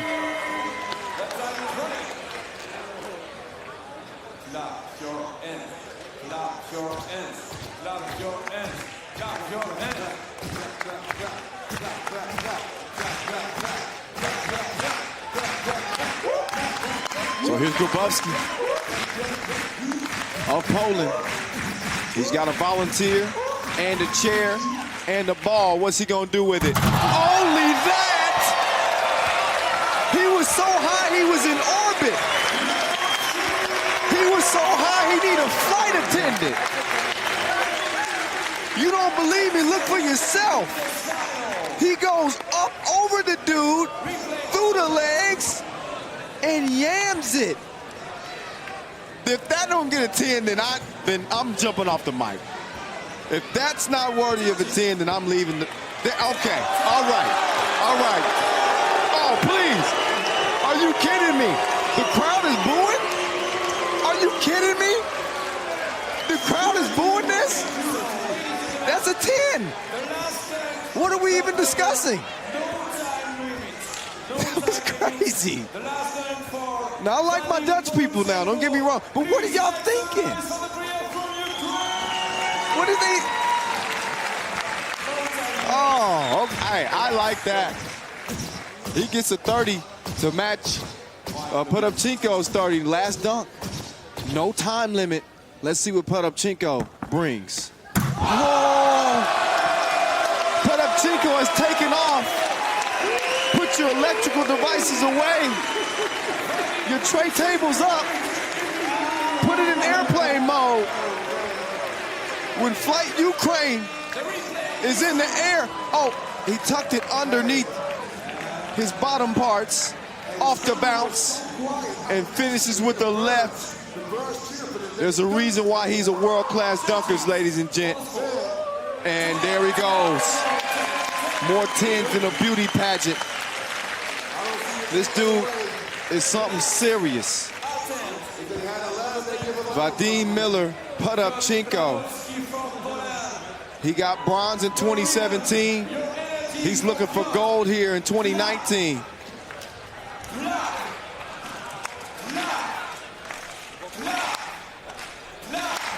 So Grabowski with a 28 and a 26.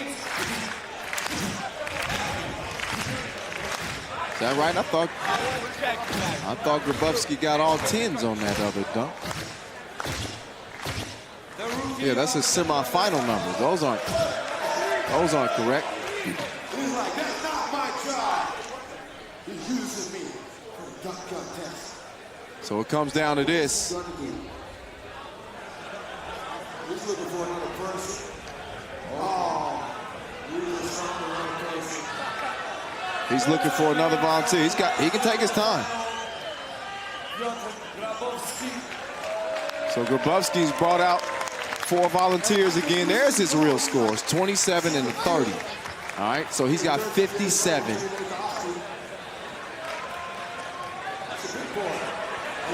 He wants a 30-piece. One of these two gentlemen are going to have to take a silver medal instead of a gold. This dunk will decide. So he keeps adding volunteers. He's got 5 now. And he's going to take off from the baseline.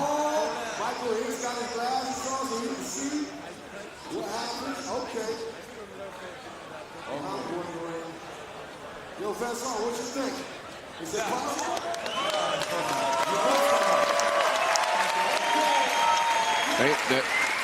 Vin's asking, is this possible? I'm wondering if it's possible too.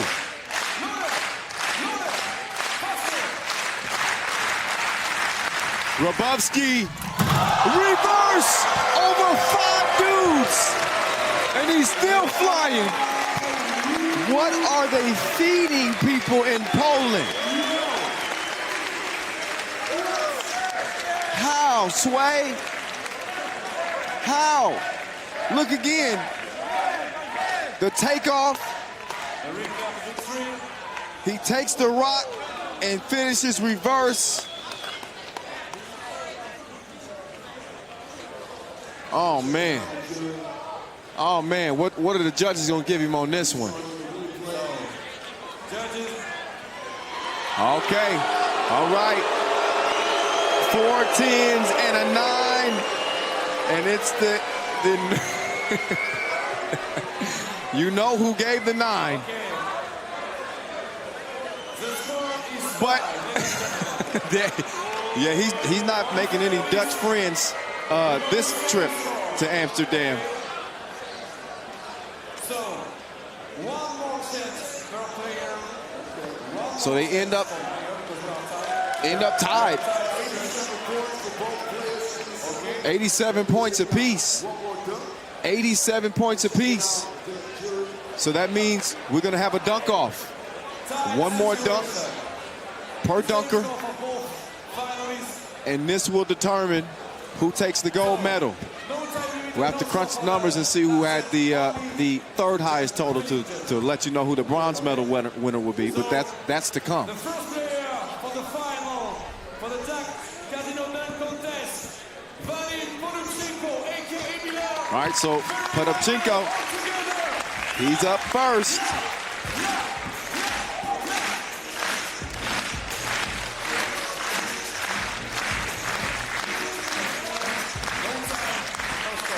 So it's on you, Miller time.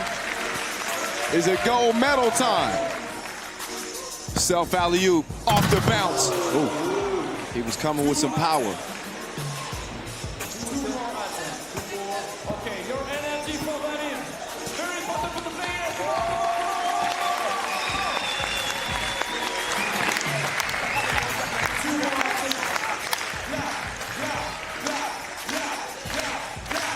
All right, Miller time.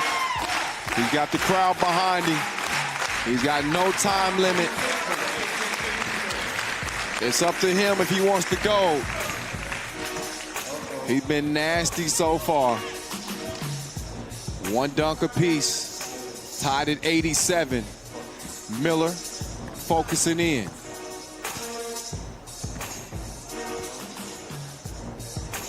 Vadim. Oh, okay, all right. All right. He's just trying to build the drama. He wants everybody on the edge of their seat for this last dunk. Everybody's clapping. Everybody's waiting. So am I. I'm recording.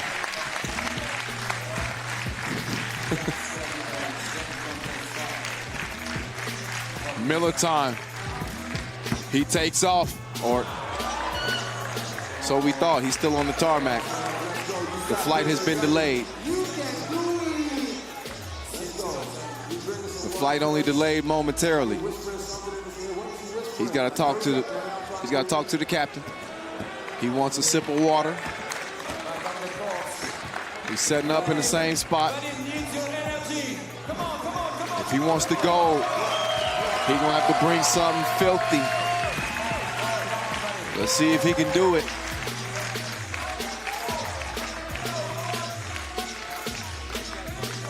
Put up Chinko. Just testing it out again.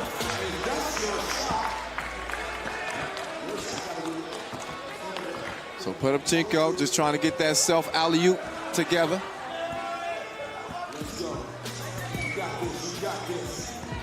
He gets some quiet from the crowd so he can take off properly. And there he does it again. Karl Malone style. He's relaxing, hand behind his head. Will he cruise to goal? That's the question. Look again. Look again. Okay. 360. One hand finish, and the other hand behind his head. Easy, breezy. Now, what do the judges say? Let's see what the judges say. Now, I don't know if that's a 10. I think some of his other dunks might have been stronger than that. We'll see what the judges say once Grabowski's done dunking. Now Grabowski. Oh, he tried to finish with two hands off the bounce.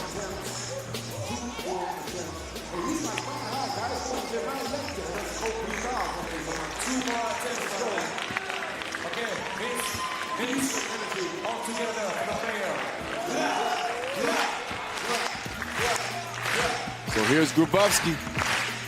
Can he steal gold from Miller and take it home from Poland? Ooh.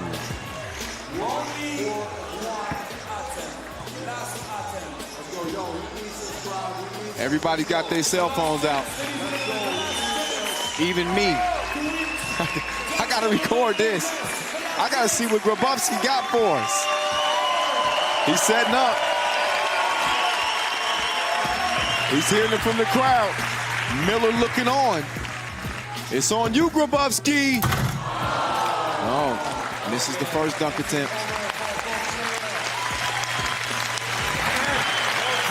And that will end his competition with a silver medal.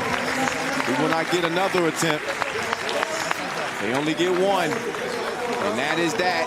It is Vadim Miller Podapchenko of Ukraine who will take the gold medal. And Grabowski will have to settle for silver this time around. But a nice dunk competition here in Amsterdam. Congratulations to all our participants. Grabowski comes up just short. It is Vadim Miller Podapchenko as we look back at his body of work. I'd say pretty dang on impressive. He can do that dunk in his sleep. The 360 throwdown, this one was just filth. As he throws it down and we throw it over to Andy O'Shea, who's with our 2019 dunk champ here at the World Cup, Vadim Miller Podapchenko. Miller, incredible performance. How do you feel to win a medal for your country? Thank you. It was a main goal for past few years, so dreams come true. I can't say it was easy because I have flu couple days. Yesterday and today I dunked with high body temperature, but anyway I enjoyed the the moment. I am really happy to take gold to Ukraine again. Smooth was the last year. So I want to say thank you to my family and thank you to everyone who supported me. We made it. Congratulations and enjoy the medal. Thank you. Look, Mama, we made it. So while Smooth did not compete this year, I'm sure he's happy to see the gold medal in the dunk competition go back to Ukraine. And it's Vadim Miller-Podopchenko has got himself a new gold chain. Nice competition. Nice competition, fellas. Grabowski for sure will get the silver. And I believe Kristaps Dargais will have the bronze. The volunteers of the But you can never have enough. Looks at the dunk sequence. That was filthy through the legs over a volunteer. Then he goes through the legs 360 style. Then underneath both legs. The dunk game is at a totally different level these days. These dudes are making just ridiculously difficult dunks look routine. We'll start in a couple of seconds on the main court.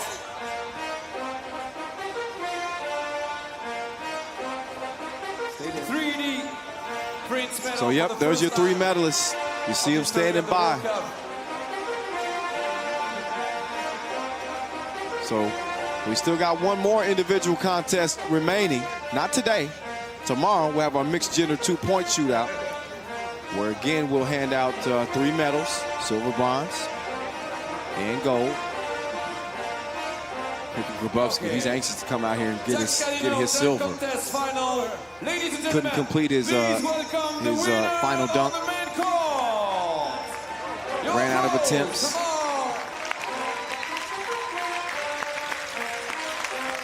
So all 3 of your medalists getting a hand from the fans here.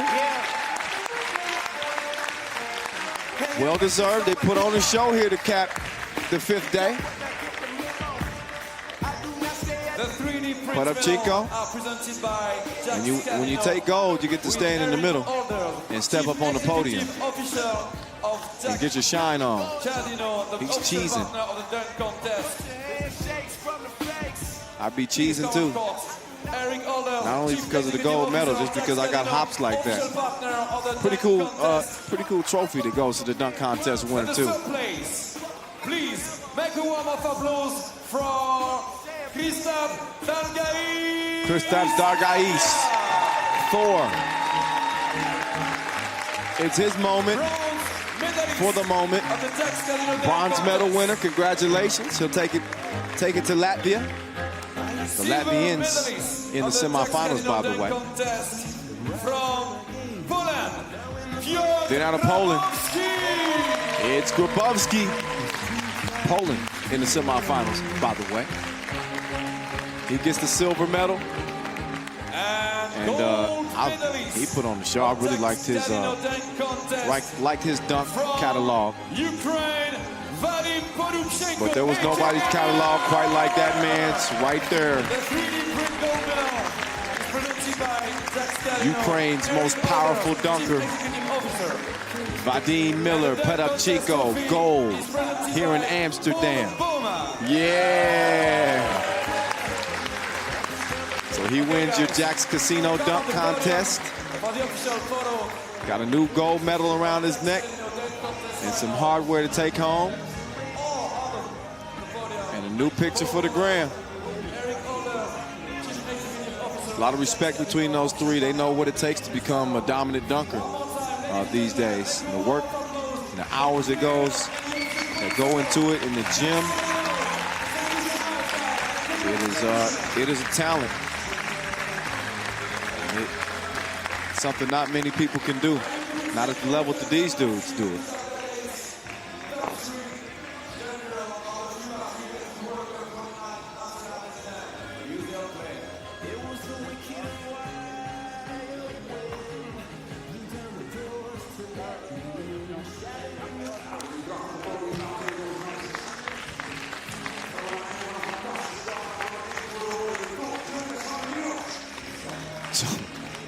The fellas having some couple of friendly words, friendly exchanges at the end of the dunk competition as we have reached the end of the day. Day 5 of 6. Can you believe it? We got one more day to go here at the biggest event of the 3x3 season, the World Cup. We'll hand out a gold medal to a men's and women's team that make it through the competition. It starts tomorrow at 1400. Make sure you join us back here in Amsterdam as the 2019 FIBA 3x3 World Cup comes to a close tomorrow. For the rest of our crew, I'm Kyle Montgomery saying peace out from day 5. We'll see you day 6 here at Museum Playa.